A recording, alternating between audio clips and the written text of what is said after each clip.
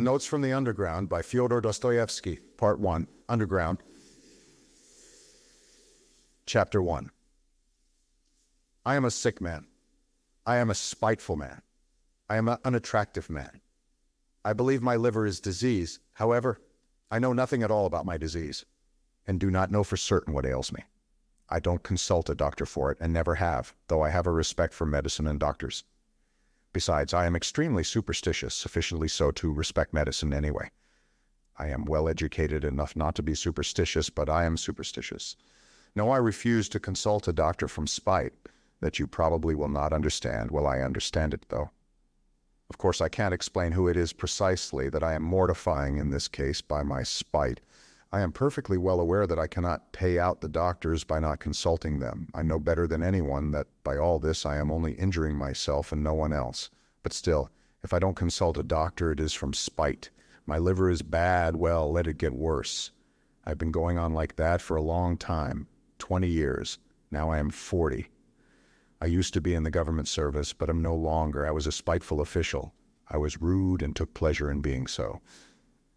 I did not take bribes, you see, so I was bound to find a recompense in that, at least. A poor jest, but I will not scratch it out. I wrote it thinking it would sound very witty, but now that I have seen myself that I only wanted to show off in a despicable way, I will not scratch it out on purpose. When petitioners used to come for information to the table at which I sat, I used to grind my teeth at them, and felt intense enjoyment when I succeeded in making anybody unhappy. I almost did succeed. For the most part, they were all timid people. Of course, they were petitioners. But of the uppish ones, there was one officer in particular I could not endure. He simply would not be humble and clanked his sword in a disgusting way. I carried on a feud with him for 18 months over that sword. At last, I got the better of him. He left off clanking it. That happened in my youth, though. But do you know, gentlemen, what was the chief point about my spite? Why, the whole point, the real sting of it, lay in the fact that continually, even in the moment of the acutest spleen, I was inwardly conscious with shame, that I was not only not a spiteful, but not even an embittered man, that I was simply scaring sparrows at random and amusing myself by it. I might foam at the mouth, but bring me a doll to play with, give me a cup of tea with sugar in it, and maybe I should be appeased. I might even be genuinely touched, though probably I should grind my teeth at myself afterwards and lie awake at night with shame for months after. And that was my way. I was lying when I said just now that I was a spiteful official. I was lying from spite. I was simply amusing myself with the petitioners and with the officer, and in reality I never could become spiteful. I was conscious every moment in myself of many, very many elements absolutely opposite to that. I felt them positively swarming in me, these opposite elements. I knew that they had been swarming in me all my life and craving some outlet from me, but I would not let them, purposely would not let them come out. They tormented me till I was ashamed. They drove me to convulsions and sickened me at last. How they sickened me. Now, are not you fancying, gentlemen, that I am expressing remorse for something now, that I'm asking your forgiveness for something? I'm sure you are fancying that. However, I assure you, I do not care if you are. It was not only that I could not become spiteful, I did not know how to become anything. Neither spiteful nor kind, neither a rascal nor an honest man, neither a hero nor an insect. Now I am living out my life in my corner, taunting myself with the spiteful and useless consolation that an intelligent man cannot become anything seriously, and it is only the fool who becomes anything. Yes, a man in the 19th century must and morally ought to be pre-eminently a characterless creature. A man of character, an active man, is pre-eminently a limited creature. That is my conviction of 40 years. I'm 40 years old now, and you know 40 years is a whole lifetime. You know it is extreme old age. To live longer than 40 years is bad manners, is vulgar, immoral. Who does live beyond 40? Answer that sincerely and honestly. I will tell you who do, fools and worthless fellows. I tell all old men that to their face. All these venerable old men, all these silver-haired and reverend seniors. I tell the whole world that to its face. I have a right to say so, for I shall go on living to 60 myself, to 70, to 80. Stay, let me take breath. You imagine, no doubt, gentlemen, that I want to amuse you. You are mistaken in that, too. I am by no means such a mirthful person as you imagine, or as you may imagine. However, irritated by all this babble, and I feel that you are irritated, you think fit to ask me who I am. Then my answer is, I am a collegiate assessor. I was in the service that I might have something to eat, and solely for that reason. And when last year a distant relation left me 6,000 rubles in his will, I immediately retired from the service and settled down in my corner. I used to live in this corner before, but now I have settled down in it. My room is a wretched, horrid one in the outskirts of the town. My servant is an old countrywoman, ill-natured from stupidity, and, moreover, there is always a nasty smell about her. I'm told that the Petersburg climate is bad for me, and that with my small means it is very expensive to live in Petersburg. I know all that better than all these sage and experienced counselors and monitors, but I am remaining in Petersburg. I am not going away from Petersburg. I am not going away because, why, it is absolutely no matter whether I am going away or not going away, but what can a decent man speak of with most pleasure? Answer, of himself. Well, so I will talk about myself. Chapter 2. I want now to tell you, gentlemen, whether you care to hear it or not, why I could not even become an insect. I tell you solemnly that I have many times tried to become an insect, but I was not equal even to that. I swear, gentlemen, that to be too conscious is an illness, a real thoroughgoing illness. For man's everyday needs, it would have been quite enough to have the ordinary human consciousness, that is, half or a quarter of the amount which falls to the lot of a cultivated man of our unhappy 19th century, especially one who has the fatal ill luck to inhabit Petersburg, the most theoretical and intentional town on the whole terrestrial globe. There are intentional and unintentional towns. It would have been quite enough, for instance, to have the consciousness by which all so-called direct persons and men of action live. I bet you think I'm writing all this from affectation, to be witty at the expense of men of action. And what is more, that from ill-bred affectation I am clanking a sword like my officer. But gentlemen, whoever can pride himself on his diseases and even swagger over them, though, after all, everyone does do that. People do pride themselves on their diseases, and I do, maybe more than anyone. We will not dispute it. My contention was absurd. But yet I am firmly persuaded that a great deal of consciousness, every sort of consciousness, in fact, is a disease. I stick to that. Let us leave that too for a minute. Tell me this. Why does it happen that at the very moments when I am most capable of feeling every refinement of all that is sublime and beautiful, as they used to say at one time, it would, as though of design, happen to me not only to feel but to do such ugly things, such that, well, in short, actions that all perhaps commit, but which, as though purposely, occurred to me at the very time when I was most conscious that they ought not to be committed.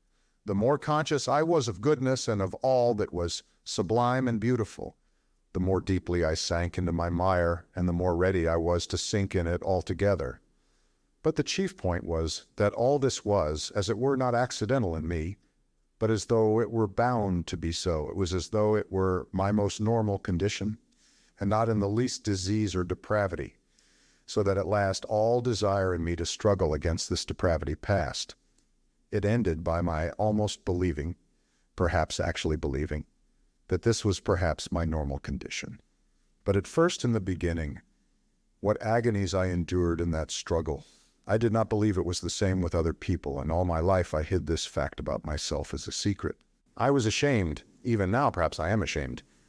I got to the point of feeling a sort of secret, abnormal, despicable enjoyment in returning home to my corner on some disgusting Petersburg night, acutely conscious that that day I had committed a loathsome action again, that what was done could never be undone, and secretly, inwardly gnawing at myself for it, tearing and consuming myself till at last the bitterness turned into a sort of shameful, accursed sweetness, and at last into positive, real enjoyment. Yes, into enjoyment. I insist upon that. I have spoken of this because I keep wanting to know for a fact whether other people feel such enjoyment. I will explain. The enjoyment was just from the too intense consciousness of one's own degradation.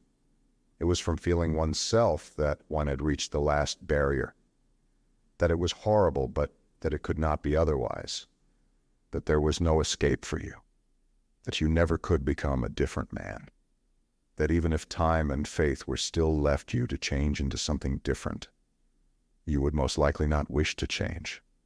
Or if you did wish to, even then, you would do nothing. Because perhaps in reality there was nothing for you to change into. And the worst of it was, and the root of it all, that it was all in accord with the normal fundamental laws of overacute consciousness, and with the inertia that was the direct result of those laws, and that consequently one was not only unable to change, but could do absolutely nothing. Thus it would follow, as the result of acute consciousness, that one is not to blame in being a scoundrel, as though that were any consolation to the scoundrel once he has come to realize that he actually is a scoundrel. But enough. I have talked a lot of nonsense, but what have I explained? How is enjoyment in this to be explained? But I will explain it. I will get to the bottom of it. That is why I have taken up my pen. I, for instance, have a great deal of amour propre. I am as suspicious and prone to take offense as a humpback or a dwarf. But upon my word, I sometimes have had moments when if I had happened to be slapped in the face, I should perhaps have been positively glad of it. I say, in earnest, that I should probably have been able to discover, even in that, a peculiar sort of enjoyment, the enjoyment, of course, of despair. But in despair there are the most intense enjoyments, especially when one is very acutely conscious of the hopelessness of one's position.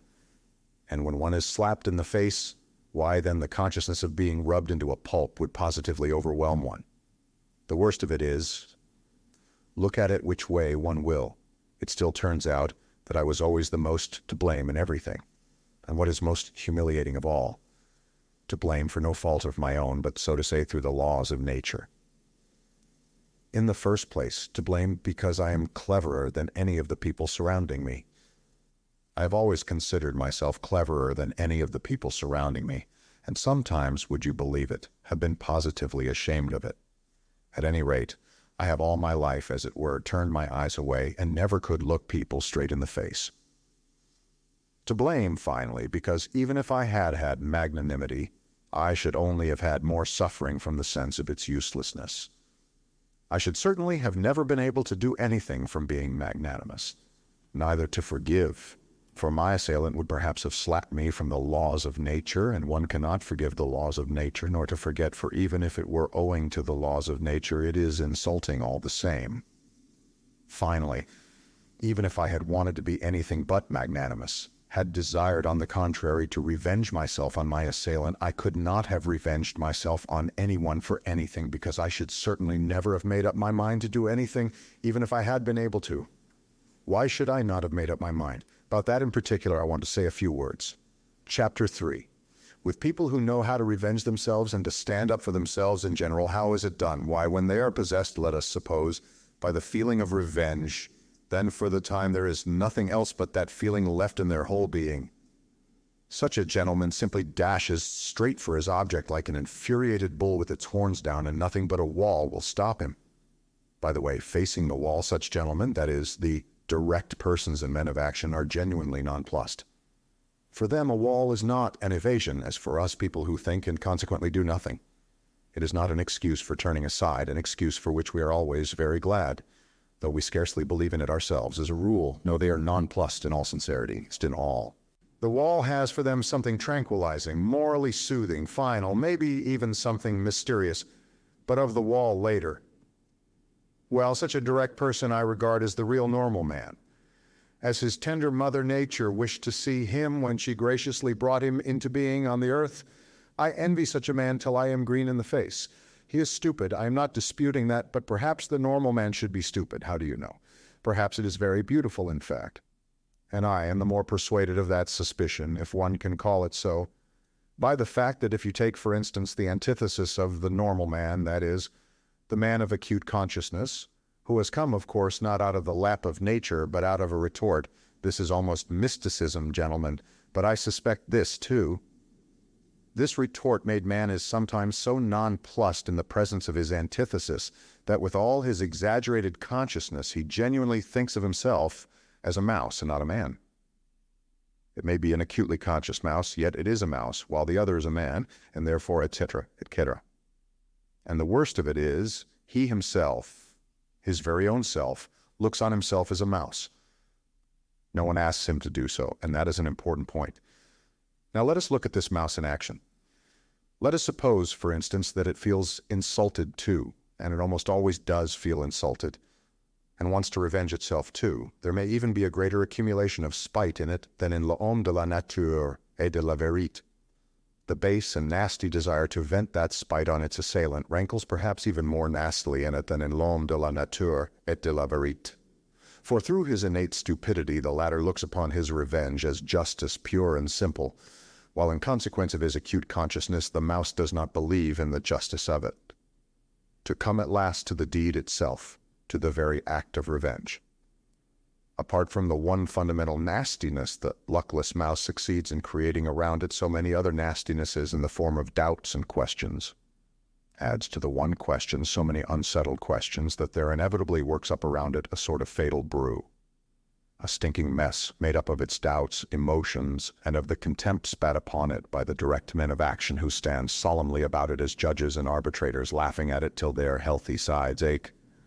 Of course, the only thing left for it is to dismiss all that with a wave of its paw, and, with a smile of assumed contempt in which it does not even itself believe, creep ignominiously into its mousehole.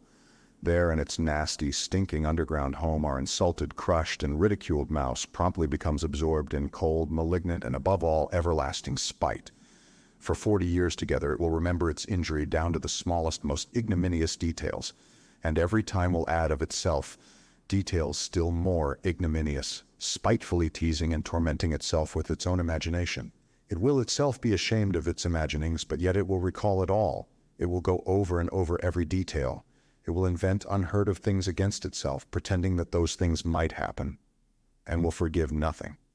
Maybe it will begin to revenge itself too, but, as it were, piecemeal, in trivial ways, from behind the stove, incognito, without believing either in its own right to vengeance or in the success of its revenge, knowing that from all its efforts at revenge it will suffer 100 times more than he on whom it revenges itself, while he, I dare say, will not even scratch himself. On its deathbed it will recall it all over again, with interest accumulated over all the years, but it is just in that cold, abominable half-despair, half-belief, in that conscious burying oneself alive for grief in the underworld for 40 years, in that acutely recognized and yet partly doubtful hopelessness of one's position, in that hell of unsatisfied desires turned inward, in that fever of oscillations, of resolutions determined forever, and repented of again a minute later, that the savor of that strange enjoyment of which I have spoken lies. It is so subtle, so difficult of analysis, that persons who are a little limited, or even simply persons of strong nerves, will not understand a single atom of it. Possibly, you will add on your own account with a grin, people will not understand it either who have never received a slap in the face, and in that way you will politely hint to me that I too, perhaps, have had the experience of a slap in the face in my life, and so I speak as one who knows. I bet that you are thinking that. But set your minds at rest, gentlemen. I have not received a slap in the face, though it is absolutely a matter of indifference to me what you may think about it. Possibly I even regret myself that I have given so few slaps in the face during my life. But enough. Not another word on that subject of such extreme interest to you.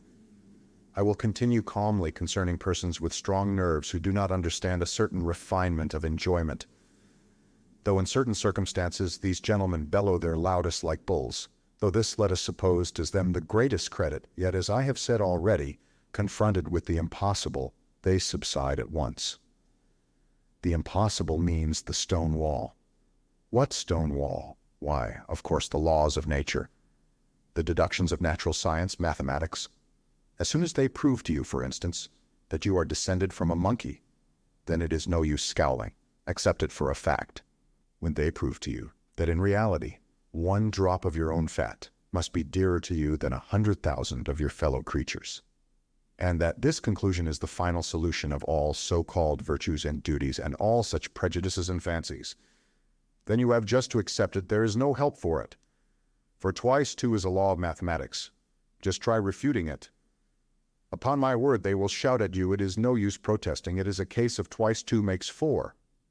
Nature does not ask your permission. She has nothing to do with your wishes, and whether you like her laws or dislike them, you are bound to accept her as she is, and consequently, all her conclusions. A wall, you see, is a wall, and so on and so on. Merciful heavens! But what do I care for the laws of nature and arithmetic, when for some reason I dislike those laws and the fact that twice two makes four?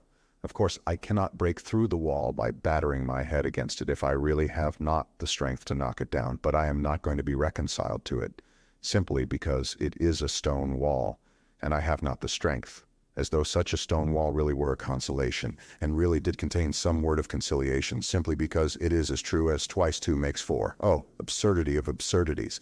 How much better it is to understand it all, to recognize it all the impossibilities in the stone wall. Not to be reconciled to one of those impossibilities and stone walls if it disgusts you to be reconciled to it, by the way of the most inevitable logical combinations to reach the most revolting conclusions on the everlasting theme that even for the stone wall you are yourself somehow to blame, though again it is as clear as day you are not to blame in the least, and therefore grinding your teeth in silent impotence to sink into luxurious inertia, brooding on the fact that there is no one even for you to feel vindictive against, that you have not and perhaps never will have an object for your spite, that it is a sleight of hand, a bit of juggling, a card sharper's trick, that it is simply a mess, no knowing what and no knowing who. But in spite of all these uncertainties and juggling, still there is an ache in you, and the more you do not know, the worse the ache. Chapter 4, ha ha ha. You will be finding enjoyment in toothache next, you cry with a laugh. Well, even in toothache there is enjoyment, I answer. I had toothache for a whole month, and I know there is. In that case, of course, people are not spiteful in silence, but moan. But they are not candid moans. They are malignant moans, and the malignancy is the whole point. The enjoyment of the sufferer finds expression in those moans. If he did not feel enjoyment in them, he would not moan. It is a good example, gentlemen, and I will develop it. Those moans express in the first place all the aimlessness of your pain, which is so humiliating to your consciousness, the whole legal system of nature on which you spit disdainfully, of course, but from which you suffer all the same, while she does not.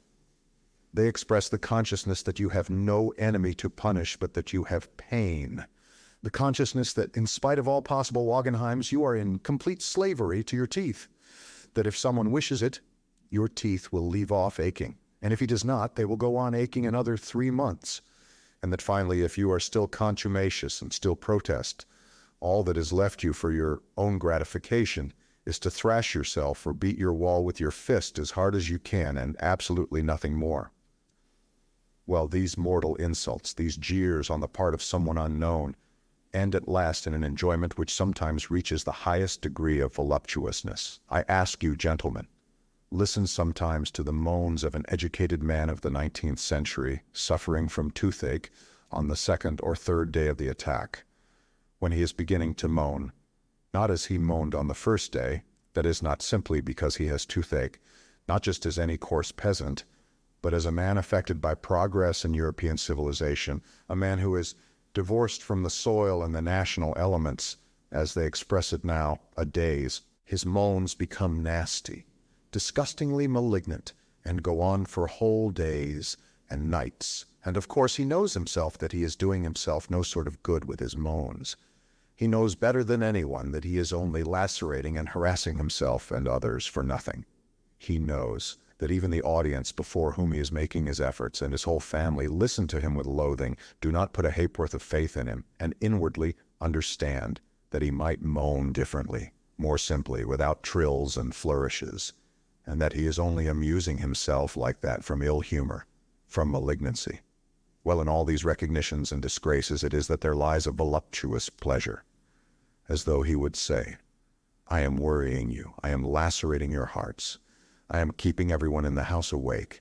Well, stay awake then, you too, feel every minute that I have toothache.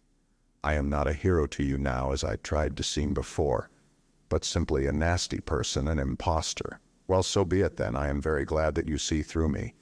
It is nasty for you to hear my despicable moans. Well, let it be nasty. Here I will let you have a nastier flourish in a minute. You do not understand even now, gentlemen? No, it seems our development and our consciousness must go further to understand all the intricacies of this pleasure. You laugh. Delighted. My jests, gentlemen, are of course in bad taste, jerky, involved, lacking self-confidence, but of course that is because I do not respect myself. Can a man of perception respect himself at all? Chapter 5. Come. Can a man who attempts to find enjoyment in the very feeling of his own degradation possibly have a spark of respect for himself? I am not saying this now from any mawkish kind of remorse. And indeed, I could never endure saying, "Forgive me, Papa, I won't do it again." Not because I am incapable of saying that. On the contrary, perhaps just because I have been too capable of it. And in what a way, too, as though of design I used to get into trouble in cases when I was not to blame in any way. That was the nastiest part of it. At the same time I was genuinely touched and penitent, I used to shed tears, and of course deceived myself, though I was not acting in the least, and there was a sick feeling in my heart at the time. For that one could not blame even the laws of nature. Though the laws of nature have continually, all my life, offended me more than anything. It is loathsome to remember it all. But it was loathsome even then. Of course, a minute or so later I would realize wrathfully that it was all a lie, a revolting lie, an affected lie. That is, all this penitence, this emotion, these vows of reform. You will ask, why did I worry myself with such antics? Answer, because it was very dull to sit with one's hands folded, and so one began cutting capers. That is really it. Observe yourselves more carefully, gentlemen, then you will understand that it is so. I invented adventures for myself and made up a life, so as at least to live in some way. How many times it has happened to me? Well, for instance, to take offense simply on purpose for nothing, and one knows oneself, of course, that one is offended at nothing, that one is putting it on, but yet one brings oneself at last to the point of being really offended. All my life I have had an impulse to play such pranks, so that in the end I could not control it in myself. Another time, twice in fact, I tried hard to be in love. I suffered too, gentlemen, I assure you. In the depth of my heart there was no faith in my suffering, only a faint stir of mockery, but yet I did suffer. And in the real, orthodox way, I was jealous, beside myself. And it was all from ennui, gentlemen, all from ennui. Inertia overcame me. You know, the direct, legitimate fruit of consciousness is inertia, that is, conscious sitting with the hands folded. I have referred to this already. I repeat with emphasis. All direct persons and men of action are active just because they are stupid and limited. How explain that? I will tell you, in consequence of their limitation, they take immediate and secondary causes for primary ones, and in that way persuade themselves more quickly and easily than other people do that they have found an infallible foundation for their activity, and their minds are at ease. And you know, that is the chief thing. To begin to act, you know, you must first have your mind completely at ease and no trace of doubt left in it. Why, how am I, for example, to set my mind at rest? Where are the primary causes on which I am to build? Where are my foundations? Where am I to get them from? I exercise myself in reflection, and consequently with me every primary cause at once draws after itself another still more primary, and so on to infinity. That is just the essence of every sort of consciousness and reflection. It must be a case of the laws of nature again. What is the result of it in the end? Why, just the same. Remember, I spoke just now of vengeance. I am sure you did not take it in. I said that a man revenges himself because he sees justice in it. Therefore he has found a primary cause, that is, justice. And so he's at rest on all sides, and consequently he carries out his revenge calmly and successfully, being persuaded that he is doing a just and honest thing. But I see no justice in it. I find no sort of virtue in it either. And consequently, if I attempt to revenge myself, it is only out of spite.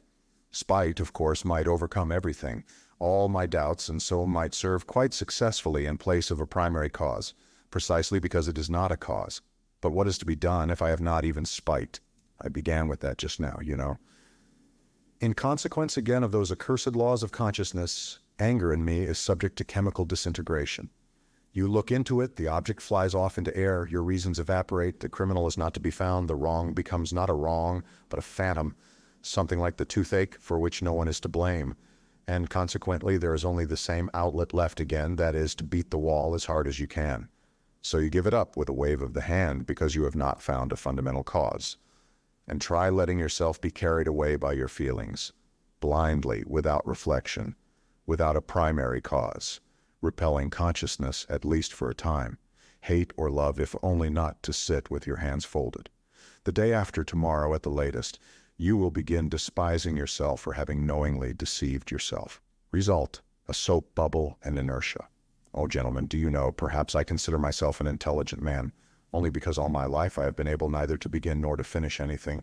Granted, I am a babbler, a harmless, vexatious babbler like all of us. But what is to be done if the direct and sole vocation of every intelligent man is babble? That is the intentional pouring of water through a sieve. Chapter 6. Oh, if I had done nothing simply from laziness. Heavens, how I should have respected myself then. I should have respected myself because I should at least have been capable of being lazy. There would at least have been one quality, as it were, positive in me, in which I could have believed myself. Question, what is he? Answer, a sluggard. How very pleasant it would have been to hear that of oneself.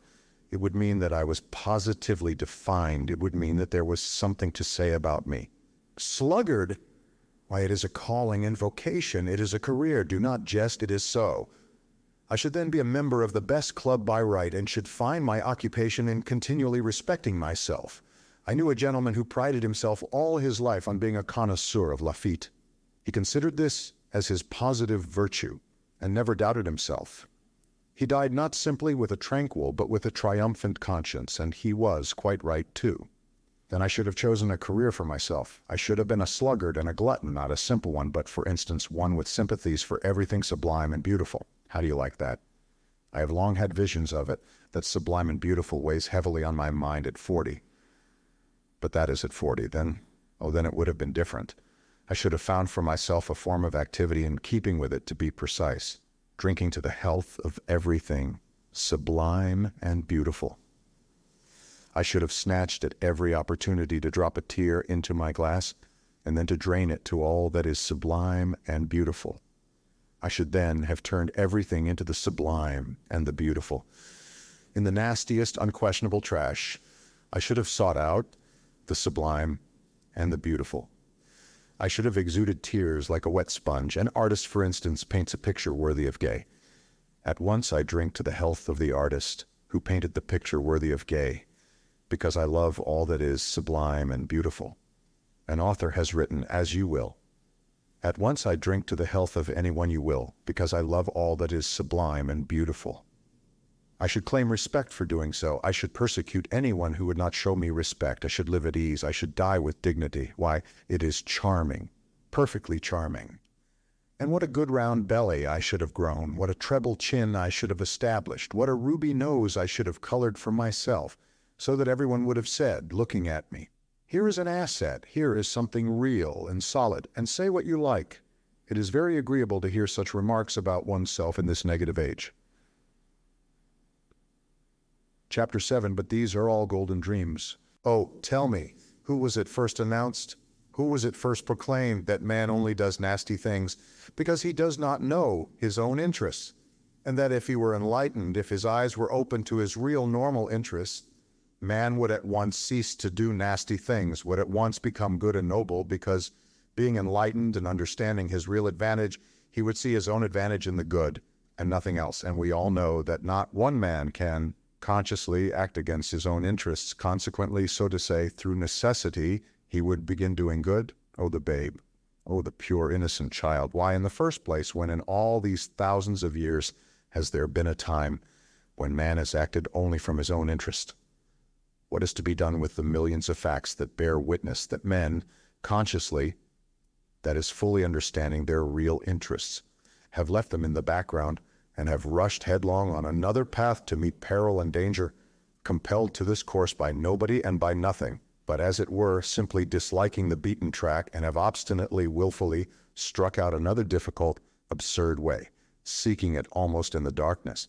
So I suppose this obstinacy and perversity were pleasanter to them than any advantage. Advantage. What is advantage? And will you take it upon yourself to define with perfect accuracy in what the advantage of man consists? And what if it so happens that a man's advantage sometimes not only may but even must consist in his desiring in certain cases what is harmful to himself and not advantageous? And if so, if there can be such a case, the whole principle falls into dust. What do you think? Are there such cases? You laugh. Laugh away, gentlemen, but only answer me. Have man's advantages been reckoned up with perfect certainty? Are there not some which not only have not been included, but cannot possibly be included under any classification? You see, you gentlemen have, to the best of my knowledge, taken your whole register of human advantages from the averages of statistical figures and politico-economical formulas. Your advantages are prosperity, wealth, freedom, peace, and so on, so that the man who should, for instance, go openly and knowingly in opposition to all that list would, to your thinking, and indeed mine too, of course, be an obscurantist or an absolute madman, would not he? But you know, this is what is surprising. Why does it so happen that all these statisticians, sages, and lovers of humanity, when they reckon up human advantages, invariably leave out one? They don't even take it into their reckoning in the form in which it should be taken. And the whole reckoning depends upon that. It would be no greater matter. They would simply have to take it, this advantage, and add it to the list. But the trouble is that this strange advantage does not fall under any classification and is not in place in any list. I have a friend, for instance. Gentlemen, but of course he is your friend too. And indeed there is no one to whom he is not a friend. When he prepares for any undertaking, this gentleman immediately explains to you, elegantly and clearly, exactly how he must act in accordance with the laws of reason and truth. What is more, he will talk to you with excitement and passion of the true normal interests of man. With irony, he will upbraid the short-sighted fools who do not understand their own interests, nor the true significance of virtue. And within a quarter of an hour, without any sudden outside provocation, but simply through something inside him which is stronger than all his interests, he will go off on quite a different tack, that is, act in direct opposition to what he has just been saying about himself, in opposition to the laws of reason, in opposition to his own advantage, in fact, in opposition to everything. I warn you that my friend is a compound personality, and therefore it is difficult to blame him as an individual. The fact is, gentlemen, it seems there must really exist something that is dearer to almost every man than his greatest advantages.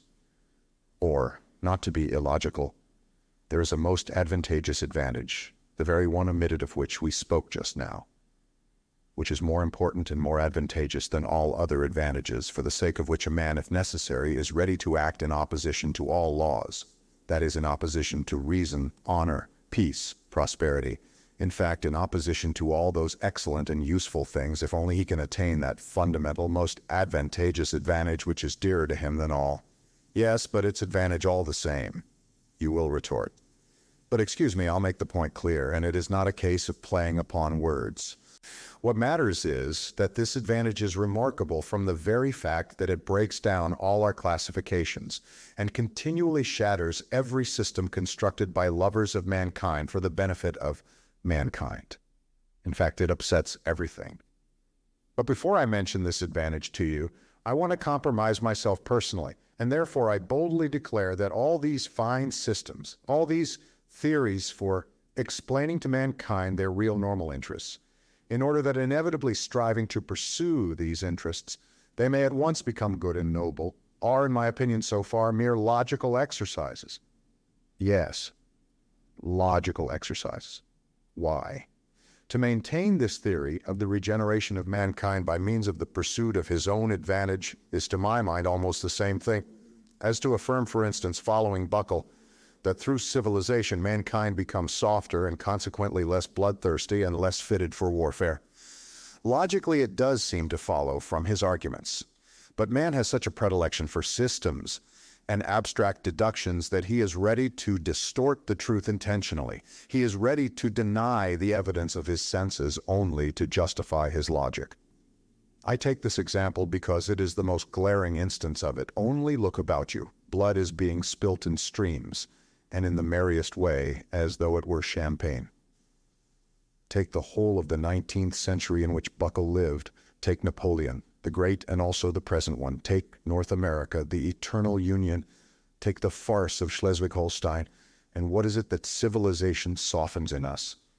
The only gain of civilization for mankind is the greater capacity for variety of sensations, and absolutely nothing more.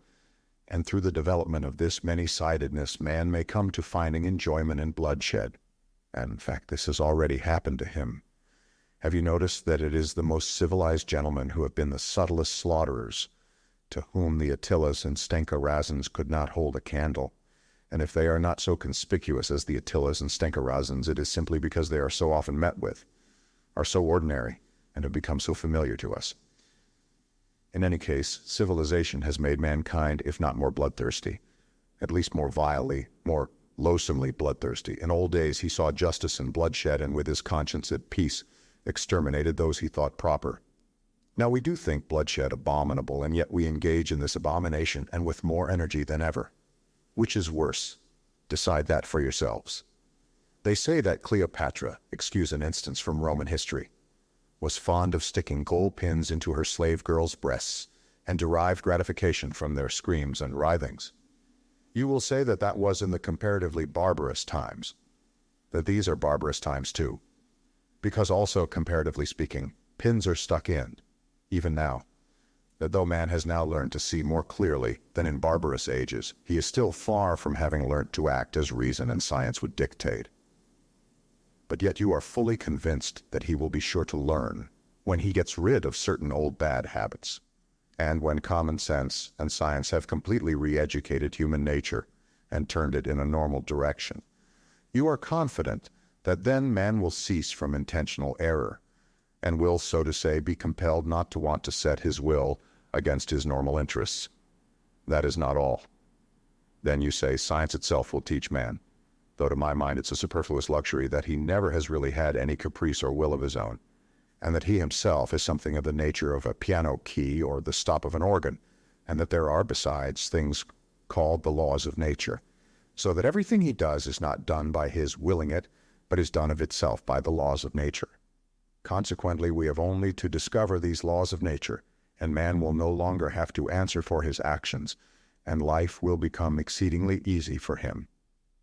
All human actions will then, of course, be tabulated according to these laws, mathematically, like tables of logarithms up to 108,000, and entered in an index. Or, better still, there would be published certain edifying works of the nature of encyclopedic lexicons, in which everything will be so clearly calculated and explained that there will be no more incidents or adventures in the world.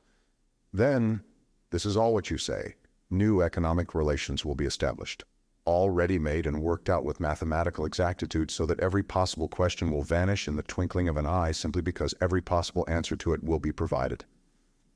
Then the palace of crystal will be built. Then, in fact, those will be halcyon days. Of course, there is no guaranteeing, this is my comment, that it will not be, for instance, frightfully dull then, for what will one have to do when everything will be calculated and tabulated? But on the other hand, everything will be extraordinarily rational. Of course, boredom may lead you to anything. It is boredom sets one sticking golden pins into people, but all that would not matter. What is bad, this is my comment again, is that I dare say people will be thankful for the gold pins then. Man is stupid, you know, phenomenally stupid. Or rather, he is not at all stupid, but he is so ungrateful that you could not find another like him in all creation.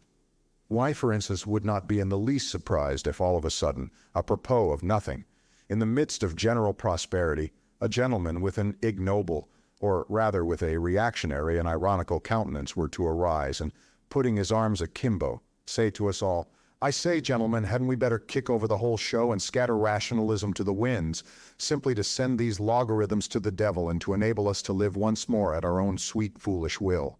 That again would not matter. But what is annoying is that he would be sure to find followers, such is the nature of man.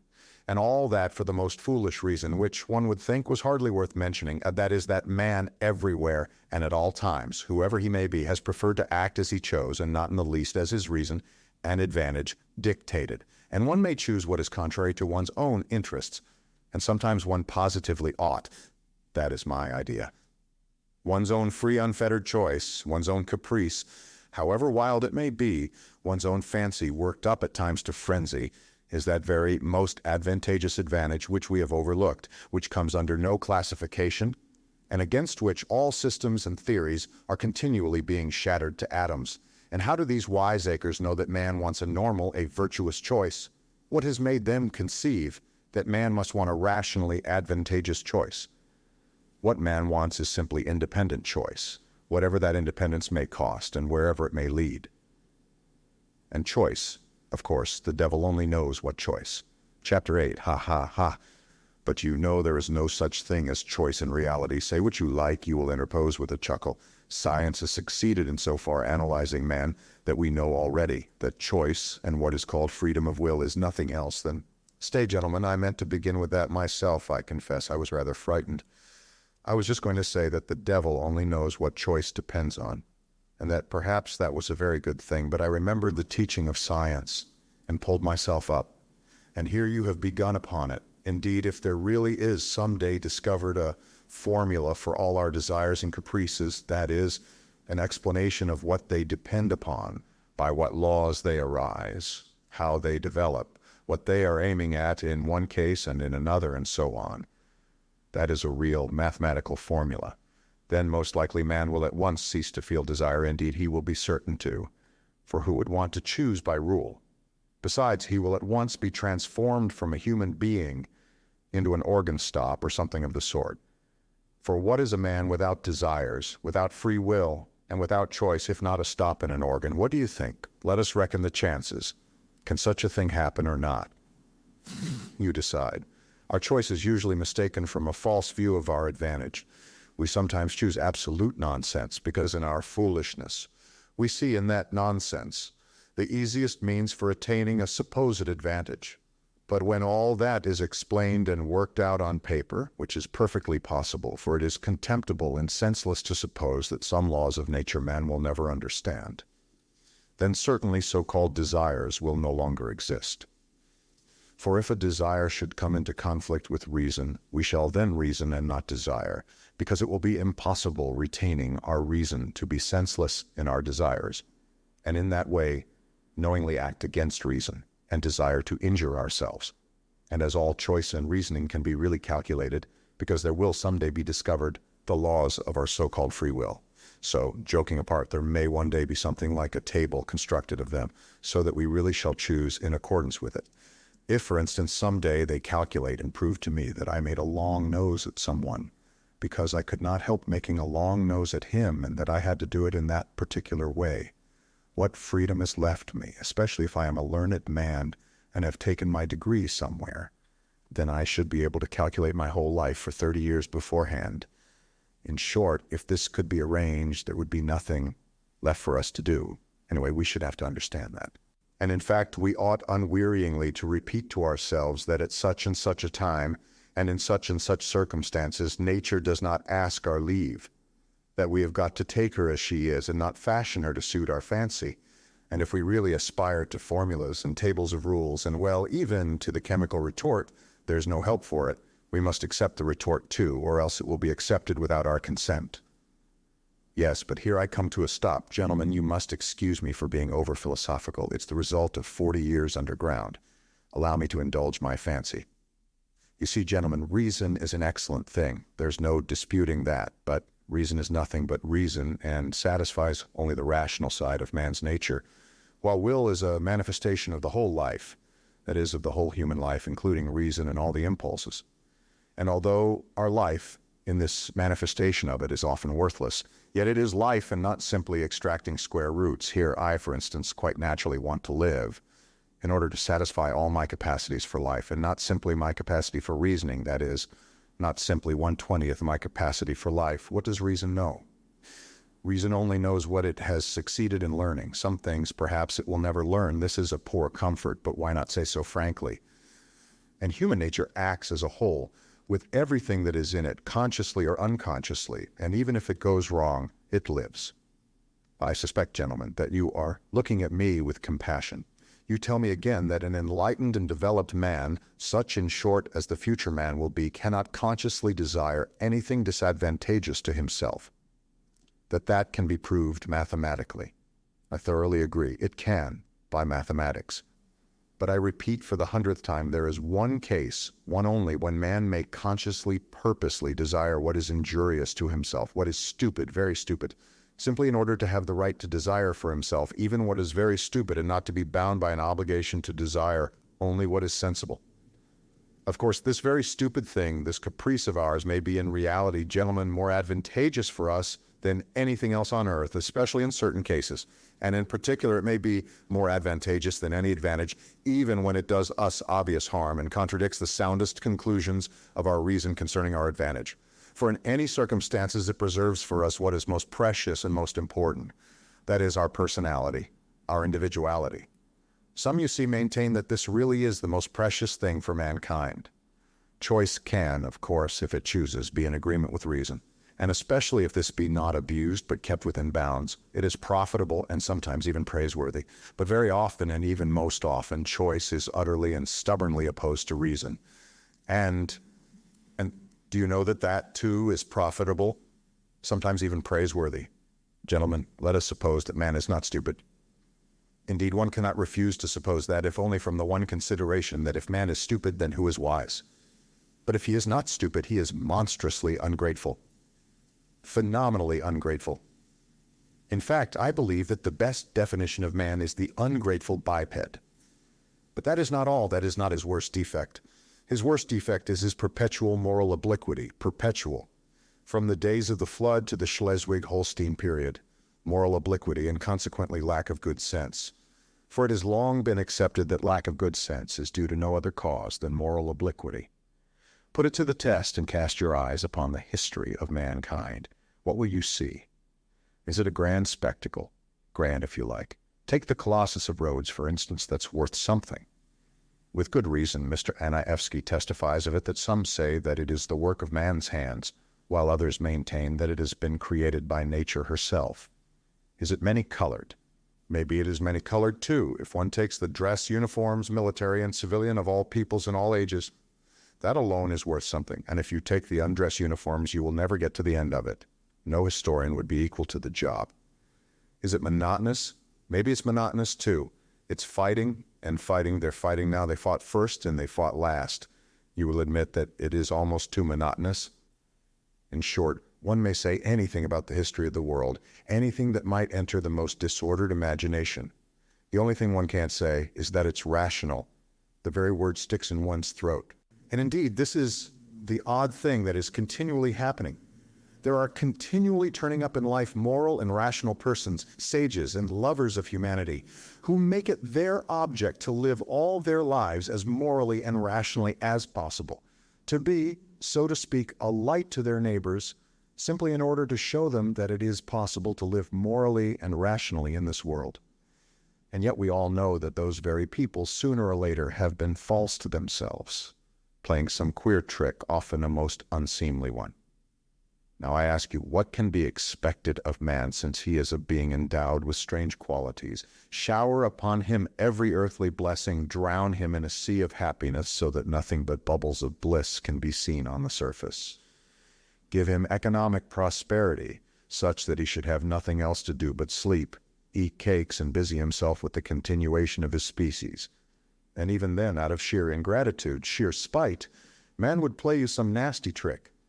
He would even risk his cakes and would deliberately desire the most fatal rubbish, the most uneconomical absurdity, simply to introduce into all this positive good sense his fatal fantastic element.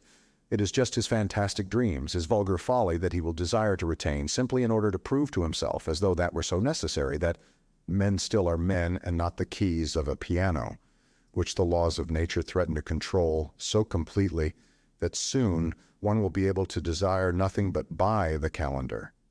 And that is not all.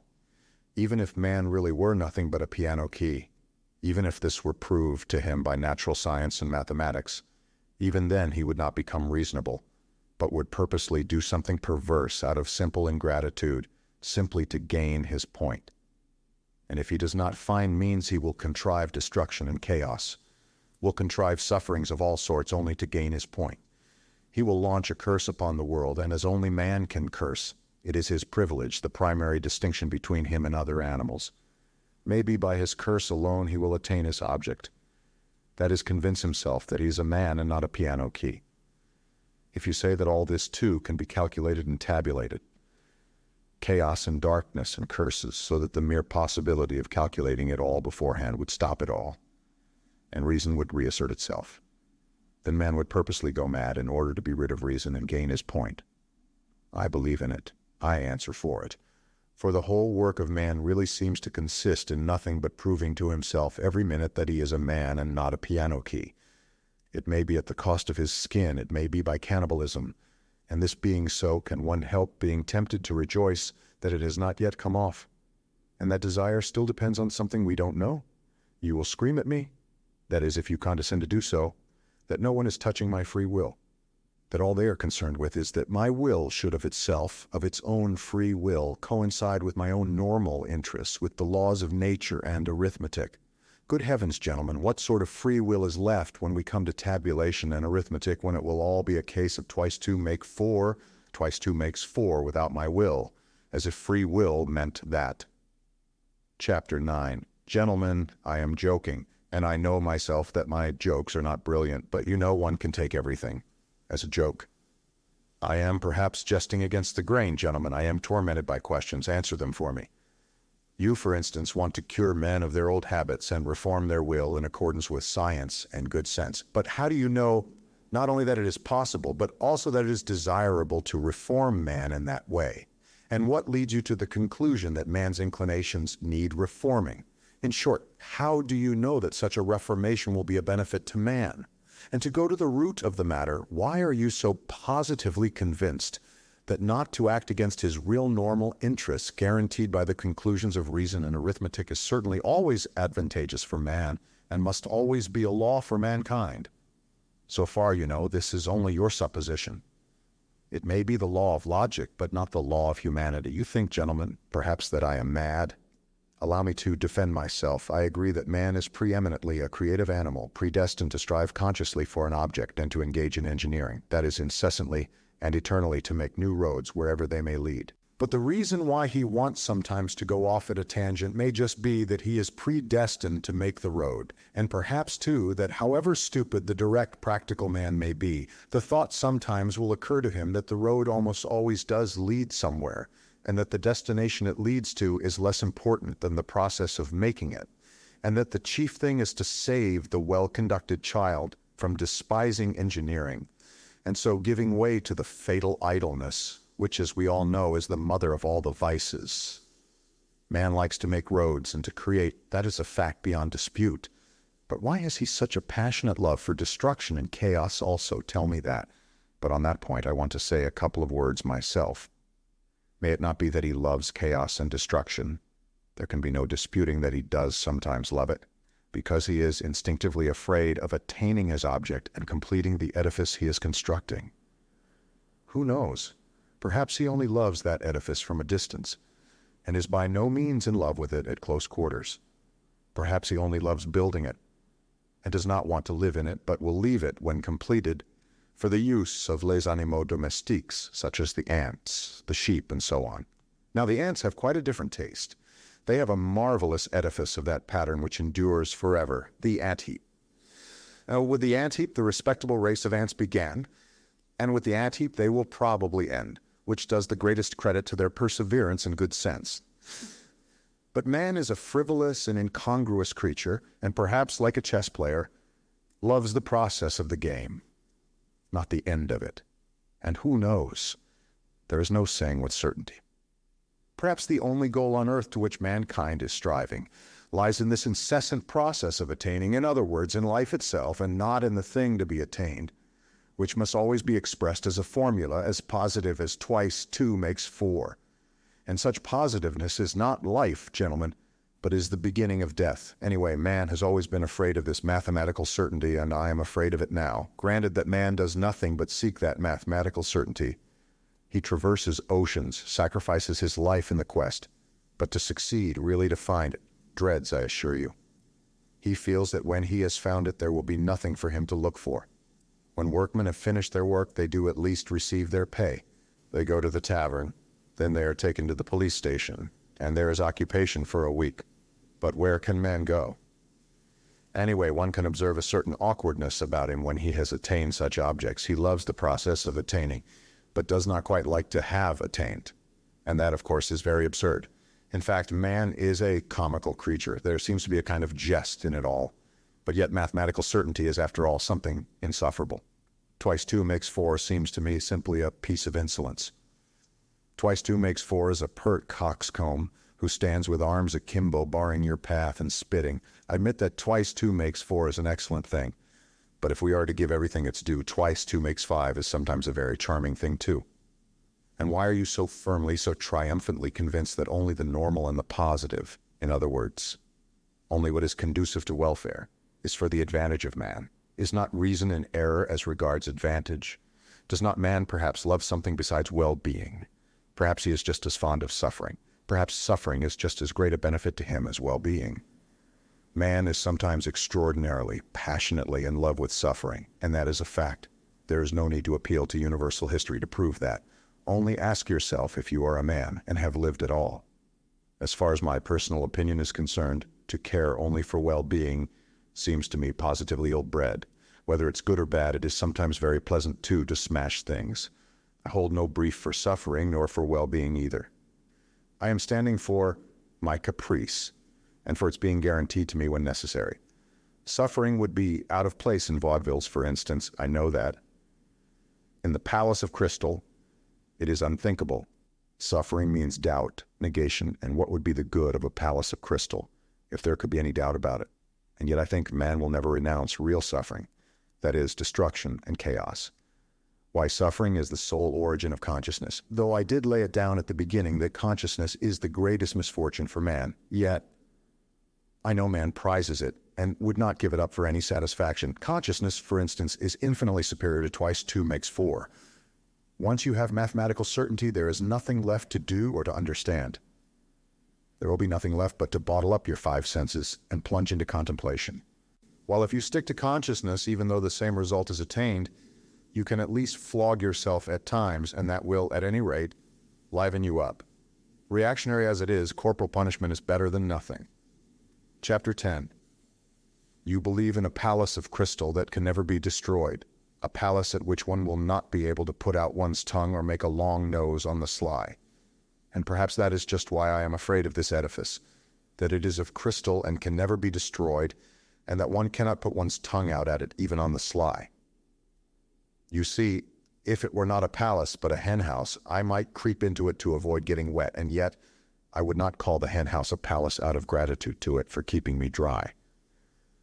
You laugh and say that in such circumstances a henhouse is as good as a mansion. Yes, I answer, if one had to live simply to keep out of the rain. But what is to be done if I have taken it into my head that that is not the only object in life, and that if one must live, one had better live in a mansion? That is my choice, my desire. You will only eradicate it when you have changed my preference. Well, do change it. Allure me with something else. Give me another ideal. But meanwhile I will not take a henhouse for a mansion. The palace of crystal may be an idle dream. It may be that it is inconsistent with the laws of nature, and that I have invented it only through my own stupidity, through the old-fashioned irrational habits of my generation. But what does it matter to me that it is inconsistent? That makes no difference, since it exists in my desires, or rather exists as long as my desires exist. Perhaps you are laughing again. Laugh away. I will put up with any mockery rather than pretend that I'm satisfied when I am hungry. I know anyway that I will not be put off with a compromise, with a recurring zero, simply because it is consistent with the laws of nature and actually exists. I will not accept as the crown of my desires a block of buildings with tenements for the poor on a lease of 1,000 years, and perhaps with a signboard of a dentist hanging out. Destroy my desires, eradicate my ideals, show me something better, and I will follow you. You will say, perhaps, that it is not worth your trouble, but in that case, I can give you the same answer.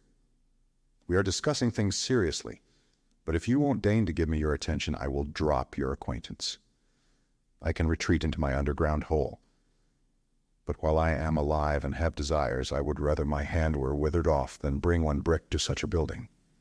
Don't remind me that I have just rejected the palace of crystal for the sole reason that one cannot put out one's tongue at it. I did not say because I am so fond of putting my tongue out.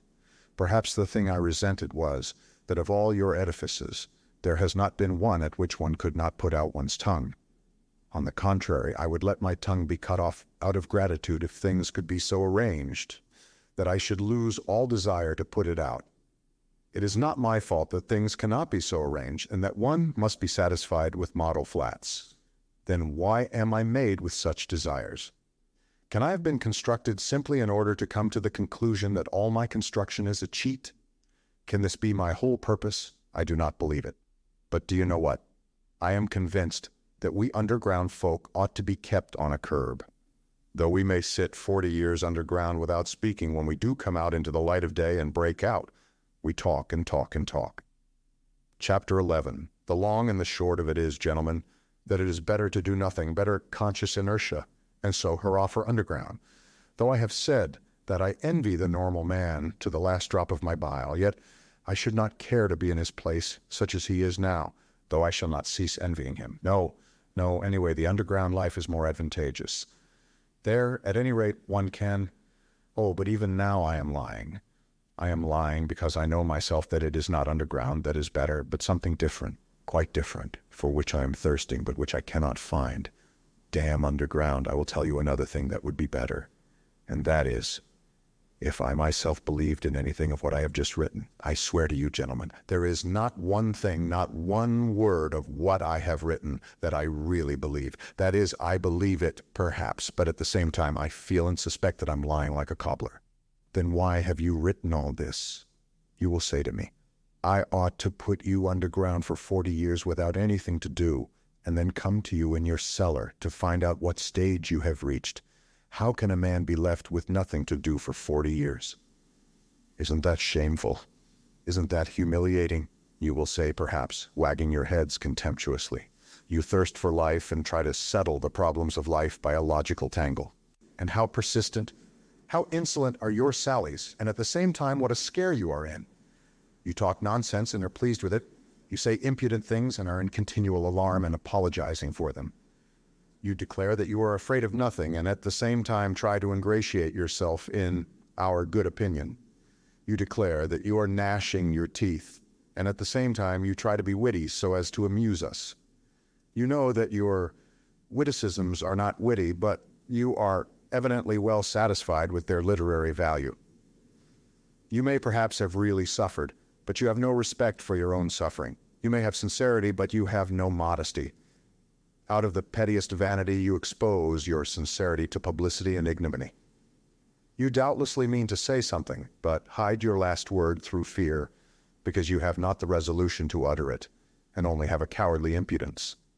You boast of consciousness, but you are not sure of your ground, for though your mind works, yet your heart is darkened and corrupt, and you cannot have a full, genuine consciousness without a pure heart. And how intrusive you are! How you insist and grimace. Lies, lies, lies. Of course I have myself made up all the things you say. That too is from underground. I have been for 40 years listening to you through a crack under the floor. I have invented them myself. There was nothing else I could invent. It is no wonder that I have learned it by heart and it has taken a literary form. But can you really be so credulous as to think that I will print all this and give it to you to read too? And another problem, why do I call you gentlemen? Why do I address you as though you really were my readers? Such confessions as I intend to make are never printed nor given to other people to read. Anyway, I am not strong-minded enough for that, and I don't see why I should be. But you see, a fancy has occurred to me and I want to realize it at all costs. Let me explain. Every man has reminiscences which he would not tell to everyone, but only to his friends. He has other matters in his mind which he would not reveal even to his friends, but only to himself, and that in secret. But there are other things which a man is afraid to tell even to himself, and every decent man has a number of such things stored away in his mind. The more decent he is, the greater the number of such things in his mind. Anyway, I have only lately determined to remember some of my early adventures. Till now I have always avoided them, even with a certain uneasiness. Now when I am not only recalling them, but have actually decided to write an account of them, I want to try the experiment whether one can, even with oneself, be perfectly open and not take fright at the whole truth. I will observe in parenthesis that Heine says that a true autobiography is almost an impossibility, and that man is bound to lie about himself. He considers that Rousseau certainly told lies about himself in his confessions and even intentionally lied out of vanity. I am convinced that Heine is right. I quite understand how sometimes one may, out of sheer vanity, attribute regular crimes to oneself, and indeed I can very well conceive that kind of vanity. But Heine judged of people who made their confessions to the public. I write only for myself, and I wish to declare once and for all that if I write as though I were addressing readers, that is simply because it is easier for me to write in that form. It is a form, an empty form. I shall never have readers. I have made this plain already. I don't wish to be hampered by any restrictions in the compilation of my notes. I shall not attempt any system or method. I will jot things down as I remember them. But here perhaps someone will catch at the word and ask me, if you really don't reckon on readers, why do you make such compacts with yourself, and on paper too? That is, that you won't attempt any system or method, that you jot things down as you remember them, and so on and so on. Why are you explaining? Why do you apologize? Well, there it is, I answer, and there is a whole psychology in all this, though. Perhaps it is simply that I am a coward, and perhaps that I purposely imagine an audience before me in order that I may be more dignified while I write. There are perhaps thousands of reasons. Again, what is my object precisely in writing? If it is not for the benefit of the public, why should I not simply recall these incidents in my own mind without putting them on paper? Quite so. But yet it is more imposing on paper. There is something more impressive in it.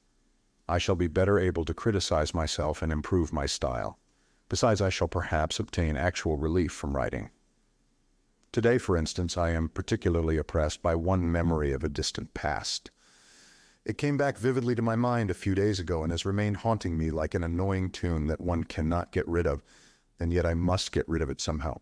I have hundreds of such reminiscences, but at times someone stands out from the hundred and oppresses me. For some reason, I believe that if I write it down, I should get rid of it. Why not try? Besides, I am bored, and I never have anything to do. Writing will be a sort of work. They say work makes man kind-hearted and honest. Well, here's a chance for me anyway. Snow is falling today, yellow and dingy. It fell yesterday too, and a few days ago. I fancy it is the wet snow that has reminded me of that incident which I cannot shake off now, and so let it be a story apropos of the falling snow, Part 2. Apropos of the wet snow. When from dark error's subjugation my words of passionate exhortation had wrenched thy fainting spirit free, and writhing prone in thine affliction thou didst recall with malediction the vice that had encompassed thee. And when thy slumbering conscience, fretting by recollection's torturing flame, thou didst reveal the hideous setting of thy life's current ere I came, when suddenly I saw thee sicken and weeping hide thine anguished face, revolted, maddened, horror-stricken at memories of foul disgrace. Chapter 1. At that time I was only 24. My life was even then gloomy, ill-regulated, and as solitary as that of a savage. I made friends with no one and positively avoided talking, and buried myself more and more in my hole. At work in the office I never looked at anyone, and was perfectly well aware that my companions looked upon me, not only as a queer fellow, but even looked upon me. I always fancied this, with a sort of loathing. I sometimes wondered why it was that nobody except me fancied that he was looked upon with aversion. One of the clerks had a most repulsive, pock-marked face which looked positively villainous. I believe I should not have dared to look at anyone with such an unsightly countenance. Another had such a very dirty old uniform that there was an unpleasant odor in his proximity. Yet not one of these gentlemen showed the slightest self-consciousness, either about their clothes or their countenance or their character in any way. Neither of them ever imagined that they were looked at with repulsion. If they had imagined it, they would not have minded, so long as their superiors did not look at them in that way. It is clear to me now that owing to my unbounded vanity and to the high standard I set for myself, I often looked at myself with furious discontent, which verged on loathing, and so I inwardly attributed the same feeling to everyone. I hated my face, for instance. I thought it disgusting, and even suspected that there was something base in my expression. And so every day when I turned up at the office, I tried to behave as independently as possible, and to assume a lofty expression so that I might not be suspected of being abject. My face may be ugly, I thought, but let it be lofty, expressive, and, above all, extremely intelligent. But I was positively and painfully certain that it was impossible for my countenance ever to express those qualities.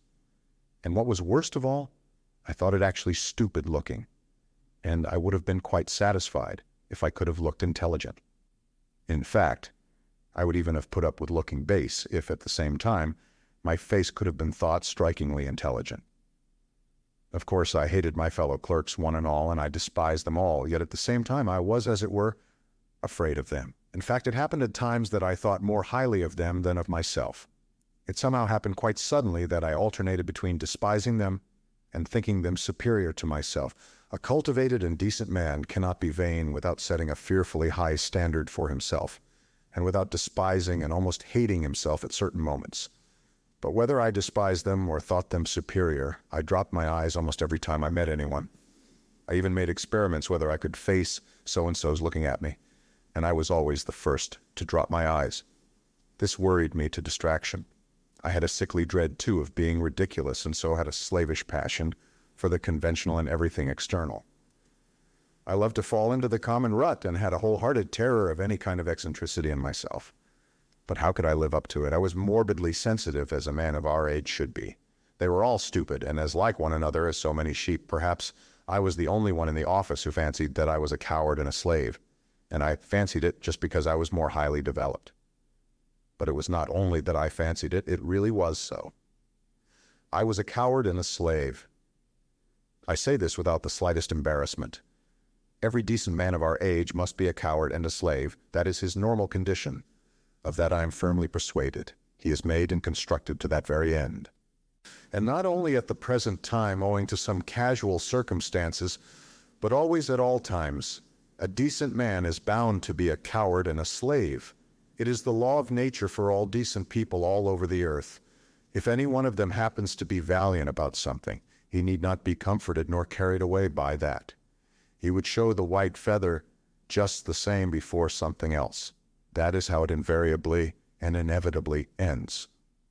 Only donkeys and mules are valiant, and they only till they are pushed up to the wall. It is not worthwhile to pay attention to them, for they really are of no consequence. Another circumstance, too, worried me in those days, that there was no one like me, and I was unlike anyone else. I am alone, and they are everyone, I thought, and pondered. From that it is evident that I was still a youngster. The very opposite sometimes happened. It was loathsome sometimes to go to the office. Things reached such a point that I often came home ill, but all at once apropos of nothing. There would come a phase of skepticism and indifference. Everything happened in phases to me, and I would laugh myself at my intolerance and fastidiousness. I would reproach myself with being romantic. At one time, I was unwilling to speak to anyone, while at other times I would not only talk, but go to the length of contemplating making friends with them. All my fastidiousness would suddenly, for no rhyme or reason, vanish. Who knows? Perhaps I never had really had it, and it had simply been affected and got out of books. I have not decided that question even now. Once I quite made friends with them, visited their homes, played preference, drank vodka, talked of promotions. But here let me make a digression. We Russians, speaking generally, have never had those foolish transcendental romantics, German and still more French, on whom nothing produces any effect. If there were an earthquake, if all France perished at the barricades, they would still be the same. They would not even have the decency to effect a change, but would still go on singing their transcendental songs to the hour of their death, because they are fools. We, in Russia, have no fools. That is well known. That is what distinguishes us from foreign lands. Consequently, these transcendental natures are not found amongst us in their pure form. The idea that they are is due to our realistic journalists and critics of that day, always on the lookout for Kostanzhoglos and Uncle Pyotr Ivanitchs, and foolishly accepting them as our ideal. They have slandered our romantics, taking them for the same transcendental sort as in Germany or France. On the contrary, the characteristics of our romantics are absolutely and directly opposed to the transcendental European type, and no European standard can be applied to them. Allow me to make use of this word romantic, an old-fashioned and much respected word which has done good service and is familiar to all. And the characteristics of our romantic are to understand everything, to see everything, and to see it often incomparably more clearly than our most realistic minds see it, to refuse to accept anyone or anything, but at the same time not to despise anything, to give way, to yield from policy, never to lose sight of a useful practical object such as rent-free quarters at the government expense, pensions, decorations, to keep their eye on that object through all the enthusiasms and volumes of lyrical poems, and at the same time to preserve the sublime and the beautiful and violet within them to the hour of their death, and to preserve themselves also, incidentally, like some precious jewel wrapped in cotton wool, if only for the benefit of the sublime and the beautiful. Our romantic is a man of great breadth and the greatest rogue of all our rogues, I assure you. I can assure you from experience, indeed. Of course, that is, if he is intelligent. But what am I saying? The romantic is always intelligent, and I only meant to observe that, although we have had foolish romantics, they don't count. And they were only so because in the flower of their youth they degenerated into Germans, and to preserve their precious jewel more comfortably, settled somewhere out there, by preference in Weimar or the Black Forest. For instance, genuinely despised my official work and did not openly abuse it simply because I was in it myself and got a salary for it. Anyway, take note, I did not openly abuse it. Our romantic would rather go out of his mind, a thing, however, which very rarely happens, than take to open abuse unless he had some other career in view, and he is never kicked out. At most, they would take him to the lunatic asylum as the King of Spain, if he should go very mad. But it is only the thin, fair people who go out of their minds in Russia. Innumerable romantics attain later in life to considerable rank in the service. Their many-sidedness is remarkable, and what a faculty they have for the most contradictory sensations. I was comforted by this thought even in those days, and I'm of the same opinion now. That is why there are so many broad natures among us who never lose their ideal, even in the depths of degradation. And though they never stir a finger for their ideal, though they are arrant thieves and knaves, yet they tearfully cherish their first ideal and are extraordinarily honest at heart. Yes, it is only among us that the most incorrigible rogue can be absolutely and loftily honest at heart without in the least ceasing to be a rogue. I repeat, our romantics frequently become such accomplished rascals, I use the term rascals affectionately, suddenly display such a sense of reality and practical knowledge that their bewildered superiors and the public generally can only ejaculate in amazement. Their many-sidedness is really amazing, and goodness knows what it may develop into later on, and what the future has in store for us. It is not a poor material. I do not say this from any foolish or boastful patriotism, but I feel sure that you are again imagining that I am joking. Or perhaps it's just the contrary and you are convinced that I really think so. Anyway, gentlemen, I shall welcome both views as an honor and a special favor, and do forgive my digression.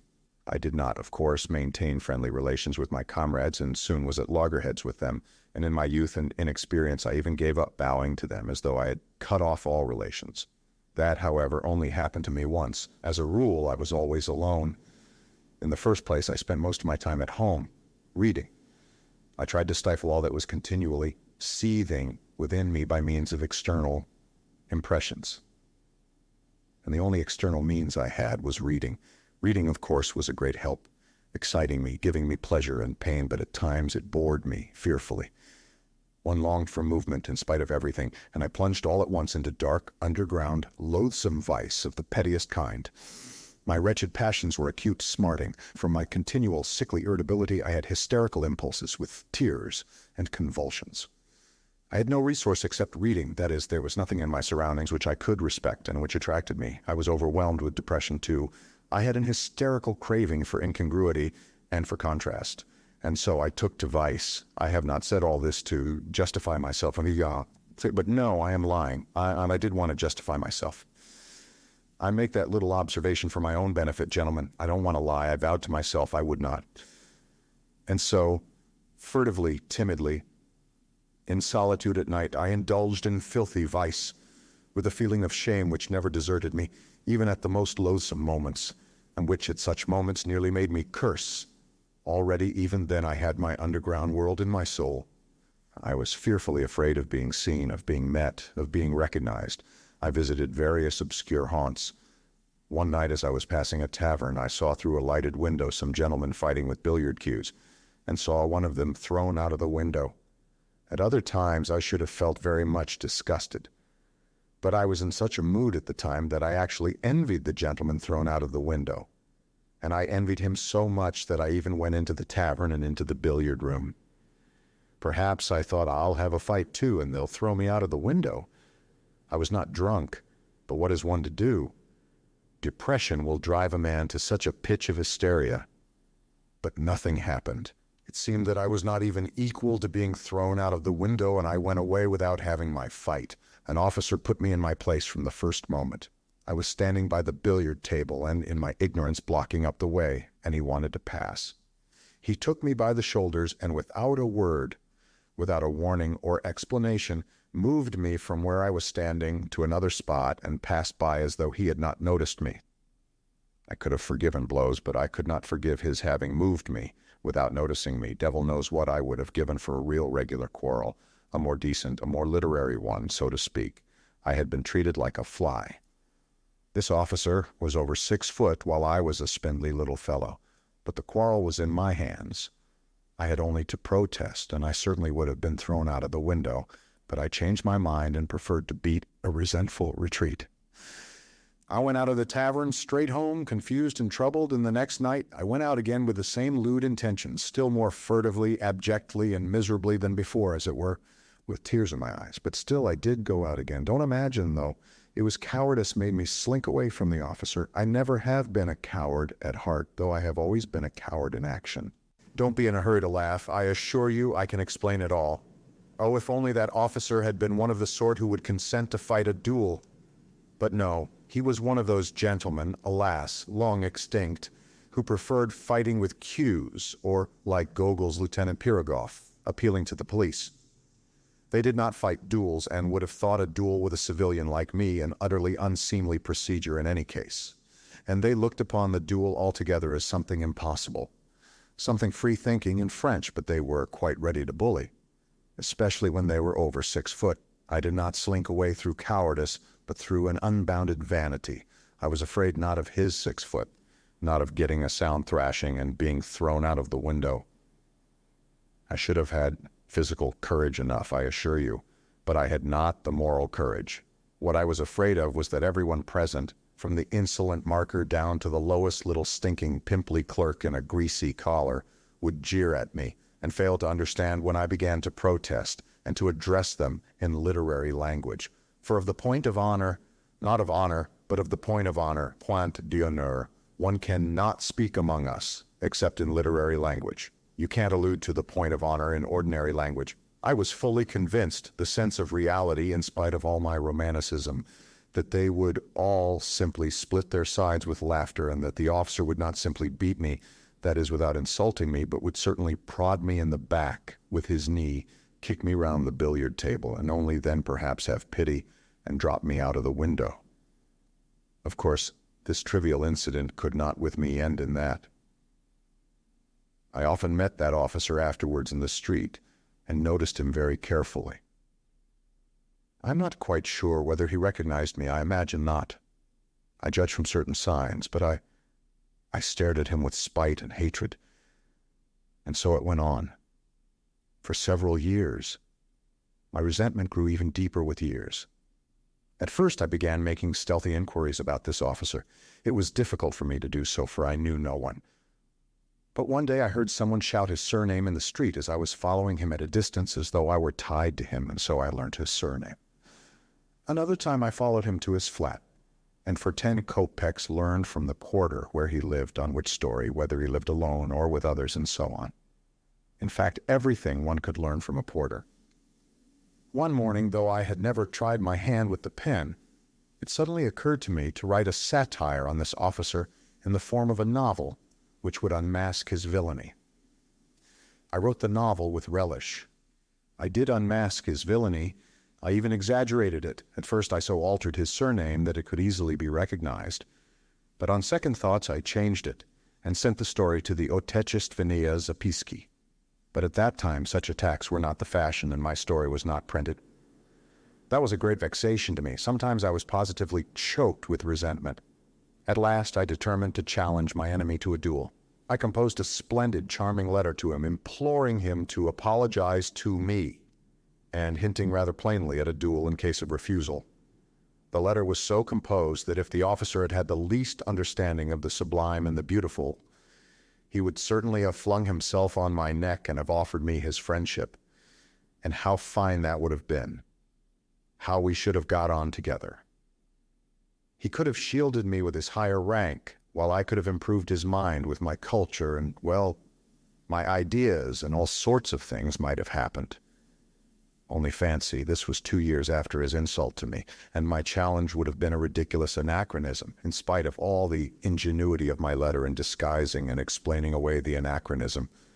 But, thank God, to this day, I thank the Almighty, with tears in my eyes, I did not send the letter to him.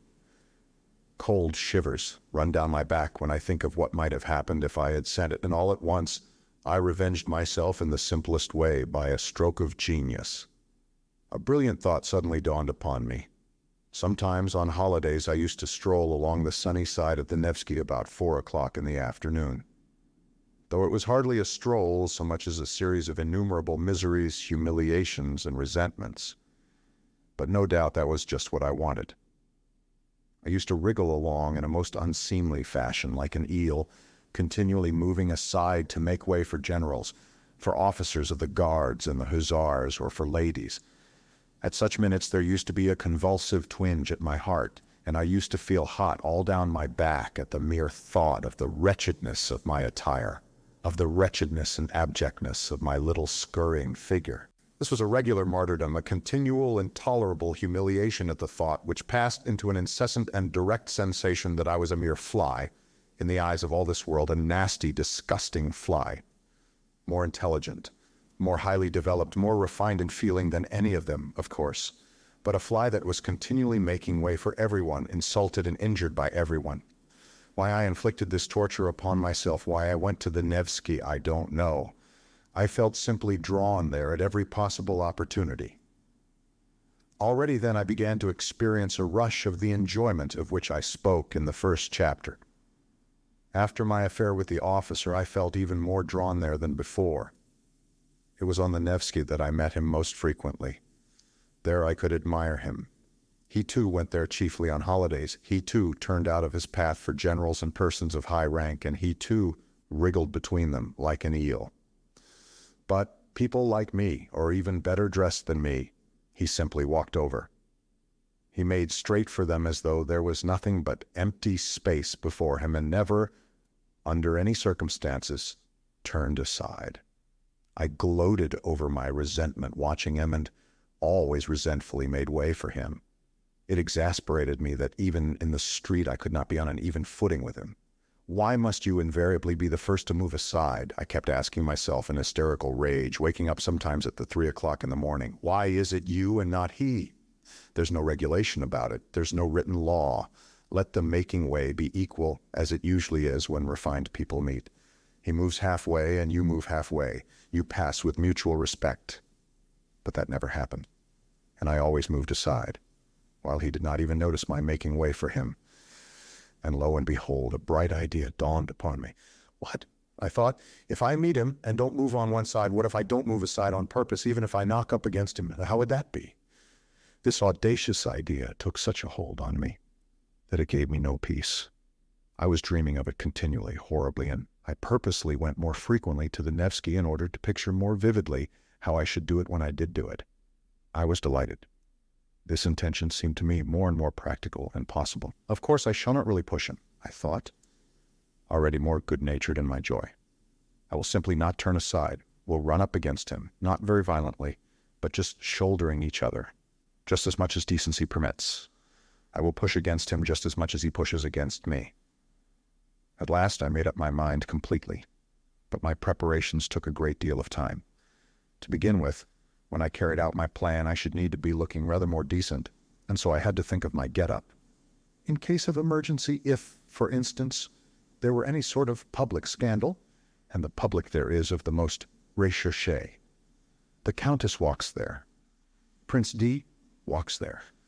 All the literary world is there. I must be well dressed. That inspires respect, and of itself puts us on an equal footing in the eyes of the society. With this object, I asked for some of my salary in advance, and bought at Churkin's a pair of black gloves and a decent hat. Black gloves seemed to me both more dignified and bon ton than the lemon-colored ones which I had contemplated at first. The color is too gaudy, it looks as though one were trying to be conspicuous, and I did not take the lemon-colored ones. I had got ready long beforehand a good shirt with white bone studs. My overcoat was the only thing that held me back. The coat in itself was a very good one, it kept me warm, but it was wadded and it had a raccoon collar, which was the height of vulgarity. I had to change the collar at any sacrifice, and to have a beaver one like an officer's. For this purpose I began visiting the Gostini Dvor, and after several attempts I pitched upon a piece of cheap German beaver, though these German beavers soon grow shabby and look wretched. Yet at first they look exceedingly well, and I only needed it for the occasion. I asked the price. Even so, it was too expensive. After thinking it over thoroughly, I decided to sell my raccoon collar. The rest of the money, a considerable sum for me, I decided to borrow from Anton Antonich Siatochkin, my immediate superior, an unassuming person, though grave and judicious. He never lent money to anyone, but I had, on entering the service, been specially recommended to him by an important personage who had got me my berth. I was horribly worried. To borrow from Anton Antonich seemed to me monstrous and shameful. I did not sleep for 2 or 3 nights. Indeed, I did not sleep well at that time. I was in a fever. I had a vague sinking at my heart, or else a sudden throbbing. Anton Antonich was surprised at first, then he frowned, then he reflected, and did after all lend me the money, receiving from me a written authorization to take from my salary a fortnight later the sum that he had lent me. In this way, everything was at last ready. The handsome beaver replaced the mean-looking raccoon, and I began by degrees to get to work. It would never have done to act offhand at random. The plan had to be carried out skillfully by degrees. But I must confess that after many efforts, I began to despair. We simply could not run into each other. I made every preparation. I was quite determined. It seemed as though we should run into one another directly, and before I knew what I was doing, I had stepped aside for him again, and he had passed without noticing me. I even prayed as I approached him that God would grant me determination.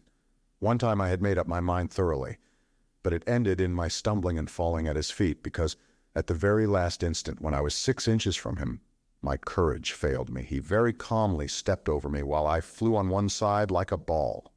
That night I was ill again, feverish and delirious, and suddenly it ended most happily. The night before I had made up my mind not to carry out my fatal plan and to abandon it all, and with that object I went to the Nevsky for the last time, just to see how I would abandon it all. Suddenly, 3 paces from my enemy, I unexpectedly made up my mind. I closed my eyes, and we ran full tilt, shoulder to shoulder, against one another.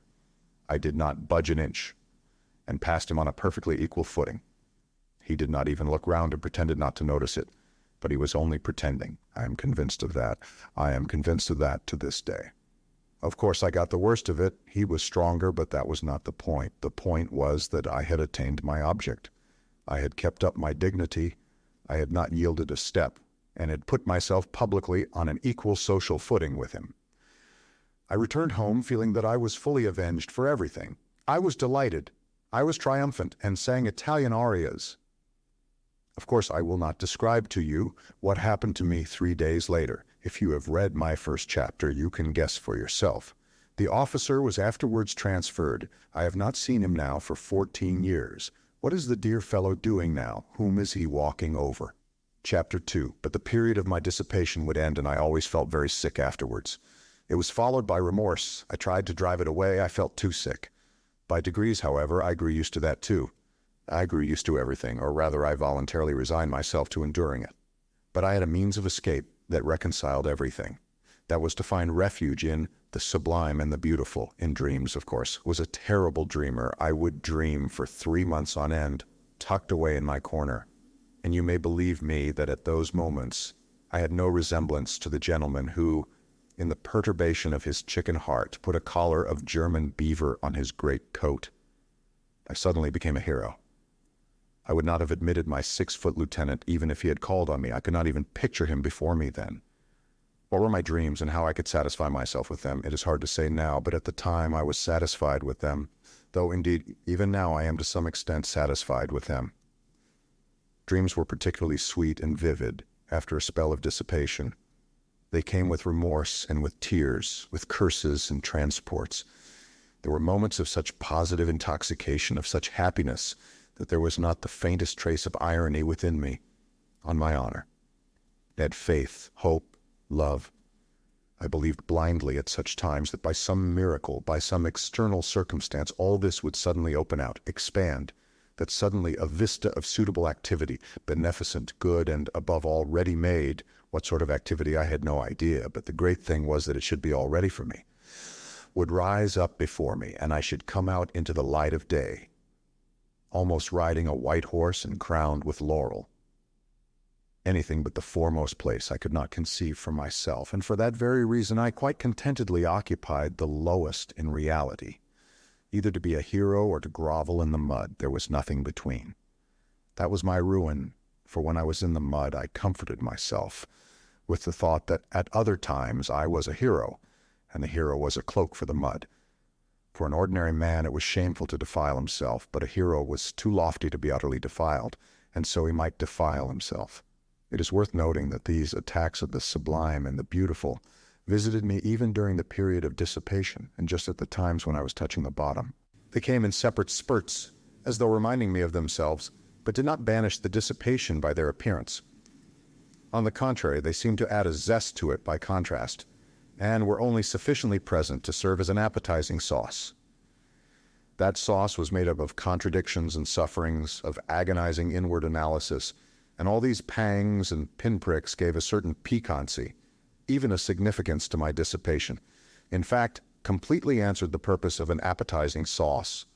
There was a certain depth of meaning in it, and I could hardly have resigned myself to the simple, vulgar, direct debauchery of a clerk, and have endured all the filthiness of it. What could have allured me about it then, and have drawn me at night into the street?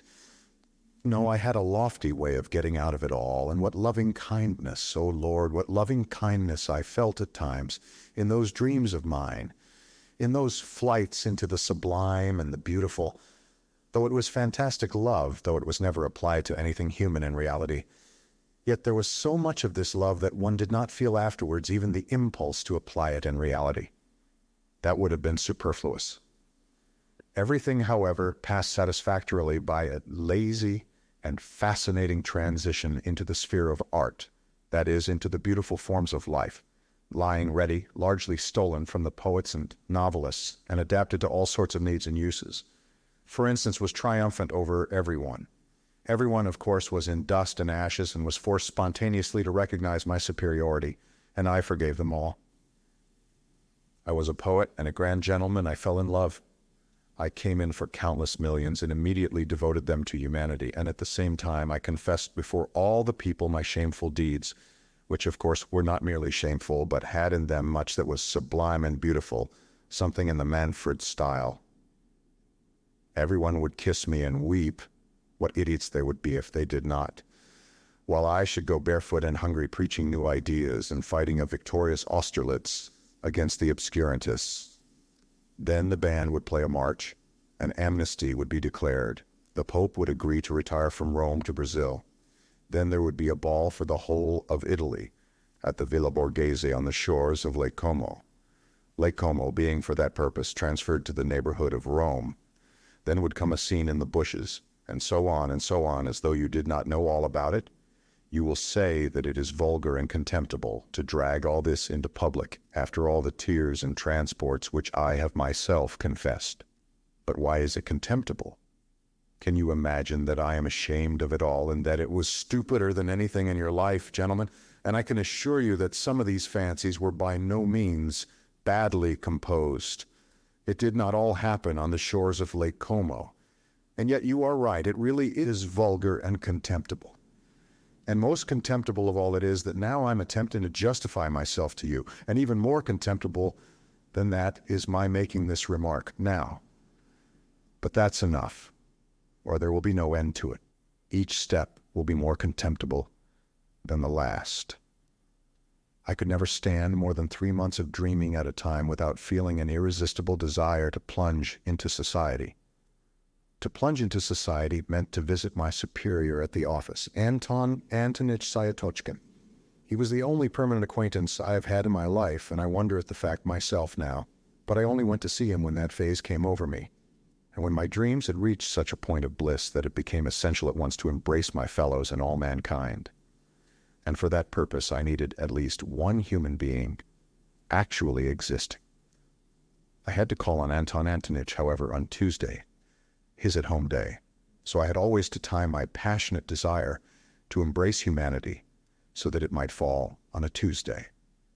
This Anton Antonitch lived on the 4th story in a house in 5 corners, in 4 low-pitched rooms, one smaller than the other, of a particularly frugal and sallow appearance. He had 2 daughters and their aunt who used to pour out the tea. Of the daughters, one was 13 and another 14. They both had snub noses, and I was awfully shy of them because they were always whispering and giggling together. The master of the house usually sat in his study on a leather couch in front of the table with some gray-headed gentleman, usually a colleague from our office or some other department. I never saw more than 2 or 3 visitors there, always the same. They talked about the excise duty, about business in the Senate, about salaries, about promotions, about His Excellency, and the best means of pleasing him, and so on. I had the patience to sit like a fool beside these people for 4 hours at a stretch, listening to them without knowing what to say to them or venturing to say a word. I became stupefied. Several times I felt myself perspiring. I was overcome by a sort of paralysis, but this was pleasant and good for me. On returning home, I deferred for a time my desire to embrace all mankind. I had, however, one other acquaintance of a sort, Simonov, who was an old schoolfellow.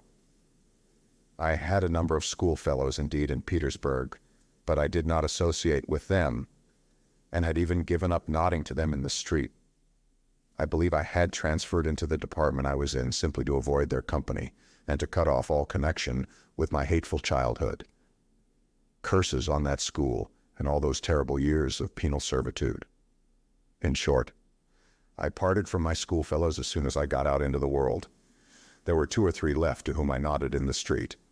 One of them was Simonov, who had in no way been distinguished at school, was of a quiet and equable disposition, but I discovered in him a certain independence of character and even honesty. I don't even suppose that he was particularly stupid. I had at one time spent some rather soulful moments with him, but these had not lasted long and had somehow been suddenly clouded over. He was evidently uncomfortable at these reminiscences, and was, I fancy, always afraid that I might take up the same tone again. I suspected that he had an aversion for me, but still I went on going to see him, not being quite certain of it. And so on one occasion, unable to endure my solitude, and knowing that as it was Thursday Anton Antonitch's door would be closed, I thought of Simonov.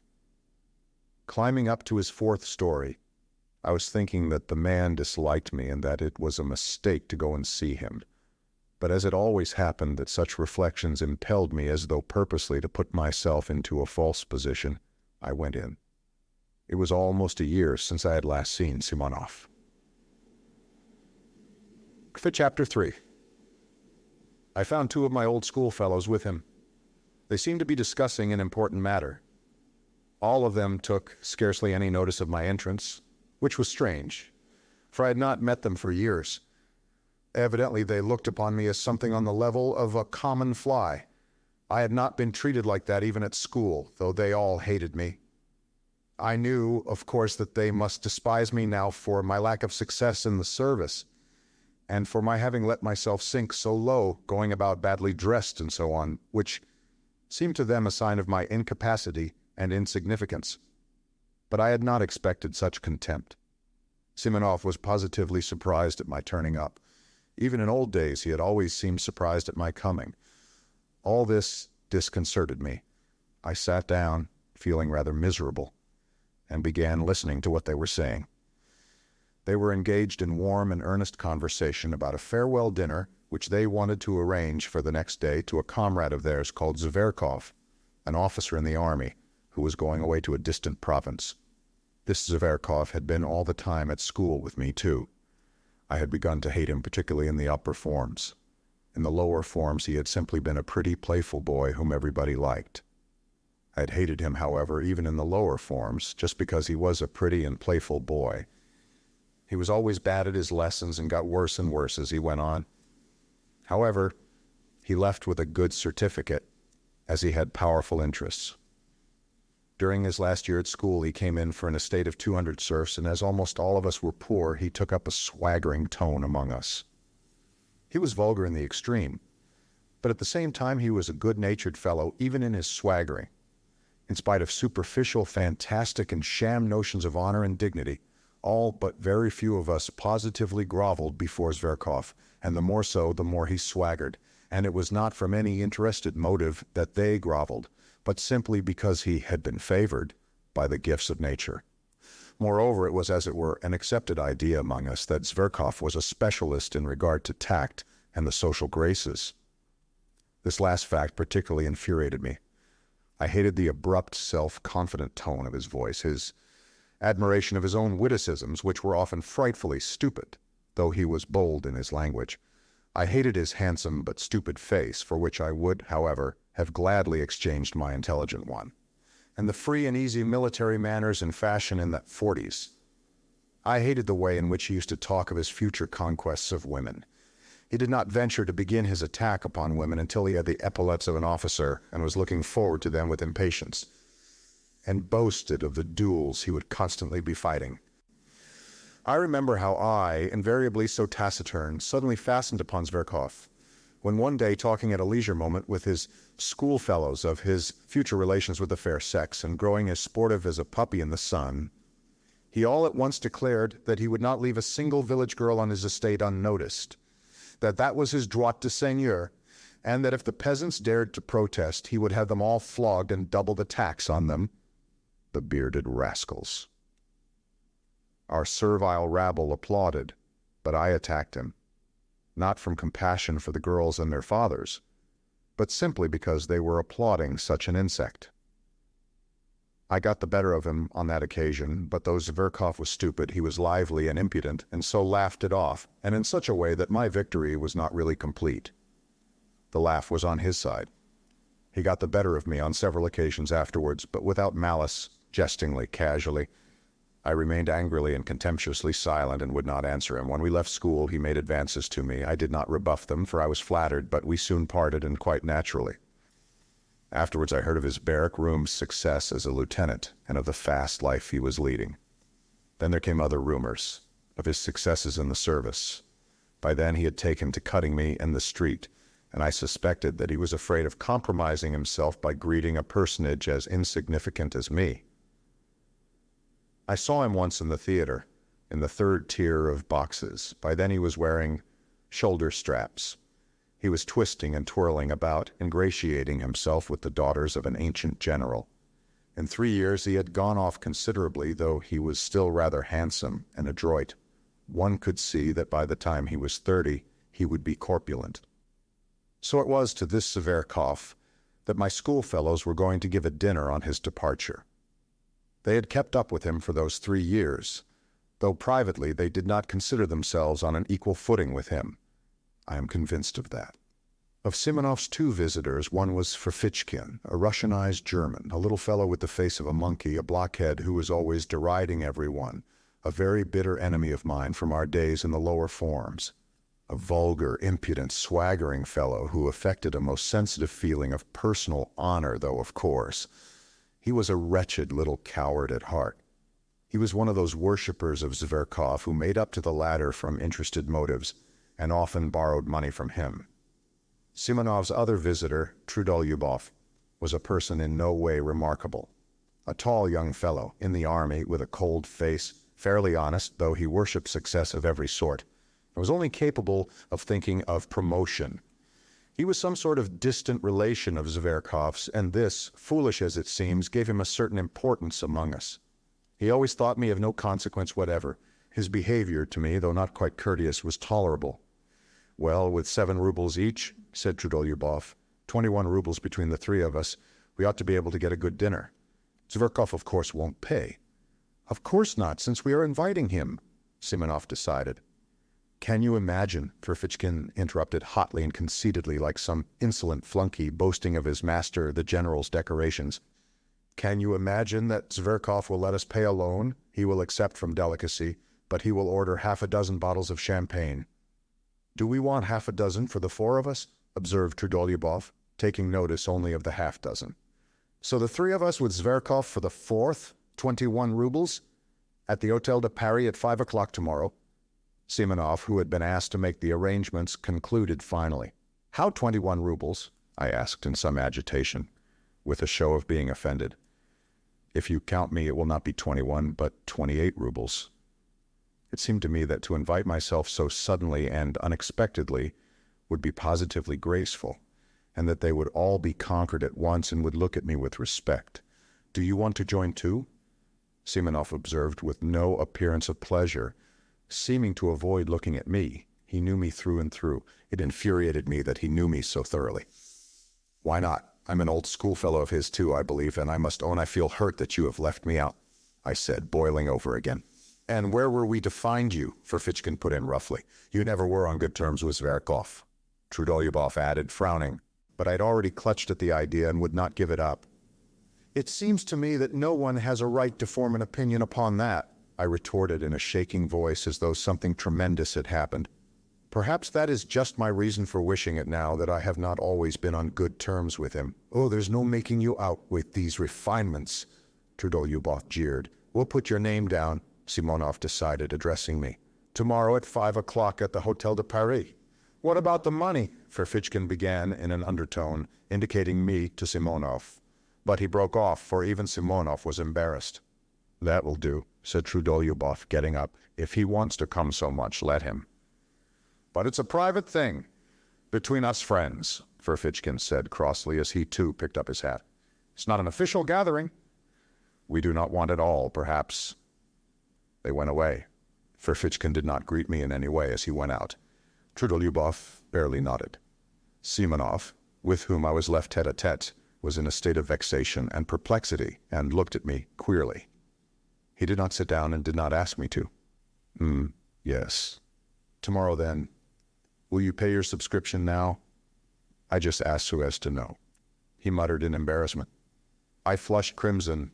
As I did so, I remembered that I had owed Simonov 15 rubles for ages, which I had indeed never forgotten, though I had not paid it. You will understand, Simonov, that I could have no idea when I came here. I am very much vexed that I have forgotten. All right, that doesn't matter. You can pay tomorrow after the dinner. I simply wanted to know. Please don't. He broke off and began pacing the room, still more vexed. As he walked, he began to stamp with his heels. Am I keeping you? I asked after 2 minutes of silence. Oh, he said, starting. That is, to be truthful, yes. I have to go and see someone not far from here, he added in an apologetic voice, somewhat abashed. My goodness, why didn't you say so? I cried, seizing my cap with an astonishingly free and easy air, which was the last thing I should have expected of myself. It's close by, and not 2 paces away, Simonov repeated, accompanying me to the front door with a fussy air which did not suit him at all. So, 5 o'clock, punctually tomorrow, he called down the stairs after me. He was very glad to get rid of me. I was in a fury. What possessed me to force myself upon them? I wondered, grinding my teeth as I strode along the street. For a scoundrel, a pig like that Zverkov, of course I had better not go. Of course I must just snap my fingers at them. I am not bound in any way. I'll send Simonov a note by tomorrow's post. But what made me furious was that I knew for certain that I should go, that I should make a point of going. And the more tactless, the more unseemly my going would be, the more certainly I would go. And there was a positive obstacle to my going. I had no money. All I had was 9 rubles. I had to give 7 of that to my servant, Apollon, for his monthly wages.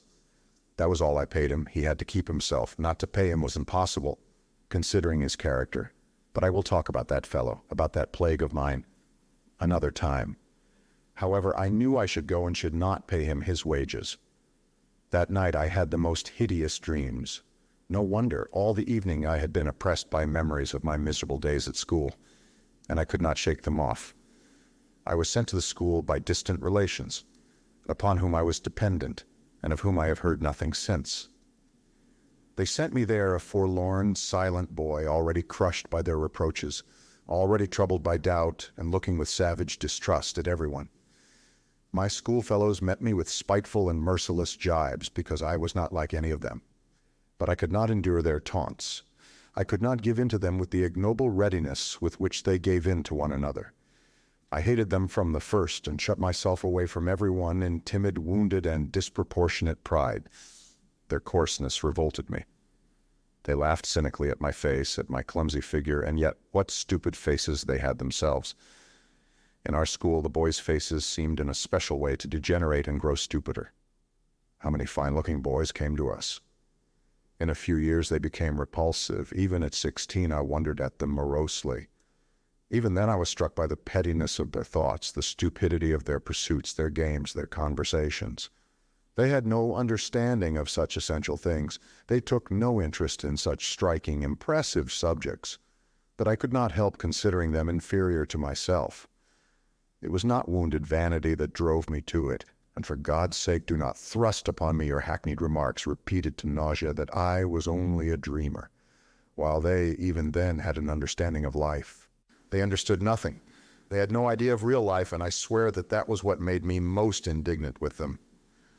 On the contrary, the most obvious, striking reality they accepted with fantastic stupidity, and even at that time were accustomed to respect success. Everything that was just, but oppressed and looked down upon, they laughed at heartlessly and shamefully. They took rank for intelligence. Even at 16, they were already talking about a snug berth. Of course, a great deal of it was due to their stupidity, to the bad examples with which they had always been surrounded in their childhood and boyhood. They were monstrously depraved. Of course, a great deal of that, too, was superficial, and an assumption of cynicism. Of course, there were glimpses of youth and freshness even in their depravity, but even that freshness was not attractive and showed itself in a certain rakishness. I hated them horribly, though perhaps I was worse than any of them. They repaid me in the same way, and did not conceal their aversion for me. But by then, I did not desire their affection. On the contrary, I continually longed for their humiliation. To escape from their derision, I purposely began to make all the progress I could with my studies, and forced my way to the very top. This impressed them. Moreover, they all began by degrees to grasp that I had already read books none of them could read, and understood things, not forming part of our school curriculum, of which they had not even heard. They took a savage and sarcastic view of it, but were morally impressed, especially as the teachers began to notice me on those grounds. The mockery ceased, but the hostility remained, and cold and strained relations became permanent between us. In the end, I could not put up with it. With years, a craving for society, for friends, developed in me. I attempted to get on friendly terms with some of my schoolfellows, but somehow or other my intimacy with them was always strained and soon ended of itself.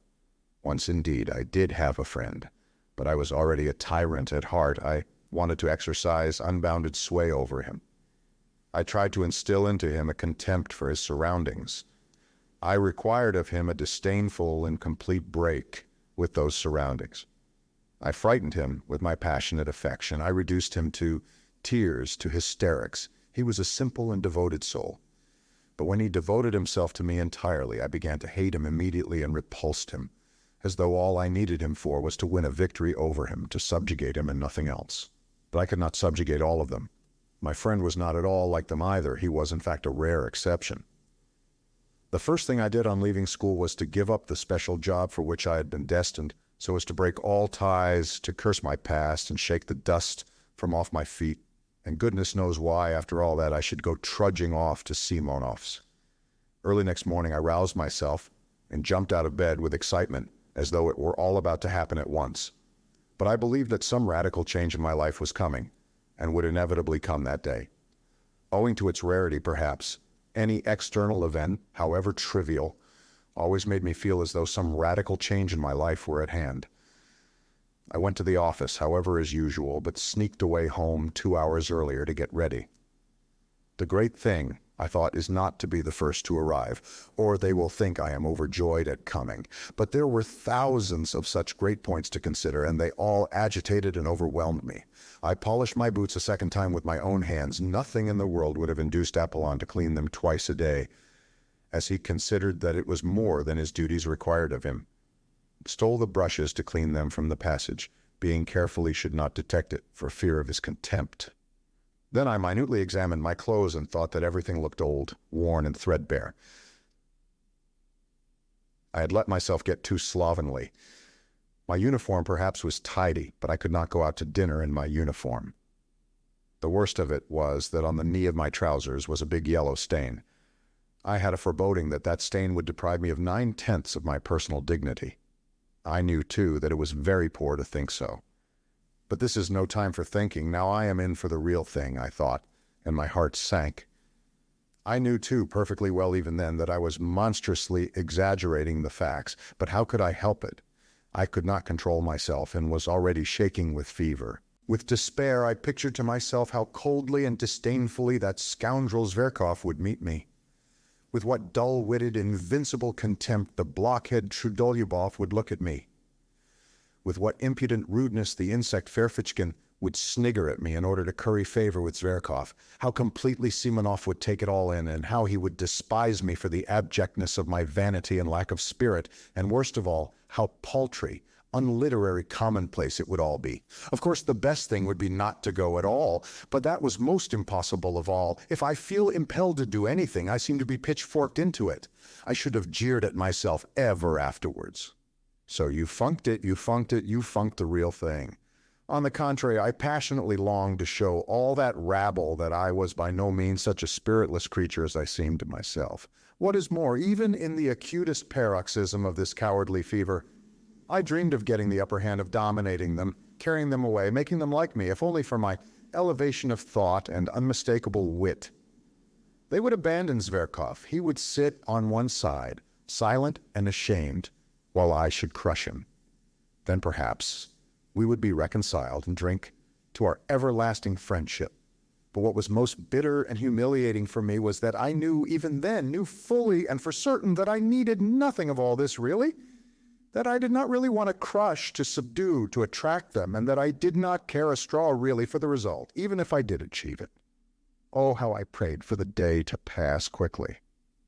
In unutterable anguish, I went to the window, opened the movable pane, and looked out into the troubled darkness of the thickly falling wet snow. At last my wretched little clock hissed out 5. I seized my hat, and trying not to look at Apollon, who had been all day expecting his month's wages, but in his foolishness was unwilling to be the first to speak about it, I slipped between him and the door, and jumping into a high-class sledge, on which I spent my last half-ruble, I drove up in grand style to the Hôtel de Paris. Chapter 4. I had been certain the day before that I should be the first to arrive, but it was not a question of being the first to arrive. Not only were they not there, but I had difficulty in finding our room. The table was not laid even. What did it mean? After a good many questions, I elicited from the waiters that the dinner had been ordered not for 5, but for 6 o'clock. This was confirmed at the buffet, too. I felt really ashamed to go on questioning them. It was only 25 minutes past 5. If they changed the dinner hour, they ought at least to have let me know. That is what the post is for, and not to have put me in an absurd position in my own eyes. And even before the waiters, I sat down. The servant began laying the table. I felt even more humiliated when he was present. Towards 6 o'clock they brought in candles, though there were lamps burning in the room. It had not occurred to the waiter, however, to bring them in at once when I arrived. In the next room, 2 gloomy, angry-looking persons were eating their dinners in silence at 2 different tables. There was a great deal of noise, even shouting, in a room further away. One could hear the laughter of a crowd of people and nasty little shrieks in French. There were ladies at the dinner. It was sickening, in fact. I rarely passed more unpleasant moments. So much so that when they did arrive all together punctually at 6, I was overjoyed to see them, as though they were my deliverers, and even forgot that it was incumbent upon me to show resentment. Zverkov walked in at the head of them. Evidently he was the leading spirit. He and all of them were laughing, but seeing me, Zverkov drew himself up a little, walked up to me deliberately with a slight, rather jaunty bend from the waist. He shook hands with me in a friendly, but not over-friendly fashion, with a sort of circumspect courtesy like that of a general, as though in giving me his hand he were warding off something. I had imagined, On the contrary, that on coming in, he would at once break into his habitual thin, shrill laugh and fall to making his insipid jokes and witticisms. I had been preparing for them ever since the previous day, but I had not expected such condescension, such high official courtesy. So then he felt himself ineffably superior to me in every respect. If he only meant to insult me by that high official tone, it would not matter, I thought. I could pay him back for it one way or another. But what if, in reality, without the least desire to be offensive, that Sheepshead had a notion in earnest that he was superior to me and could only look at me in a patronizing way? The very supposition made me gasp. "I was surprised to hear of your desire to join us," he began, lisping and drawling, which was something new. "You and I seem to have seen nothing of one another. You fight shy of us. You shouldn't. We are not such terrible people as you think. Well, anyway, I am glad to renew our acquaintance." And he turned carelessly to put down his hat on the window. "Have you been waiting long?" Trudolyubov inquired. "I arrived at 5 o'clock, as you told me yesterday," I answered aloud, with an irritability that threatened an explosion. "Didn't you let him know that we had changed the hour?" said Trudolyubov to Simonov. "No, I didn't. I forgot," the latter replied with no sign of regret, and without even apologizing to me, he went off to order the hors d'oeuvres. "So you've been here a whole hour? Oh, poor fellow," Zverkov cried ironically, for to his notions this was bound to be extremely funny. That rascal Ferfitchkin followed with his nasty little snigger, like a puppy yapping. My position struck him too as exquisitely ludicrous and embarrassing. "It isn't funny at all," I cried to Ferfitchkin, more and more irritated. It wasn't my fault, but other people's. They neglected to let me know. It was simply absurd. "It's not only absurd, but something else as well," muttered Trudolyubov, naively taking my part.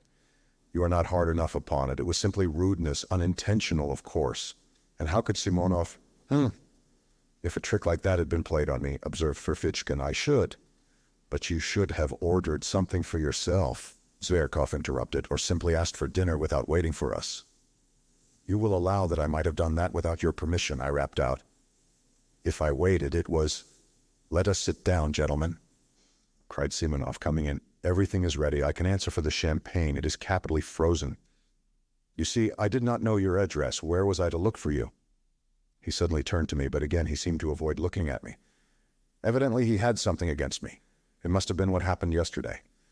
All sat down. I did the same. It was a round table. Trudolyubov was on my left, Simonov on my right.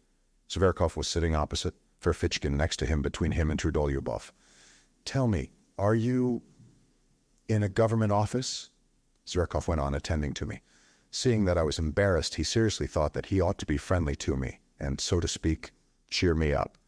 Does he want me to throw a bottle at his head? I thought in a fury. In my novel surroundings, I was unnaturally ready to be irritated. "In the office," I answered jerkily with my eyes on my plate. "And how have you a go at berth? I say, what ma'ad do you leave your original job?" "What ma'ad to me was that I wanted to leave my original job," I drawled more than he, hardly able to control myself. Ferfitchkin went off into a guffaw. Simonov looked at me ironically. Trudolyubov left off eating and began looking at me with curiosity. Zverkov winced, but he tried not to notice it. "And the remuneration?" "What remuneration?" "I mean your salary." "Why are you cross-examining me?" However, I told him at once what my salary was. I turned horribly red. "It is not very handsome," Zverkov observed majestically. "Yes, you can't afford to dine at cafes on that," Ferfitchkin added insolently. "To my thinking, it's very poor," Trudolyubov observed gravely. "And how thin you have grown, how you have changed," added Zverkov with a shade of venom in his voice, scanning me and my attire with a sort of insolent compassion. "Oh, spare his blushes," cried Ferfitchkin, sniggering. "My dear sir, allow me to tell you I am not blushing," I broke out at last. "Do you hear? I'm dining here at this cafe at my own expense, not at other people's. Note that, Mr. Ferfitchkin." "What, isn't everyone here dining at his own expense?" "You would seem to be." Ferfitchkin flew out at me, turning as red as a lobster and looking me in the face with fury. I answered, feeling I had gone too far, and I imagine it would be better to talk of something more intelligent. You intend to show off your intelligence, I suppose? Don't disturb yourself, that would be quite out of place here. Why are you clacking away like that, my good sir, eh? Have you gone out of your wits in your office? Enough, gentlemen, enough, Zverkov cried authoritatively. How stupid it is, muttered Simonov. It really is stupid. We have met here, a company of friends, for a farewell dinner to a comrade, and you carry on an altercation, said Trudolyubov, rudely addressing himself to me alone. You invited yourself to join us, so don't disturb the general harmony. Enough, enough, cried Zverkov. Give over, gentlemen. It's out of place. Better let me tell you how I nearly got married the day before yesterday. And then followed a burlesque narrative of how this gentleman had almost been married 2 days before. There was not a word about the marriage, however, but the story was adorned with generals, colonels, and kammer-junkers, while Zverkov almost took the lead among them. It was greeted with approving laughter. Ferfitchkin positively squealed. No one paid any attention to me, and I sat crushed and humiliated. Good heavens, these are not the people for me, I thought, and what a fool I have made of myself before them. I let Ferfitchkin go too far, though. The brutes imagine they are doing me an honor in letting me sit down with them. They don't understand that it's an honor to them and not to me. I've grown thinner. My clothes. Oh, damn my trousers. Zverkov noticed the yellow stain on the knee as soon as he came in. But what's the use? I must get up at once, this very minute, take my hat, and simply go without a word, with contempt. And tomorrow I can send a challenge. The scoundrels, as though I cared about the 7 rubles. They may think, damn it, I don't care about the 7 rubles. I'll go this minute. Of course, I remained. I drank sherry and Lafitte by the glassful in my discomfiture. Being unaccustomed to it, I was quickly affected. My annoyance increased as the wine went to my head. I longed all at once to insult them all in a most flagrant manner, and then go away, to seize the moment and show what I could do, so that they would say, he's clever, though he is absurd. And in fact, damn them all. I scanned them all insolently with my drowsy eyes, but they seemed to have forgotten me altogether. They were noisy, vociferous, cheerful. Zverkov was talking all the time. I began listening. Zverkov was talking of some exuberant lady whom he had at last led on to declaring her love. Of course, he was lying like a horse. And how he had been helped in this affair by an intimate friend of his, a Prince Kolya, an officer in the Hussars who had 3,000 serfs. And yet this Kolya, who has 3,000 serfs, has not put in an appearance here tonight to see you off. I cut in suddenly. For 1 minute, everyone was silent. You are drunk already. Trudolyubov deigned to notice me at last, glancing contemptuously in my direction. Zverkov, without a word, examined me. As though I were an insect, I dropped my eyes. Simonov made haste to fill up the glasses with champagne. Trudolyubov raised his glass, as did everyone else but me. Your health and good luck on the journey, he cried to Zverkov. To old times, to our future, hurrah! They all tossed off their glasses and crowded round Zverkov to kiss him. I did not move. My full glass stood untouched before me. Why, aren't you going to drink it? Roared Trudolyubov, losing patience and turning menacingly to me. I want to make a speech separately on my own account, and then I'll drink it, Mr. Trudolyubov. Spiteful brute, muttered Simonov. I drew myself up in my chair and feverishly seized my glass, prepared for something extraordinary, though I did not know myself precisely what I was going to say. Silence, cried Ferfitchkin. Now for a display of wit. Zverkov waited very gravely, knowing what was coming. Mr. Lieutenant Zverkov, I began, let me tell you that I hate phrases, phrasemongers, and men in corsets. That's the first point, and there's a second one to follow it.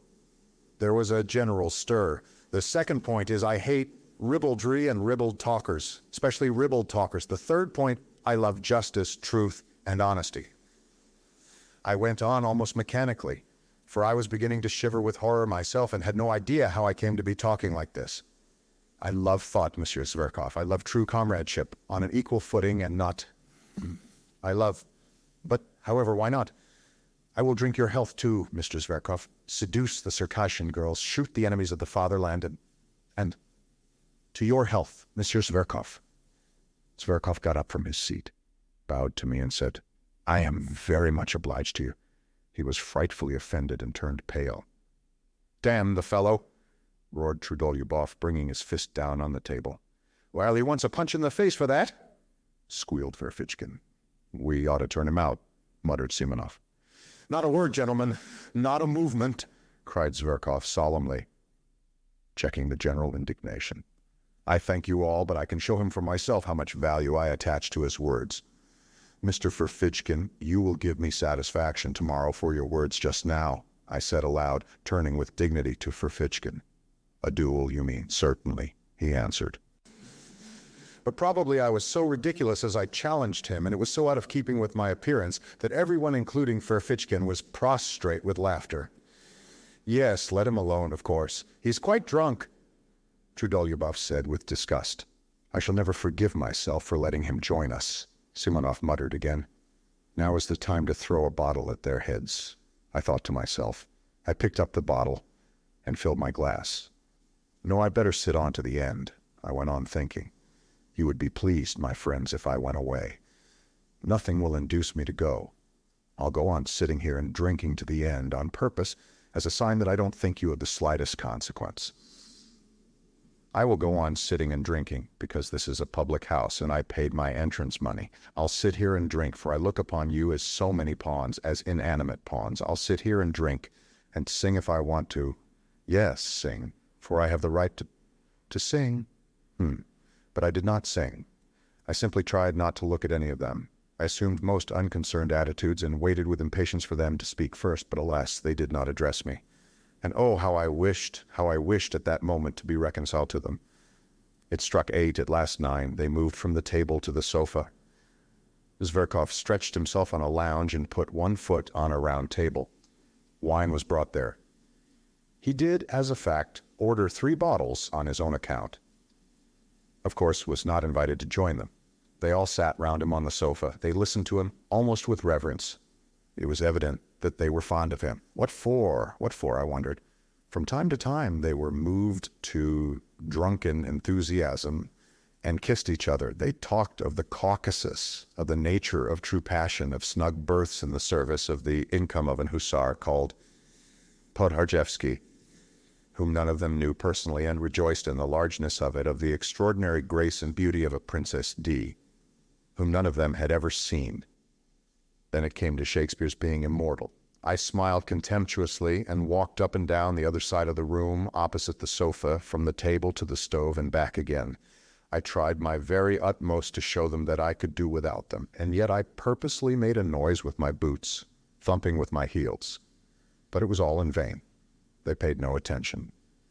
I had the patience to walk up and down in front of them from 8 o'clock till 11, in the same place, from the table to the stove and back again.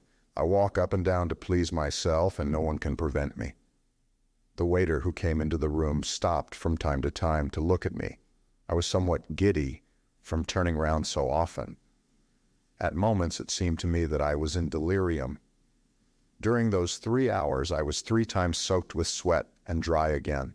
At times, with an intense, acute pang, I was stabbed to the heart by the thought that 10 years, 20 years, 40 years would pass, and that even in 40 years I would remember with loathing and humiliation those filthiest, most ludicrous, and most awful moments of my life. No one could have gone out of his way to degrade himself more shamelessly, and I fully realized it, and yet I went on pacing up and down from the table to the stove. Oh, if you only knew what thoughts and feelings I am capable of, how cultured I am, I thought at moments, mentally addressing the sofa on which my enemies were sitting, but my enemies behaved as though I were not in the room. Once, only once, they turned towards me, just when Zverkov was talking about Shakespeare, and I suddenly gave a contemptuous laugh. I laughed in such an affected and disgusting way that they all at once broke off their conversation, and silently and gravely for 2 minutes watched me walking up and down from the table to the stove, taking no notice of them. But nothing came of it. They said nothing, and 2 minutes later they ceased to notice me again. It struck 11. "Friends," cried Zverkov, getting up from the sofa, "let us all be off now there." Of course, the others assented. I turned sharply to Zverkov. I was so harassed, so exhausted, that I would have cut my throat to put an end to it. I was in a fever. My hair, soaked with perspiration, stuck to my forehead and temples. "Zverkov, I beg your pardon," I said abruptly and resolutely. "Ferfitchkin, yours too, and everyone's. Everyone's. I have insulted you all." "Aha! A duel is not in your line, old man," Ferfitchkin hissed venomously. It sent a sharp pang to my heart. "No, it's not the duel I'm afraid of, Ferfitchkin. I am ready to fight you tomorrow after we are reconciled. I insist upon it, in fact, and you cannot refuse. I want to show you that I am not afraid of a duel. You shall fire first, and I shall fire into the air." "He is comforting himself," said Simonov. "He's simply raving," said Trudolyubov. "But let us pass." "Why are you barring our way? What do you want?" Zverkov answered disdainfully. They were all flushed. Their eyes were bright. They had been drinking heavily. "I ask for your friendship, Zverkov. I insulted you, but—" "Insulted? You insulted me. Understand, sir, that you never, under any circumstances, could possibly insult me. And that's enough for you. Out of the way," concluded Trudolyubov. "Olympia is mine, friends. That's agreed," cried Zverkov.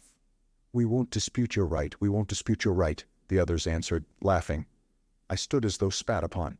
The party went noisily out of the room. Trudolyubov struck up some stupid song. Simonov remained behind for a moment to tip the waiters. I suddenly went up to him. "Simonov, give me 6 rubles, I said with desperate resolution. He looked at me in extreme amazement with vacant eyes. He, too, was drunk.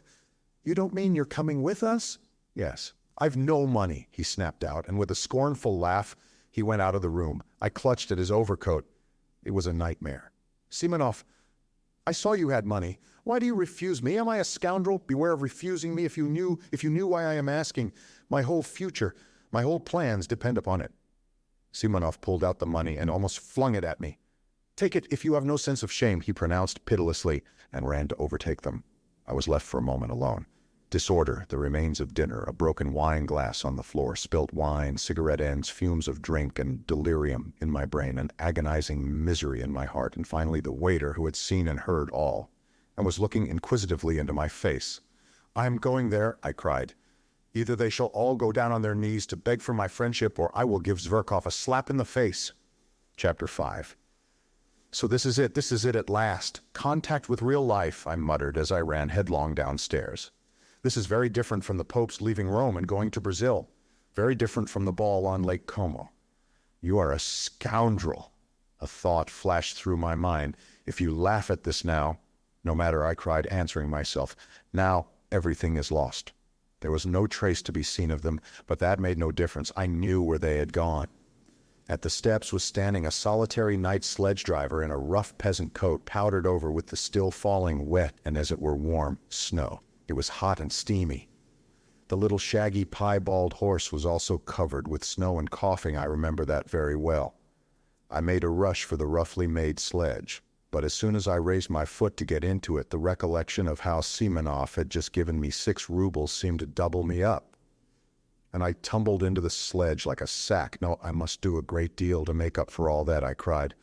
"But I will make up for it or perish on the spot this very night. Start." We set off. There was a perfect whirl in my head.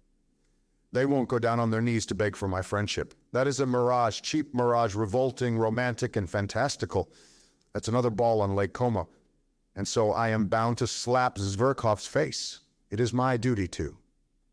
And so it is settled. I am flying to give him a slap in the face. Hurry up." The driver tugged at the reins. "As soon as I go in, I'll give it him. Ought I, before giving him the slap, to say a few words by way of preface? No. I'll simply go in and give it him. They will all be sitting in the drawing room, and he with Olympia on the sofa.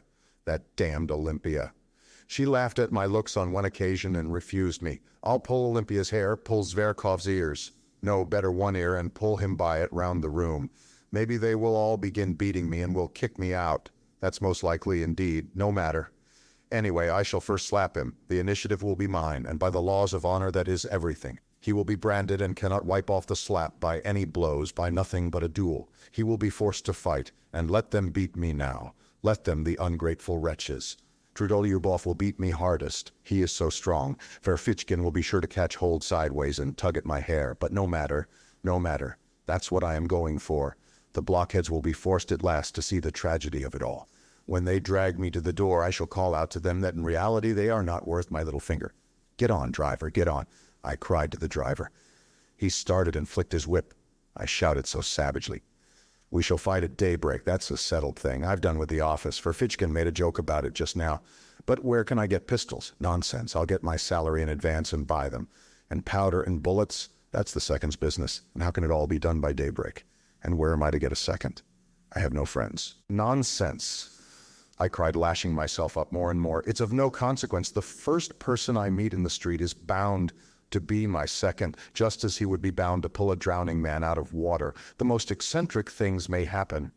Even if I were to ask the director himself to be my second tomorrow, he would be bound to consent, if only from a feeling of chivalry and to keep the secret. Anton Antonitch. The fact is that at that very minute the disgusting absurdity of my plan and the other side of the question was clearer and more vivid to my imagination than it could be to anyone on earth. But get on, driver, get on, you rascal, get on. Sir, said the son of toil. Cold shivers suddenly ran down me. Wouldn't it be better to go straight home? My God, why did I invite myself to this dinner yesterday? But no, it's impossible. And my walking up and down for 3 hours from the table to the stove? No, they and no one else must pay for my walking up and down. They must wipe out this dishonor. Drive on, and what if they give me into custody? They won't dare. They'll be afraid of the scandal. And what if Zverkov is so contemptuous that he refuses to fight a duel? He is sure to. But in that case, I'll show them. I will turn up at the posting station when he's setting off tomorrow. I'll catch him by the leg. I'll pull off his coat when he gets into the carriage. I'll get my teeth into his hand. I'll bite him. See what lengths you can drive a desperate man to. He may hit me on the head, and they may belabor me from behind. I will shout to the assembled multitude. Look at this young puppy who is driving off to captivate the Circassian girls after letting me spit in his face. Of course, after that, everything will be over. The office will have vanished off the face of the earth. I shall be arrested. I shall be tried. I shall be dismissed from the service, thrown in prison, sent to Siberia. Never mind. In 15 years, when they let me out of prison, I will trudge off to him, a beggar, in rags. I shall find him in some provincial town. He will be married and happy. He will have a grown-up daughter. I shall say to him, look, monster, at my hollow cheeks and my rags. I've lost everything. My career, my happiness, art, science, the woman I loved, and all through you. Here are pistols. I have come to discharge my pistol, and I forgive you. Then I shall fire into the air, and he will hear nothing more of me. I was actually on the point of tears, though I knew perfectly well at that moment that all this was out of Pushkin's Silvio and Lermontov's Masquerade. And all at once I felt horribly ashamed. So ashamed that I stopped the horse, got out of the sledge, and stood still in the snow in the middle of the street. The driver gazed at me, sighing and astonished. What was I to do? I could not go on there. It was evidently stupid, and I could not leave things as they were, because that would seem as though... Heavens, how could I leave things? And after such insults... No, I cried, throwing myself into the sledge again. It is ordained. It is fate. Drive on, drive on. And in my impatience, I punched the sledge driver on the back of the neck. What are you up to? What are you hitting me for? The peasant shouted, but he whipped up his nag so that it began kicking. The wet snow was falling in big flakes. I unbuttoned myself, regardless of it.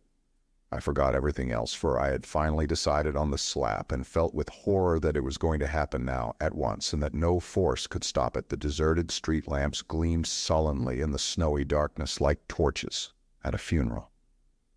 The snow drifted under my greatcoat, under my coat, under my cravat, and melted there. I did not wrap myself up. All was lost anyway. At last we arrived. I jumped out, almost unconscious, ran up the steps, and began knocking and kicking at the door. I felt fearfully weak, particularly in my legs and knees. The door was opened quickly, as though they knew I was coming. As a fact, Simonov had warned them that perhaps another gentleman would arrive, and this was a place in which one had to give notice and to observe certain precautions. It was one of those millinery establishments which were abolished by the police a good time ago. By day it really was a shop, but at night, if one had an introduction, one might visit it for other purposes. I walked rapidly through the dark shop into the familiar drawing room, where there was only one candle burning, and stood still in amazement. There was no one there. Where are they? I asked somebody, but by now, of course, they had separated. Before me was standing a person with a stupid smile, the madam herself who had seen me before. A minute later, a door opened and another person came in. Taking no notice of anything, I strode about the room and I believe I talked to myself. I felt as though I had been saved from death and was conscious of this joyfully, all over. I should have given that slap. I should certainly have given it. But now they were not here and everything had vanished and changed. I looked round. I could not realize my condition yet. I looked mechanically at the girl who had come in and had a glimpse of a fresh, young, rather pale face with straight, dark eyebrows and with grave, as it were, wondering eyes that attracted me at once. I should have hated her if she had been smiling. I began looking at her more intently and, as it were, with effort. I had not fully collected my thoughts. There was something simple and good-natured in her face, but something strangely grave.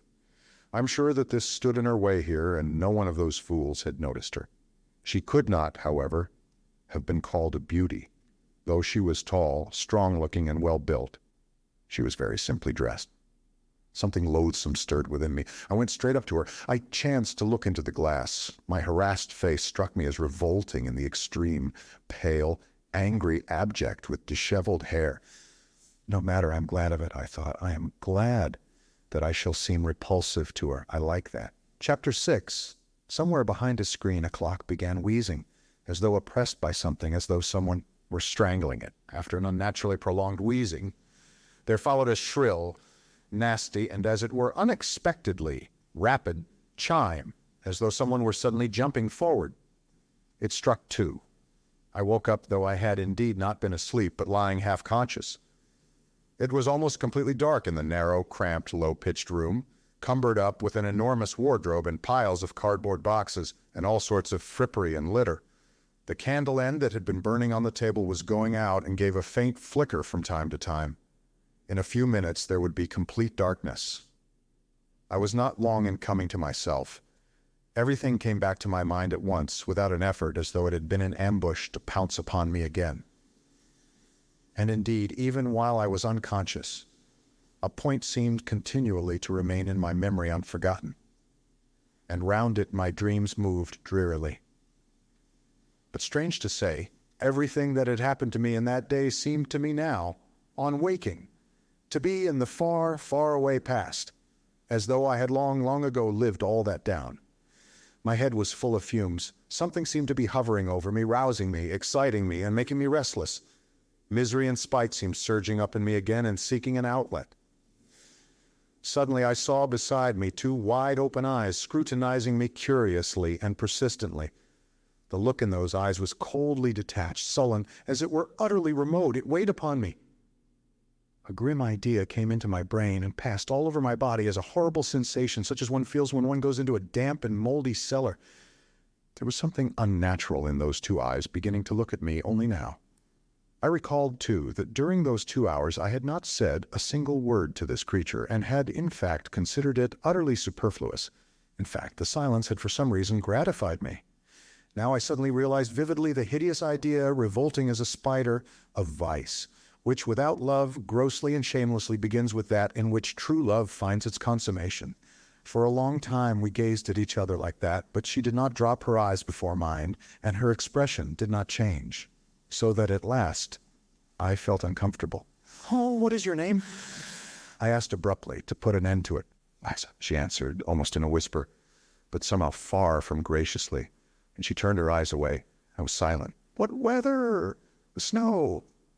It's disgusting," I said, almost to myself, putting my arm under my head despondently and gazing at the ceiling. She made no answer. This was horrible. "Have you always lived in Petersburg?" I asked a minute later, almost angrily, turning my head slightly towards her. "No." "Where do you come from?" "From Riga," she answered reluctantly. "Are you a German?" "No, Russian." "Have you been here long?" "Where? In this house?" "A fortnight." She spoke more and more jerkily. The candle went out. I could no longer distinguish her face. "Have you a father and mother?" "Yes. No. I have." "Where are they?" "There. In Riga." "What are they?" "Oh, nothing. Nothing." "Why, what class are they?" "Tradespeople." "Have you always lived with them?" "Yes." "How old are you?" 20. Why did you leave them? Oh, for no reason. That answer meant, let me alone. I feel sick, sad. We were silent. God knows why I did not go away. I felt myself more and more sick and dreary.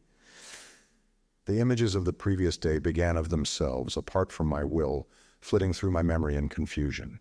I suddenly recalled something I had seen that morning when, full of anxious thoughts, I was hurrying to the office. I saw them carrying a coffin out yesterday, and they nearly dropped it. I suddenly said aloud, not that I desired to open the conversation, but as it were by accident. A coffin? Yes, in the Haymarket. They were bringing it up out of a cellar. From a cellar? Not from a cellar, but a basement, down below, from a house of ill fame. It was filthy all round. Eggshells, litter, a stench. It was loathsome. Silence. A nasty day to be buried, I began, simply to avoid being silent. Nasty in what way? The snow, the wet. I yawned. It makes no difference, she said suddenly, after a brief silence. No, it's horrid, I yawned again.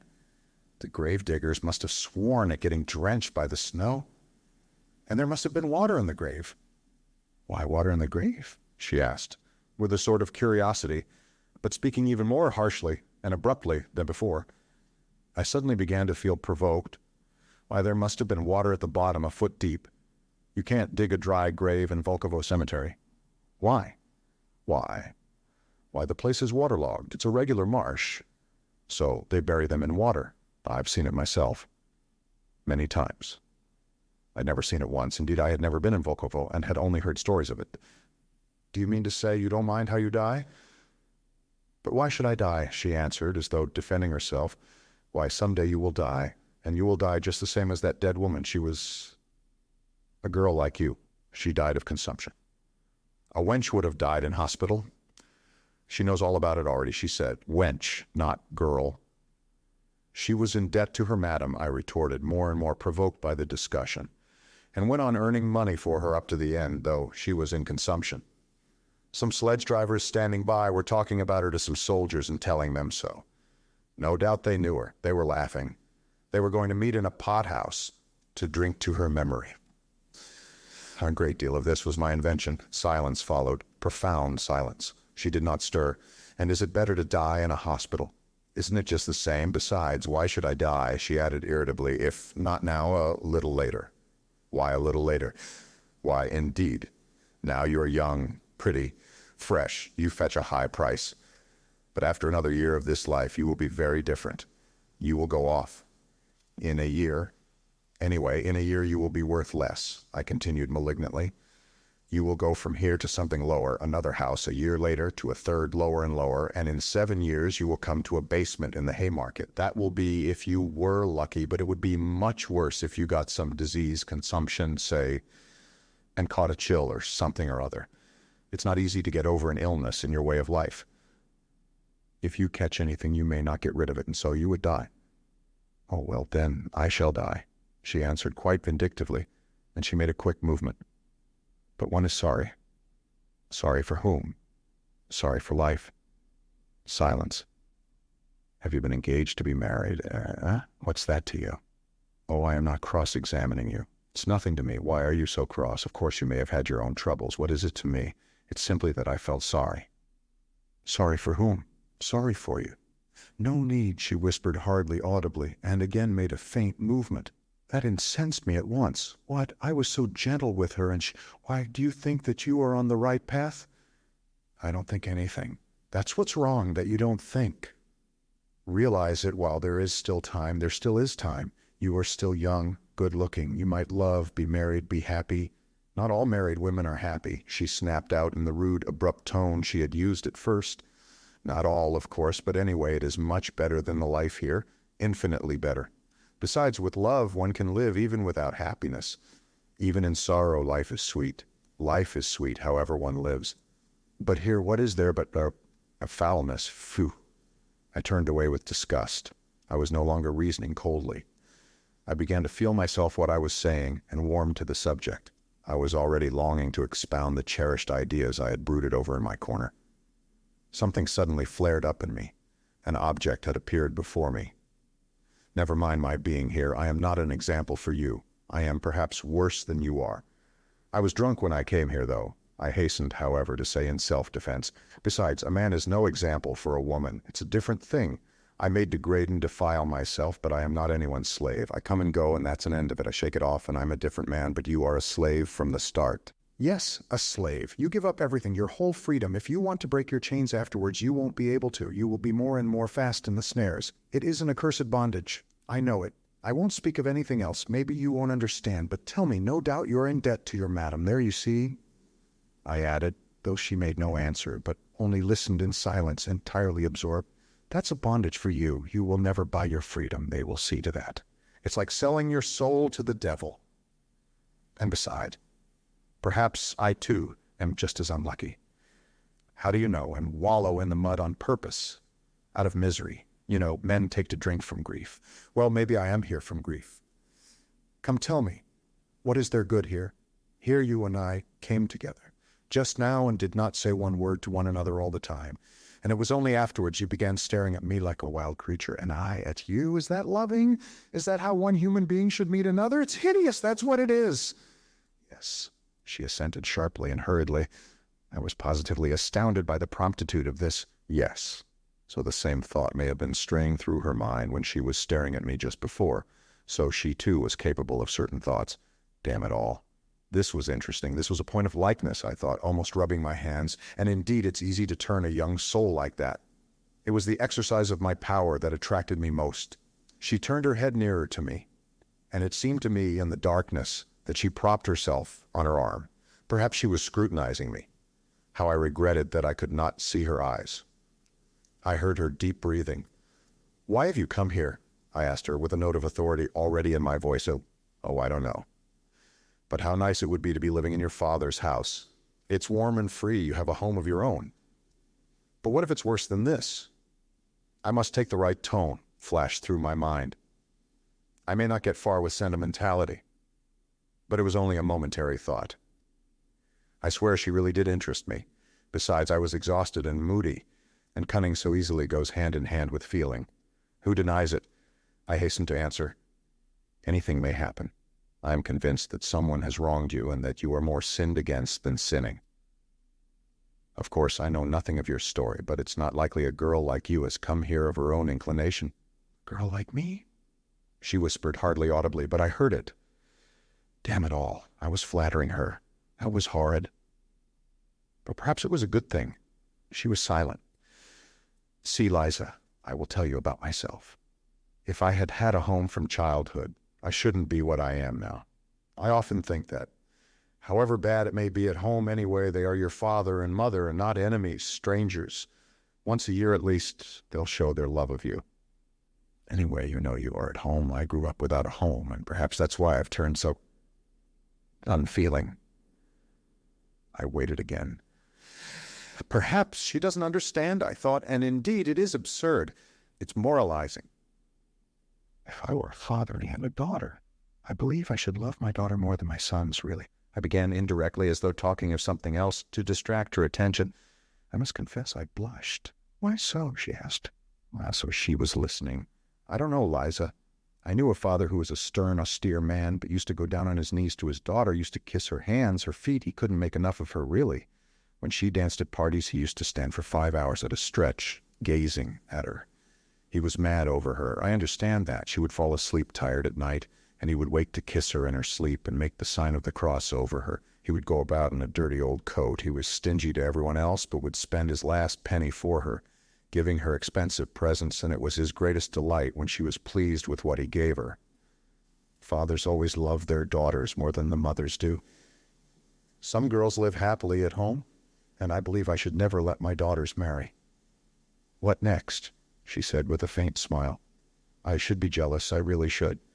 To think that she should kiss anyone else, that she should love a stranger more than her father. It's painful to imagine it.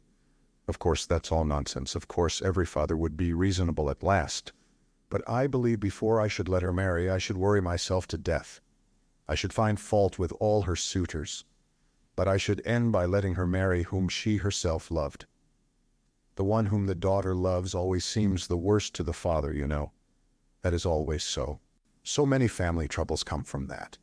Some are glad to sell their daughters rather than marrying them honorably. Ah, so that was it. Such a thing, Lisa, happens in those accursed families in which there is neither love nor God, I retorted warmly. And where there is no love, there is no sense either. There are such families, it's true, but I am not speaking of them. You must have seen wickedness in your own family if you talk like that. Truly, you must have been unlucky. That sort of thing mostly comes about through poverty.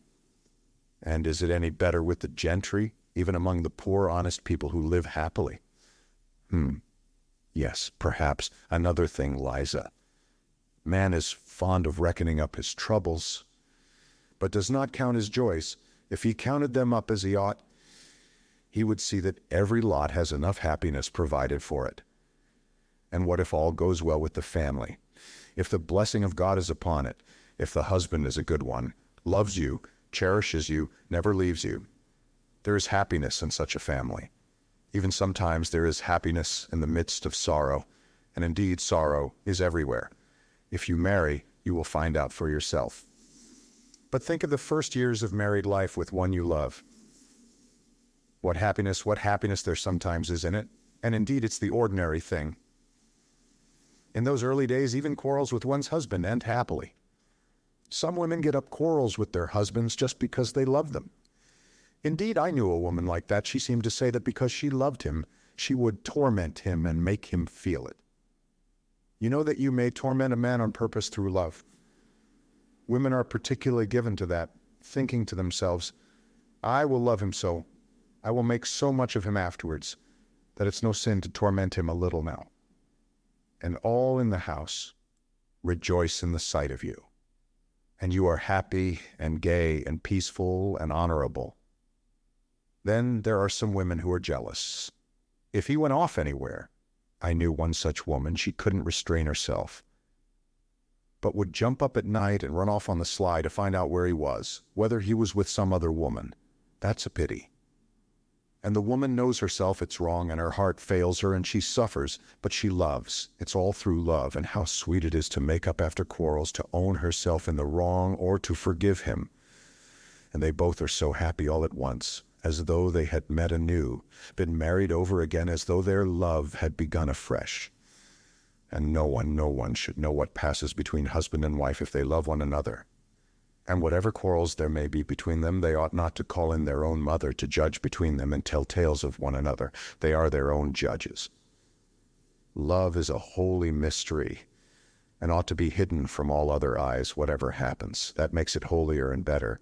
They respect one another more, and much is built on respect. And if once there has been love, if they have been married for love, why should love pass away? Surely one can keep it. It is rare that one cannot keep it. And if the husband is kind and straightforward, why should not love last? The first phase of married love will pass. It is true, but then there will come a love that is better still. Then there will be the union of souls. They will have everything in common. There will be no secrets between them. And once they have children, the most difficult times will seem to them happy so long as there is love and courage. Even toil will be a joy. You may deny yourself bread for your children, and even that will be a joy. They will love you for it afterwards. So you are laying by for your future. As the children grow up, you feel that you are an example, a support for them, that even after you die, your children will always keep your thoughts and feelings, because they have received them from you. They will take on your semblance and likeness. So you see, this is a great duty. How can it fail to draw the father and mother nearer? People say it's a trial to have children. Who says that? It is heavenly happiness. Are you fond of little children, Liza? I am awfully fond of them. You know, a little rosy baby boy at your bosom, and what husband's heart is not touched, seeing his wife nursing his child?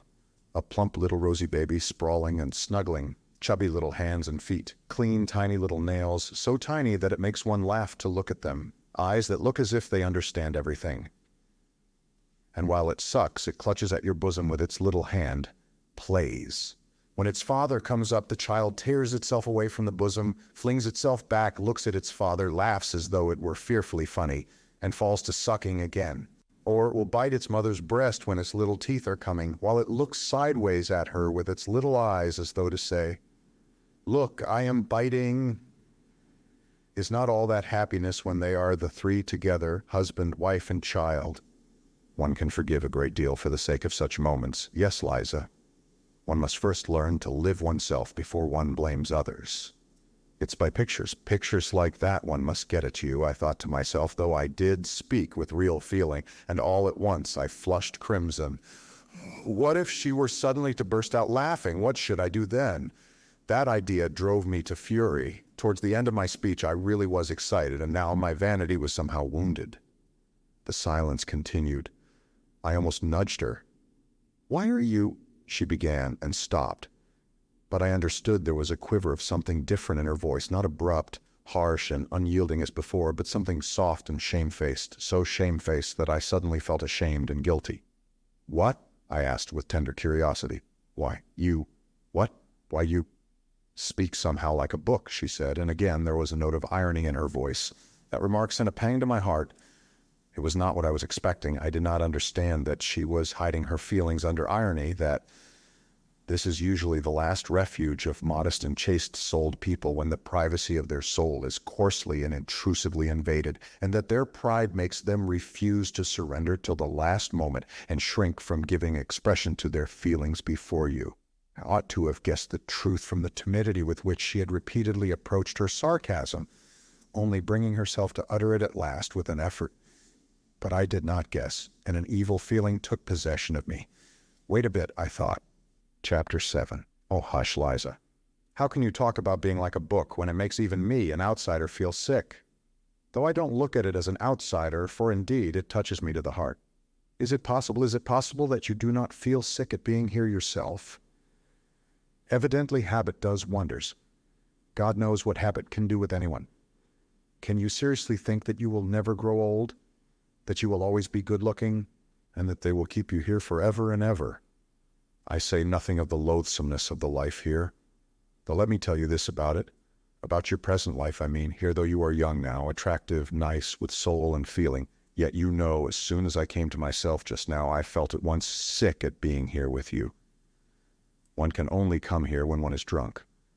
But if you were anywhere else, living as good people live, I should perhaps be more than attracted by you, should fall in love with you, should be glad of a look from you, let alone a word.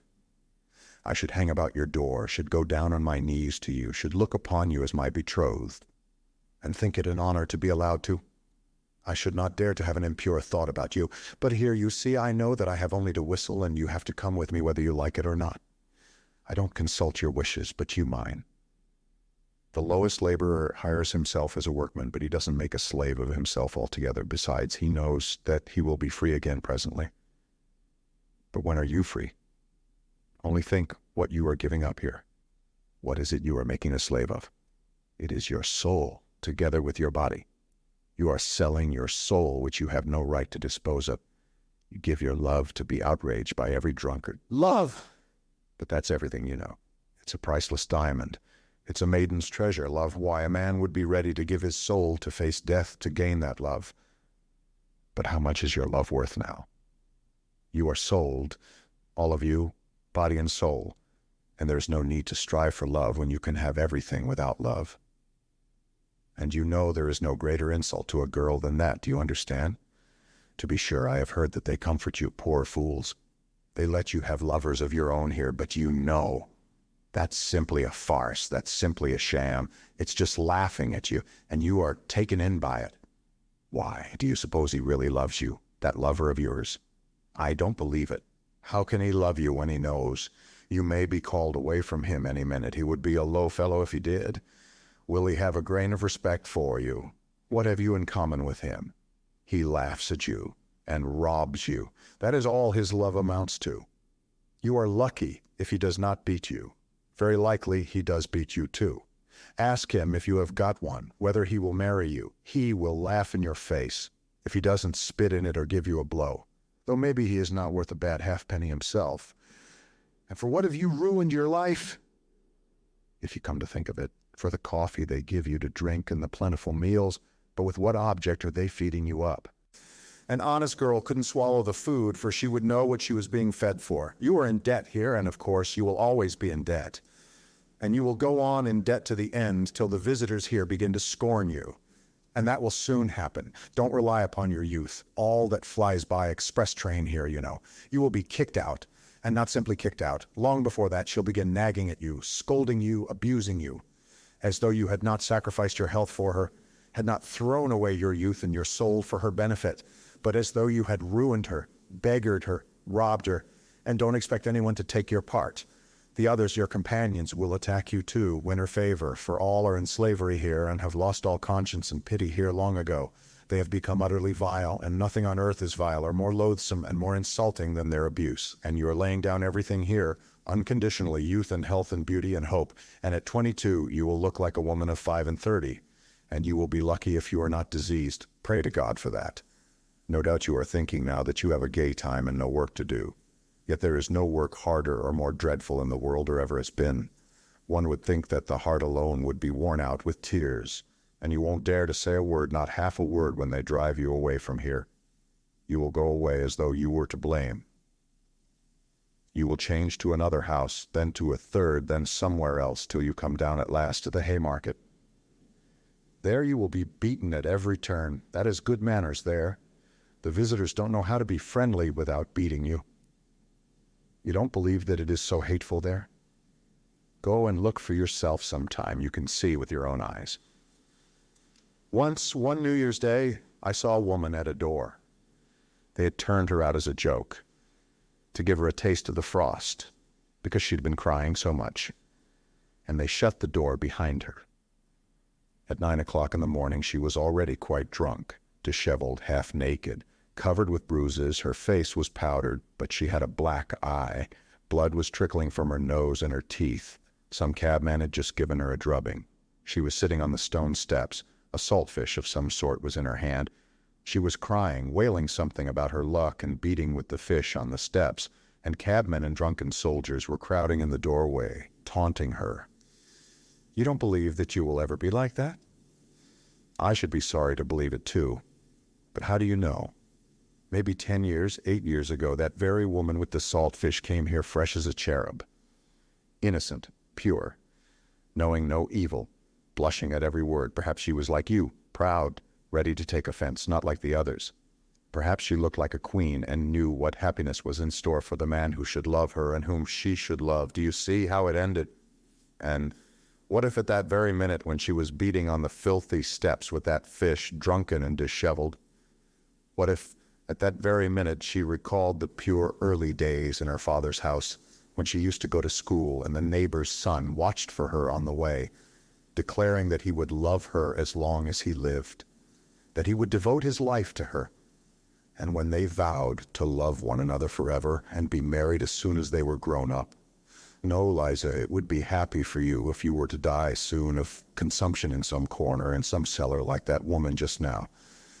In the hospital, do you say, you will be lucky if they take you. But what if you are still of use to the madam here? Consumption is a queer disease. It is not like fever. The patient goes on hoping till the last minute and says he is all right. He deludes himself, and that just suits your madam. Don't doubt it, that's how it is. You have sold your soul, and what is more, you owe money, so you daren't say a word. But when you are dying, all will abandon you, all will turn away from you, for then there will be nothing to get from you. What's more, they will reproach you for cumbering the place, for being so long over dying. However you beg, you won't get a drink of water without abuse. Whenever are you going off, you nasty hussy? You won't let us sleep with your moaning. You make the gentleman sick. That's true. I have heard such things said myself. They will thrust you dying into the filthiest corner in the cellar, in the damp and darkness. What will your thoughts be lying there alone? When you die, strange hands will lay you out, with grumbling and impatience. No one will bless you. No one will sigh for you. They only want to get rid of you as soon as may be. They will buy a coffin, take you to the grave as they did that poor woman today, and celebrate your memory at the tavern. In the grave, sleet, filth, wet snow, no need to put themselves out for you. Let her down, Vanua. It's just like her luck. Even here she is head foremost, the hussy. Shorten the cord, you rascal. It's all right as it is. All right, is it? Why, she's on her side. She was a fellow creature after all, but never mind, throw the earth on her. They won't care to waste much time quarreling over you. They will scatter the wet blue clay as quick as they can and go off to the tavern. And there your memory on earth will end. Other women have children to go to their graves, fathers, husbands. while for you, neither tear nor sigh nor remembrance. No one in the whole world will ever come to you. Your name will vanish from the face of the earth, as though you had never existed, never been born at all. Nothing but filth and mud, however you knock at your coffin lid at night. When the dead arise, however you cry, let me out, kind people, to live in the light of day. My life was no life at all.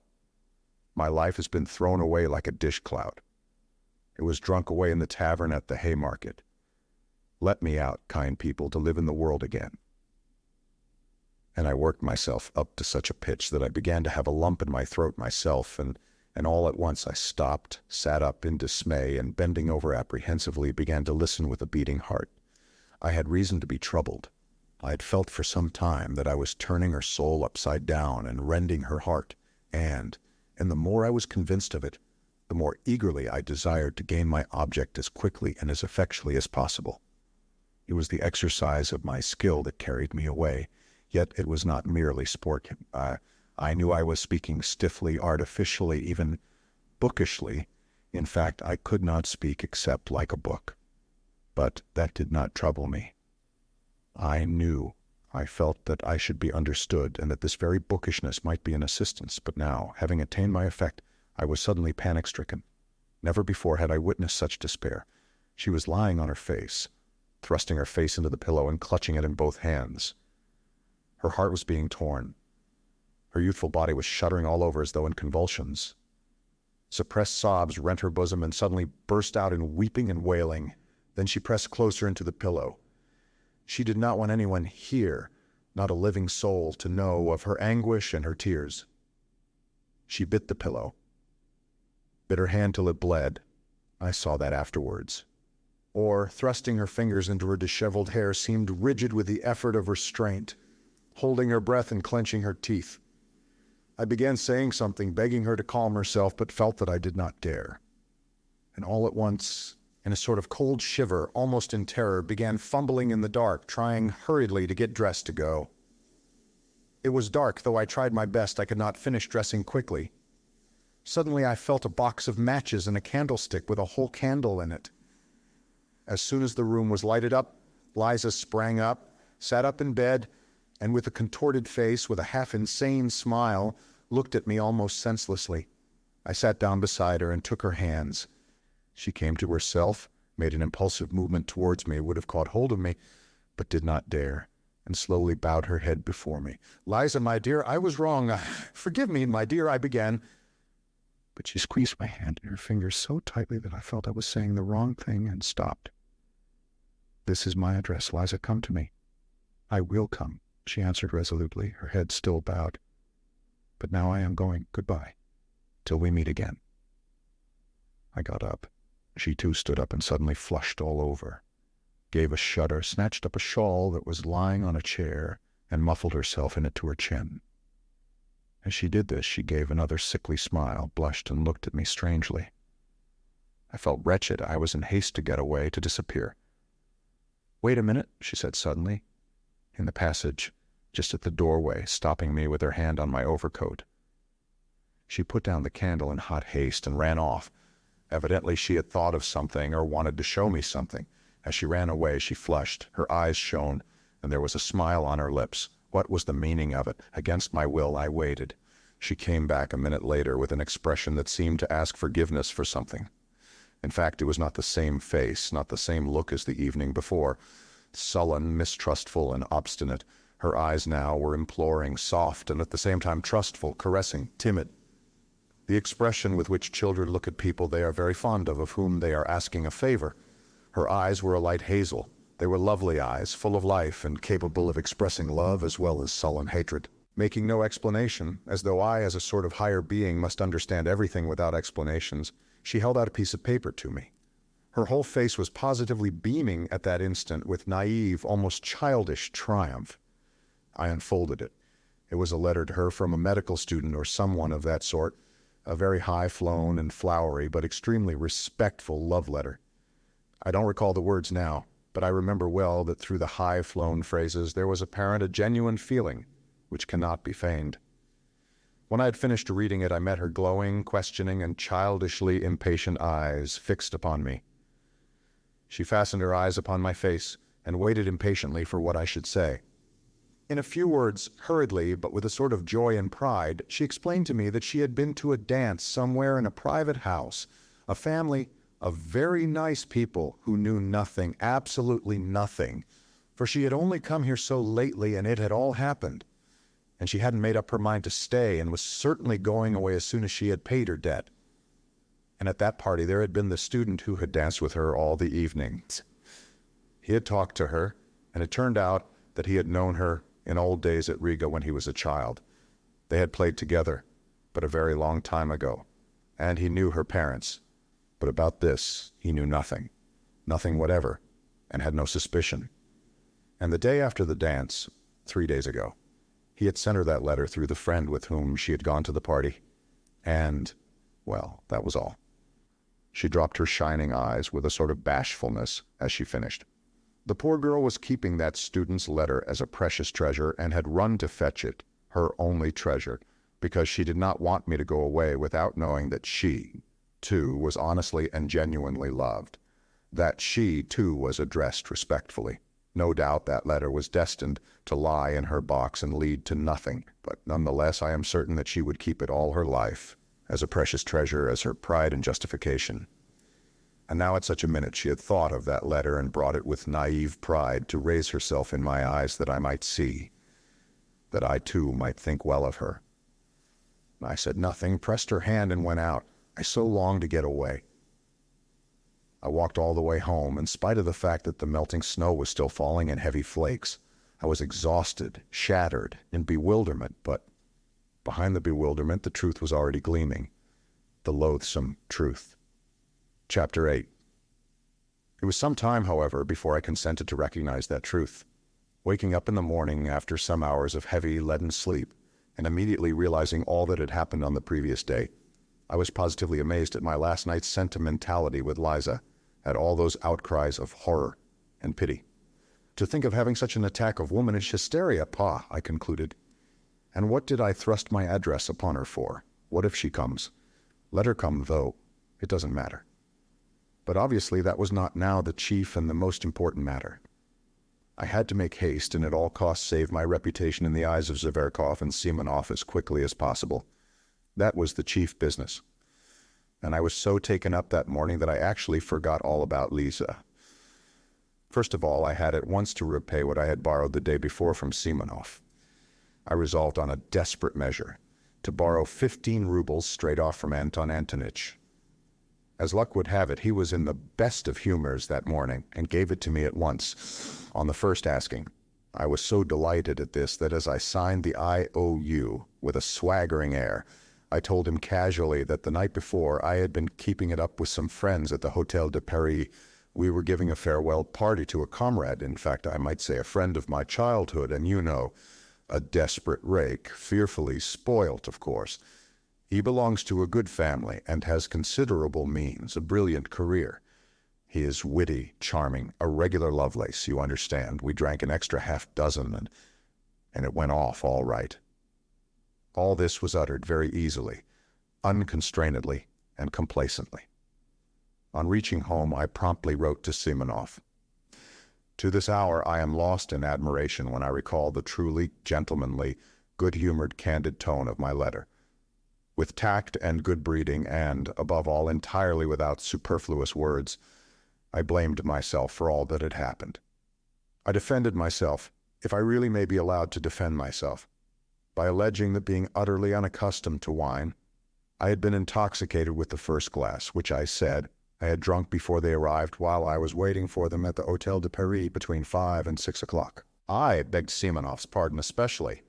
I asked him to convey my explanations to all the others, especially to Zverkov, whom I seemed to remember as though in a dream I had insulted. I added that I would have called upon all of them myself, but my head ached, and besides I had not the face to. I was particularly pleased with a certain lightness, almost carelessness, strictly within the bounds of politeness, however, which was apparent in my style and better than any possible arguments gave them at once to understand that I took rather an independent view of all that unpleasantness last night, that I was by no means so utterly crushed as you, my friends, probably imagine, but on the contrary, looked upon it as a gentleman serenely respecting himself should look upon it. On a young hero's past no censure is cast. There is actually an aristocratic playfulness about it, I thought admiringly as I read over the letter. And it's all because I'm an intellectual and cultivated man. Another man in my place would not have known how to extricate himself, but here I have got out of it and am as jolly as ever again, and all because I am a cultivated and educated man of our day. And indeed, perhaps everything was due to the wine yesterday. No, it was not the wine. I did not drink anything at all between 5 and 6 when I was waiting for them. I had lied to Semenov. I had lied shamelessly, and indeed I wasn't ashamed now. Hang it all, though, the great thing was that I was rid of it. I put 6 rubles in the letter, sealed it up, and asked Apollon to take it to Semenov. When he learned that there was money in the letter, Apollon became more respectful and agreed to take it. Towards evening, I went out for a walk. My head was still aching and giddy after yesterday, but as evening came on and the twilight grew denser, my impressions, and following them, my thoughts grew more and more different and confused. Something was not dead within me. In the depths of my heart and conscience it would not die, and it showed itself in acute depression. For the most part, I jostled my way through the most crowded business streets, along Myeshchansky Street, along Sadovy Street, and in Yusupov Garden. I always liked particularly sauntering along these streets in the dusk, just when there were crowds of working people of all sorts going home from their daily work, with faces looking cross with anxiety. What I liked was just that cheap bustle, that bare prose. On this occasion, the jostling of the streets irritated me more than ever. I could not make out what was wrong with me. I could not find the clue. Something seemed rising up continually in my soul, painfully, and refusing to be appeased. I returned home completely upset. It was just as though some crime were lying on my conscience. The thought that Liza was coming worried me continually. It seemed queer to me that of all my recollections of yesterday, this tormented me, as it were, especially as it were quite separately. Everything else I had quite succeeded in forgetting by the evening. I dismissed it all and was still perfectly satisfied with my letter to Semenov. But on this point I was not satisfied at all. It was as though I were worried only by Liza. What if she comes, I thought incessantly. Well, it doesn't matter. Let her come. It's horrid that she should see, for instance, how I live. Yesterday I seemed such a hero to her, while now, it's horrid, though, that I have let myself go so. The room looks like a beggar's, and I brought myself to go out to dinner in such a suit, and my American leather sofa with the stuffing sticking out, and my dressing gown which will not cover me, such tatters, and she will see all this, and she will see Apollon. That beast is certain to insult her. He will fasten upon her in order to be rude to me, and I, of course, shall be panic-stricken as usual. I shall begin bowing and scraping before her, and pulling my dressing gown around me. I shall begin smiling, telling lies. Oh, the beastliness. And it isn't the beastliness of it that matters most. There's something more important, more loathsome, viler, yes, viler, and to put on that dishonest lying mask again. When I reached that thought, I fired up all at once. Why dishonest? How dishonest? I was speaking sincerely last night. I remember there was real feeling in me, too. What I wanted was to excite an honorable feeling in her. Her crying was a good thing. It will have a good effect. Yet I could not feel at ease. All that evening, even when I had come back home, even after 9 o'clock when I calculated that Liza could not possibly come, still she haunted me. And what was worse, she came back to my mind always in the same position. One moment out of all that had happened last night stood vividly before my imagination, the moment when I struck a match and saw her pale, distorted face with its look of torture. And what a pitiful, what an unnatural, what a distorted smile she had at that moment, but I did not know then that 15 years later I should still in my imagination see Liza always with the pitiful, distorted, inappropriate smile which was on her face at that minute. Next day I was ready again to look upon it all as nonsense, due to overexcited nerves, and, above all, as exaggerated. I was always conscious of that weak point of mine, and sometimes very much afraid of it.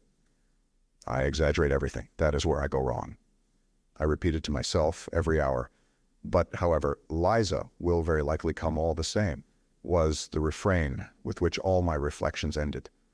I was so uneasy that I sometimes flew into a fury. "She'll come. She's certain to come," I cried, running about the room. "If not today, she'll come tomorrow. She'll find me out. The damnable romanticism of these pure hearts. Oh, the vileness. Oh, the silliness. Oh, the stupidity of these wretched sentimental souls. Why, how fail to understand? How could one fail to understand?" But at this point I stopped short, and in great confusion indeed. And how few words I thought in passing were needed, how little of the idyllic and affectedly, bookishly, artificially idyllic, too, had sufficed to turn a whole human life at once according to my will. That's virginity, to be sure, freshness of soil. At times a thought occurred to me to go to her, to tell her all and beg her not to come to me. But this thought stirred such wrath in me that I believed I should have crushed that damned Liza, if she had chanced to be near me at the time. I should have insulted her, have spat at her, have turned her out, have struck her. One day passed, however, another and another. She did not come, and I began to grow calmer. I felt particularly bold and cheerful after 9 o'clock. I even sometimes began dreaming, and rather sweetly. I, for instance, became the salvation of Liza simply through her coming to me and my talking to her. I develop her, educate her. Finally, I notice that she loves me passionately. I pretend not to understand. I don't know, however, why I pretend, just for effect perhaps. At last, all confusion transfigured, trembling and sobbing, she flings herself at my feet and says that I am her savior, and that she loves me better than anything in the world. I am amazed, but... "Liza," I say, "can you imagine that I have not noticed your love? I saw it all. I divined it, but I did not dare to approach you first because I had an influence over you and was afraid that you would force yourself from gratitude to respond to my love, would try to rouse in your heart a feeling which was perhaps absent, and I did not wish that, because it would be tyranny. It would be indelicate. In short, I launch off at that point into European, inexplicably lofty subtleties a la George Sand. But now you are mine. You are my creation. You are pure. You are good. You are my noble wife. Into my house come bold and free. Its rightful mistress there to be. Then we begin living together, go abroad, and so on, and so on. In fact, in the end, it seemed vulgar to me myself, and I began putting out my tongue at myself. Besides, they won't let her out, the hussy, I thought. They don't let them go out very readily, especially in the evening. For some reason, I fancied she would come in the evening, and at 7 o'clock precisely. Though she did say she was not altogether a slave there yet, and had certain rights. So, damn it all, she will come, she is sure to come. It was a good thing, in fact, that Apollon distracted my attention at that time by his rudeness. He drove me beyond all patience. He was the bane of my life, the curse laid upon me by Providence. We had been squabbling continually for years, and I hated him. My God, how I hated him. I believe I had never hated anyone in my life as I hated him, especially at some moments. He was an elderly, dignified man who worked part of his time as a tailor, but for some unknown reason he despised me beyond all measure and looked down upon me insufferably, though indeed he looked down upon everyone. Simply to glance at that flaxen, smoothly brushed head, at the tuft of hair he combed up on his forehead and oiled with sunflower oil, at that dignified mouth, compressed into the shape of the letter V, made one feel one was confronting a man who never doubted of himself. He was a pedant to the most extreme point, the greatest pedant I had met on earth, and with that had a vanity only befitting Alexander of Macedon. He was in love with every button on his coat, every nail on his fingers, absolutely in love with them, and he looked it. In his behavior to me he was a perfect tyrant. He spoke very little to me, and if he chanced to glance at me, he gave me a firm, majestically self-confident, and invariably ironical look that drove me sometimes to fury. He did his work with the air of doing me the greatest favor, though he did scarcely anything for me, and did not indeed consider himself bound to do anything. There could be no doubt that he looked upon me as the greatest fool on earth, and that he did not get rid of me was simply that he could get wages from me every month. He consented to do nothing for me for 7 rubles a month. Many sins should be forgiven me for what I suffered from him.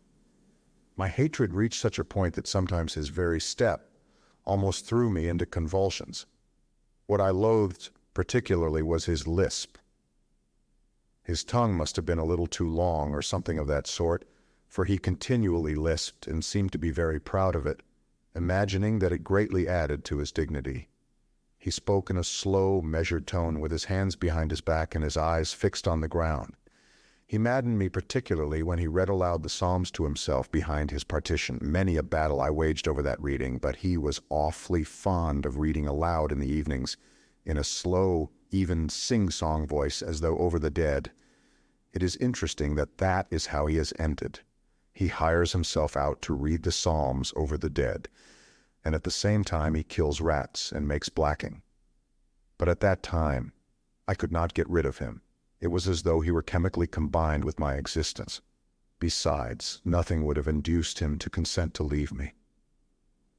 I could not live in furnished lodgings. My lodging was my private solitude, my shell, my cave, in which I concealed myself from all mankind. And Apollon seemed to me, for some reason, an integral part of that flat. And for 7 years I could not turn him away. To be 2 or 3 days behind with his wages, for instance, was impossible. He would have made such a fuss I should not have known where to hide my head. But I was so exasperated with everyone during those days that I made up my mind for some reason and with some object to punish Apollon and not to pay him for a fortnight the wages that were owing him. I had for a long time, for the last 2 years, been intending to do this, simply in order to teach him not to give himself airs with me, and to show him that if I liked, I could withhold his wages. I purposed to say nothing to him about it, and was purposely silent indeed, in order to score off his pride and force him to be the first to speak of his wages. Then I would take the 7 rubles out of a drawer, show him I have the money put aside on purpose, but that I simply won't pay him his wages. I won't, just because that is what I wish, because I am master and it is for me to decide, because he has been disrespectful, because he has been rude. But if he were to ask respectfully, I might be softened and give it to him.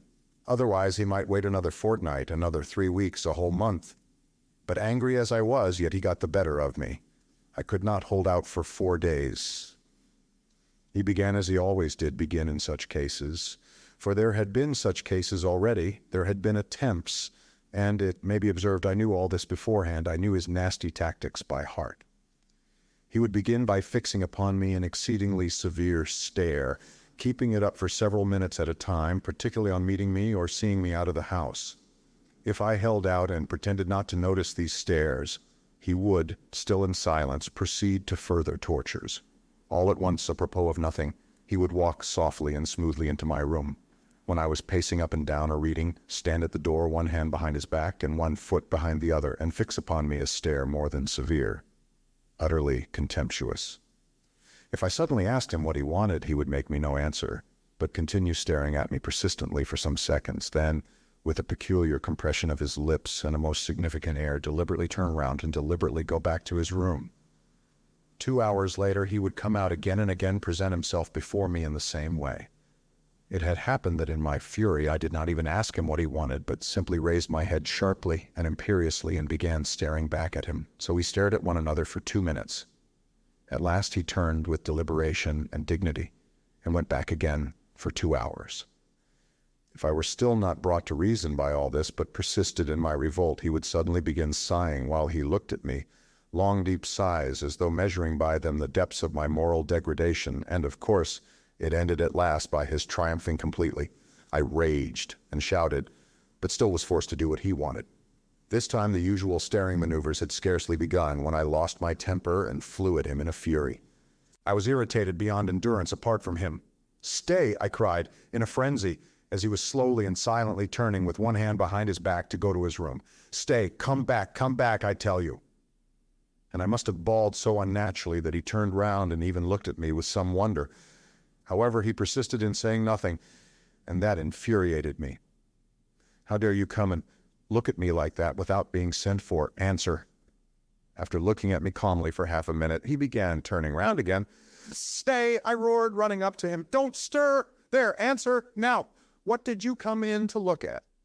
"If you have any order to give me, it's my duty to carry it out," he answered, after another silent pause, with a slow, measured lisp, raising his eyebrows and calmly twisting his head from one side to another, all this with exasperating composure. "That's not what I am asking you about, you torturer," I shouted, turning crimson with anger. I'll tell you why you came here myself. You see, I don't give you your wages. You are so proud you don't want to bow down and ask for it, and so you come to punish me with your stupid stares, to worry me, and you have no suspic on how stupid it is. Stupid, stupid, stupid, stupid. He would have turned round again without a word, but I seized him. Listen, I shouted to him. Here's the money. Do you see? Here it is. I took it out of the table drawer. Here's the 7 rubles complete, but you are not going to have it. You are not going to have it until you come respectfully with bowed head to beg my pardon. Do you hear? That cannot be, he answered with the most unnatural self-confidence. It shall be so. I said, I give you my word of honor. It shall be. And there's nothing for me to beg your pardon for? He went on, as though he had not noticed my exclamations at all. Why, besides, you called me a torturer, for which I can summon you at the police station at any time for insulting behavior. Go, summon me, I roared. Go at once, this very minute, this very second. You are a torturer all the same, a torturer. But he merely looked at me, then turned, and regardless of my loud calls to him, he walked to his room with an even step and without looking round. If it had not been for Liza, nothing of this would have happened, I decided inwardly. Then after waiting a minute, I went myself behind his screen with a dignified and solemn air, though my heart was beating slowly and violently.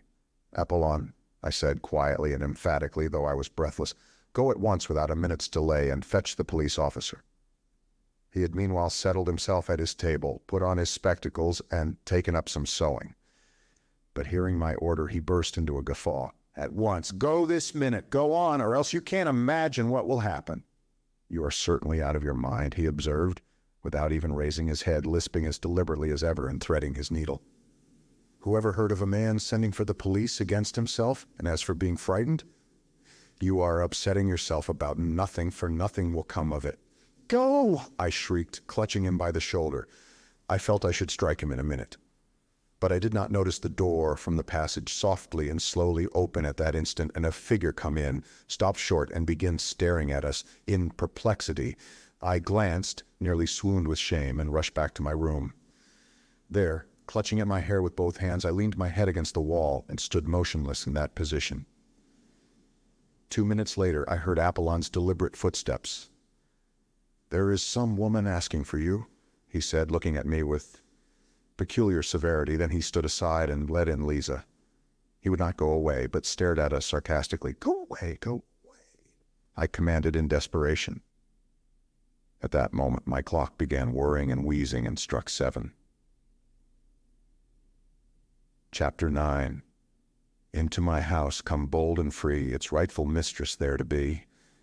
I stood before her, crushed, crestfallen, revoltingly confused, and I believe I smiled as I did my utmost to wrap myself in the skirts of my ragged, wadded dressing gown, exactly as I had imagined the scene not long before in a fit of depression.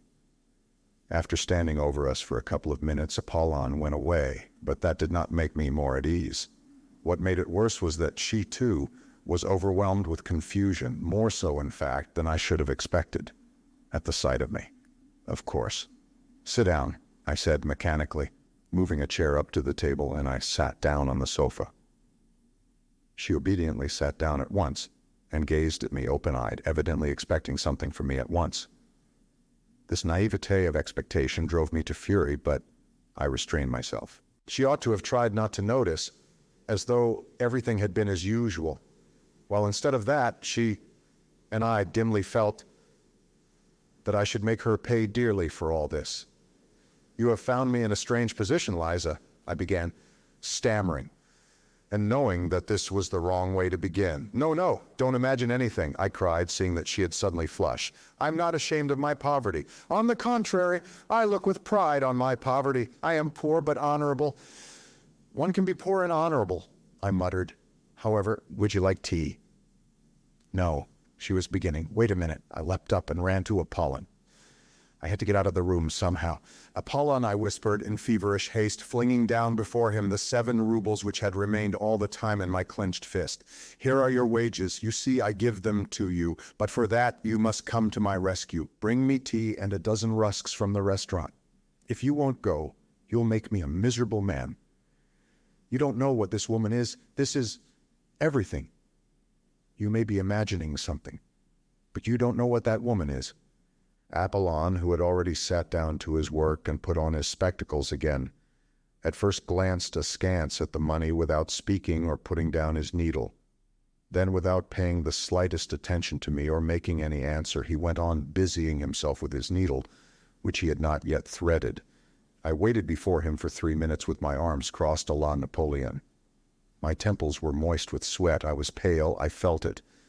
But thank God, he must have been moved to pity, looking at me. Having threaded his needle, he deliberately got up from his seat, deliberately moved back his chair, deliberately took off his spectacles, deliberately counted the money, and finally asking me over his shoulder, "Shall I get a whole portion?" deliberately walked out of the room. As I was going back to Liza, the thought occurred to me on the way.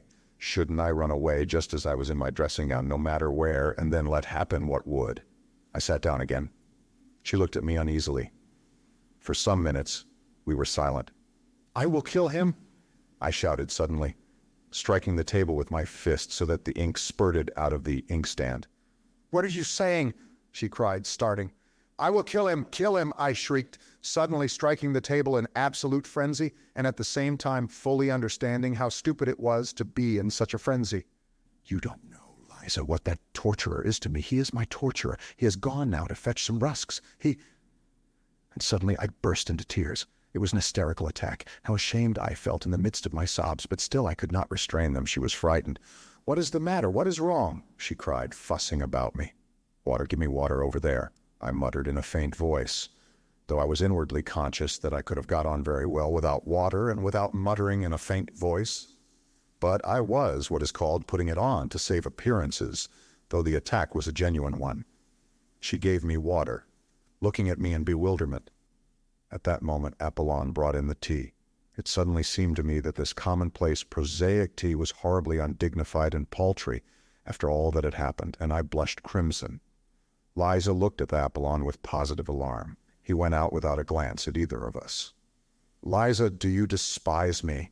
I asked, looking at her fixedly, trembling with impatience to know what she was thinking. She was confused and did not know what to answer. "Drink your tea," I said to her angrily.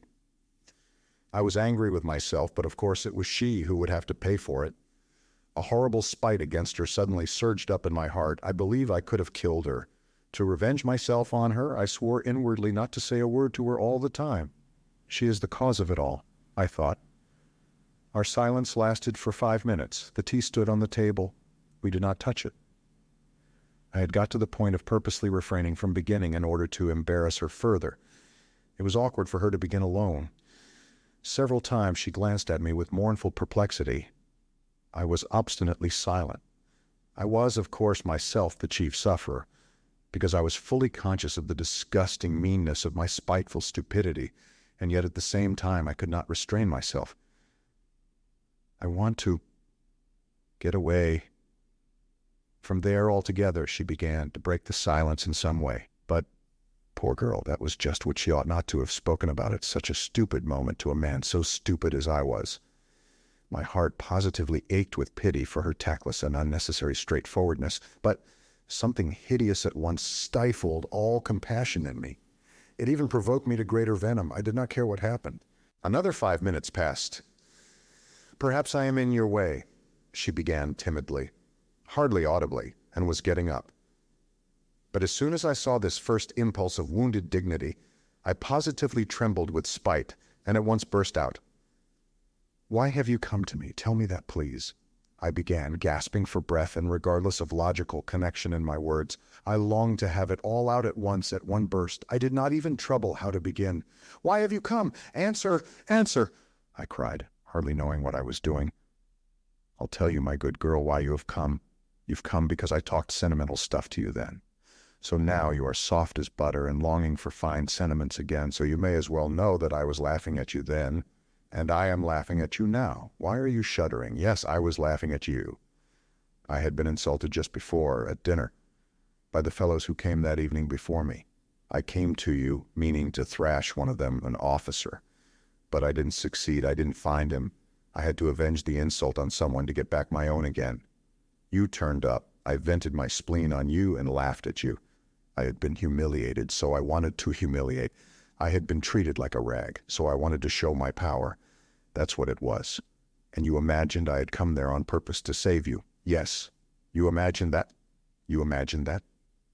I knew that she would perhaps be muddled and not take it all in exactly, but I knew too that she would grasp the gist of it very well indeed. And so indeed she did. She turned white as a handkerchief, tried to say something, and her lips worked painfully.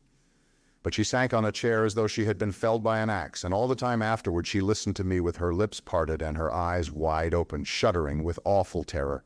The cynicism of my words overwhelmed her. Save you, I went on, jumping up from my chair and running up and down the room before her. Save you from what? But perhaps I'm worse than you myself. Why didn't you throw it in my teeth when I was giving you that sermon? But what did you come here yourself for? Was it to read us a sermon? Power. Power was what I wanted then. Sport was what I wanted. I wanted to wring out your tears, your humiliation, your hysteria. That was what I wanted then. Of course, I couldn't keep it up then because I am a wretched creature. I was frightened, and the devil knows why I gave you my address in my folly. Afterwards, before I got home, I was cursing and swearing at you because of that address. I hated you already, because of the lies I had told you, because I only like playing with words, only dreaming. But do you know, what I really want is that you should all go to hell. That is what I want. I want peace. Yes, I'd sell the whole world for a farthing straight off, so long as I was left in peace. Is the world to go to pot, or am I to go without my tea? I say that the world may go to pot for me, so long as I always get my tea. Did you know that or not? Well, anyway, I know that I am a blackguard, a scoundrel, an egoist, a sluggard. Here I have been shuddering for the last 3 days at the thought of your coming. And do you know what has worried me particularly for these 3 days? That I posed as such a hero to you, and now you would see me in a wretched, torn dressing gown, beggarly, loathsome. I told you just now that I was not ashamed of my poverty, so you may as well know that I am ashamed of it.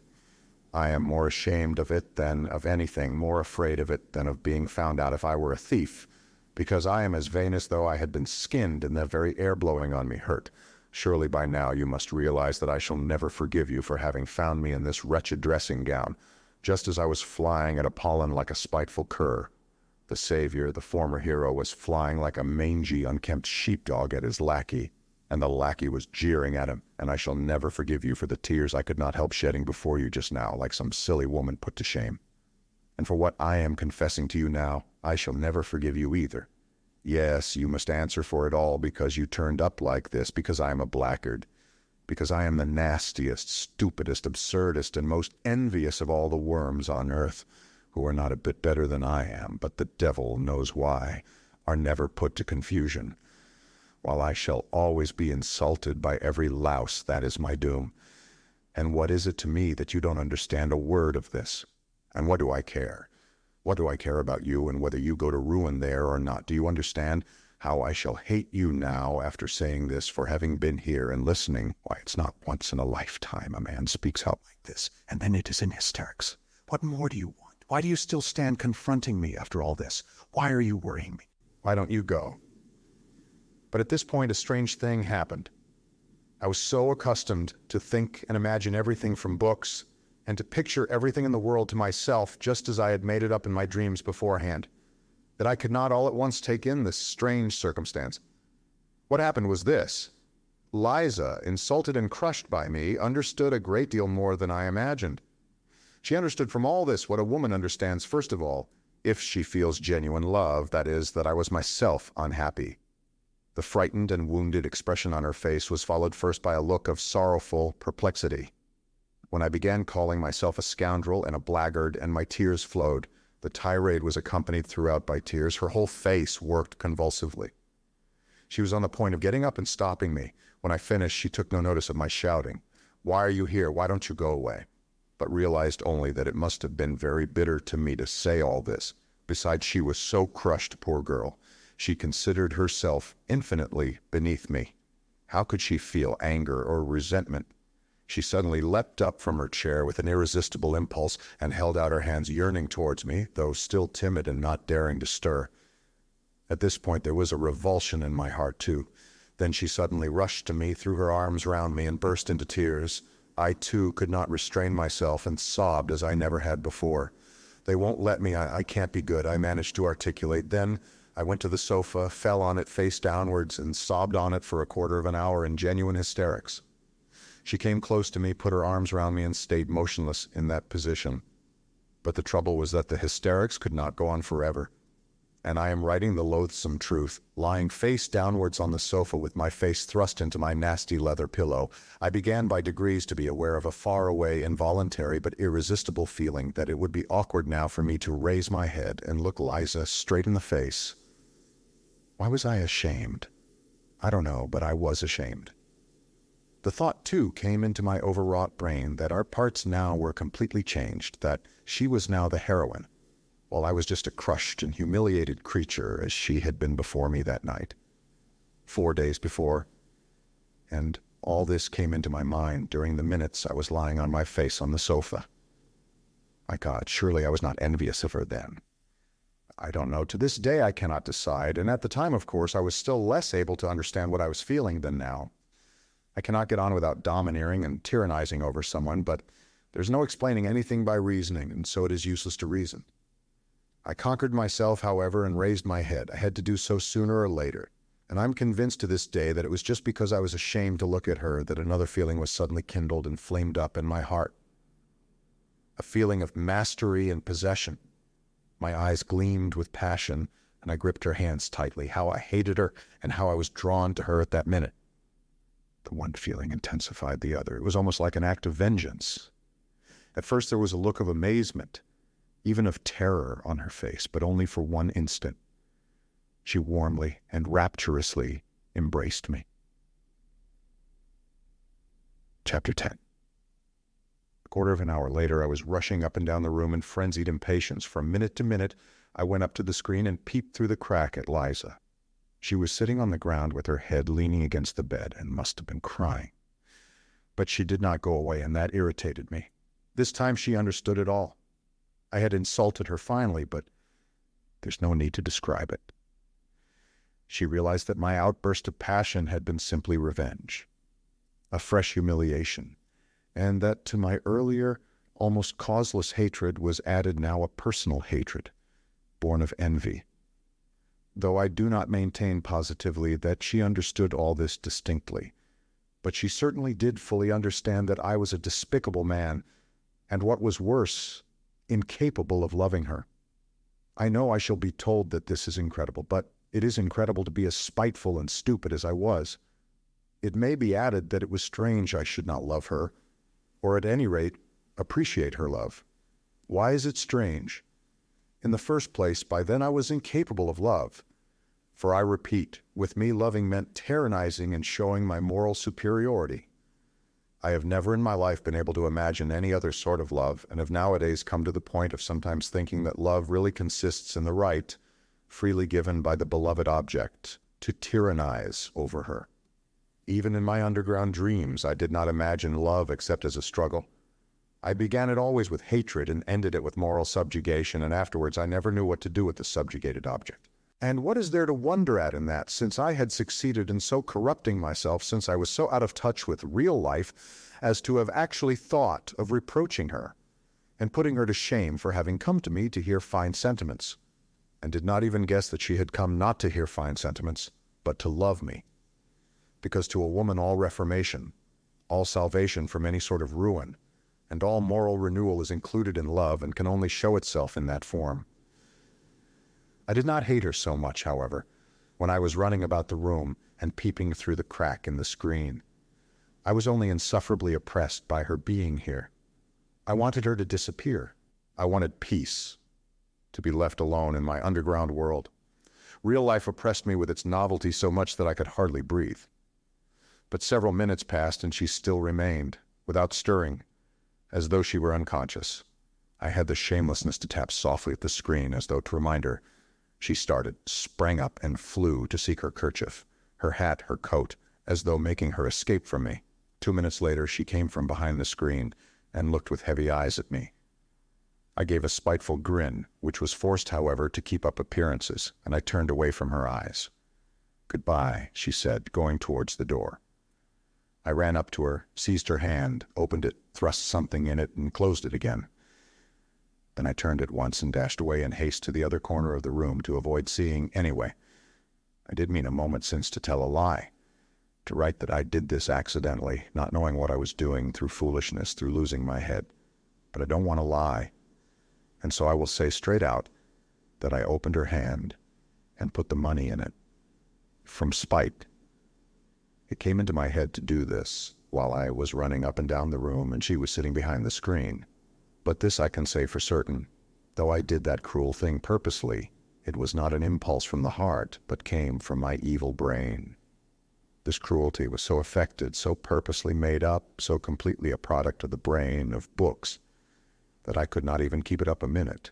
First I dashed away to avoid seeing her, and then, in shame and despair, rushed after Liza. I opened the door in the passage and began listening. "Lisa, Lisa," I cried on the stairs, but in a low voice, not boldly. There was no answer, but I fancied I heard her footsteps, lower down on the stairs. "Lisa," I cried more loudly. No answer. But at that minute I heard the stiff outer glass door open heavily with a creak and slam violently. The sound echoed up the stairs. She had gone. I went back to my room in hesitation. I felt horribly oppressed. I stood still at the table beside the chair on which she had sat, and looked aimlessly before me. A minute passed. Suddenly I started. Straight before me on the table I saw.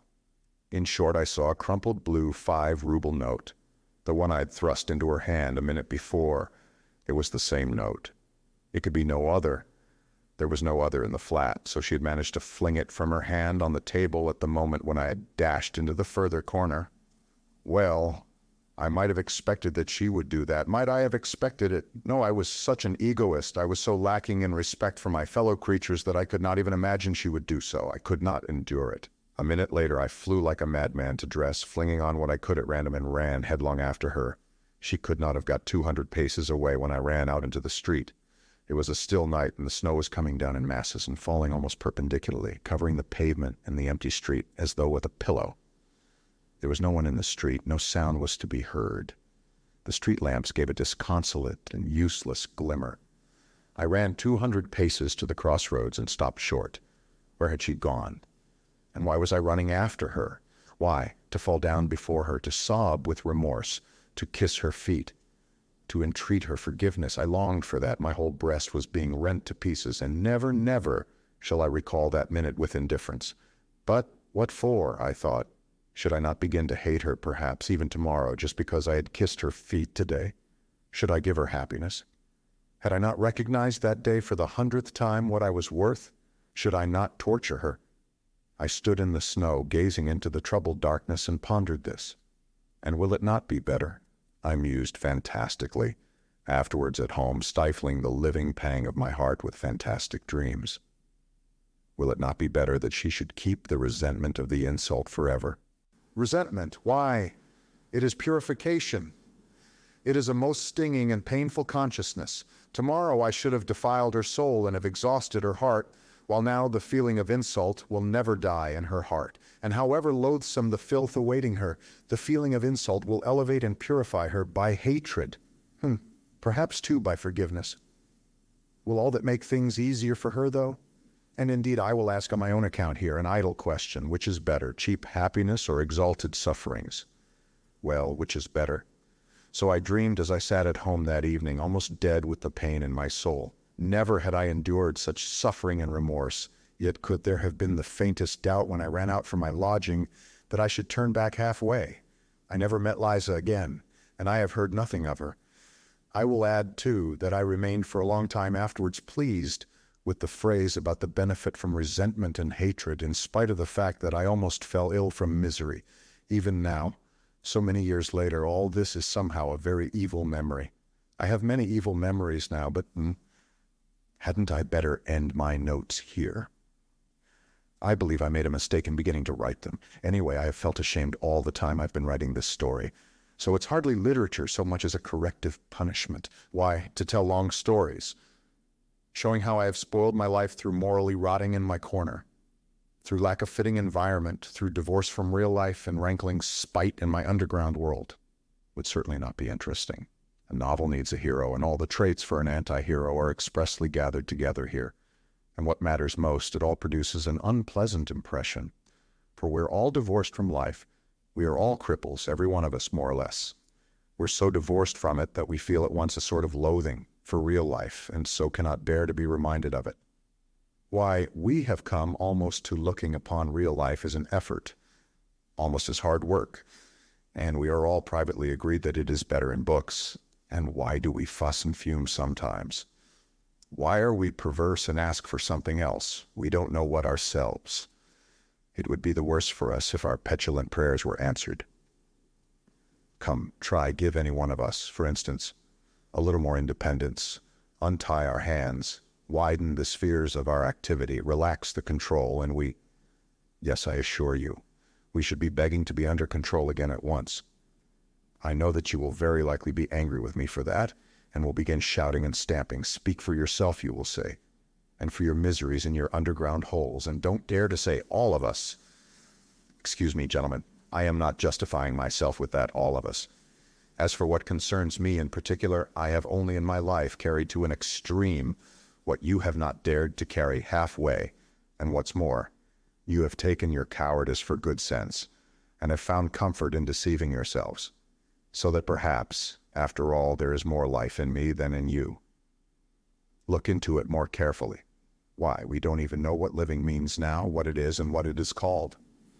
Leave us alone without books, and we shall be lost and in confusion at once. We shall not know what to join on to, what to cling to, what to love and what to hate, what to respect and what to despise. We are oppressed at being men with a real individual body and blood. We are ashamed of it. We think it a disgrace and try to contrive to be some sort of impossible generalized man. We are stillborn, and for generations past have been begotten, not by living fathers. And that suits us better and better. We are developing a taste for it. Soon we shall contrive to be born somehow from an idea. But enough.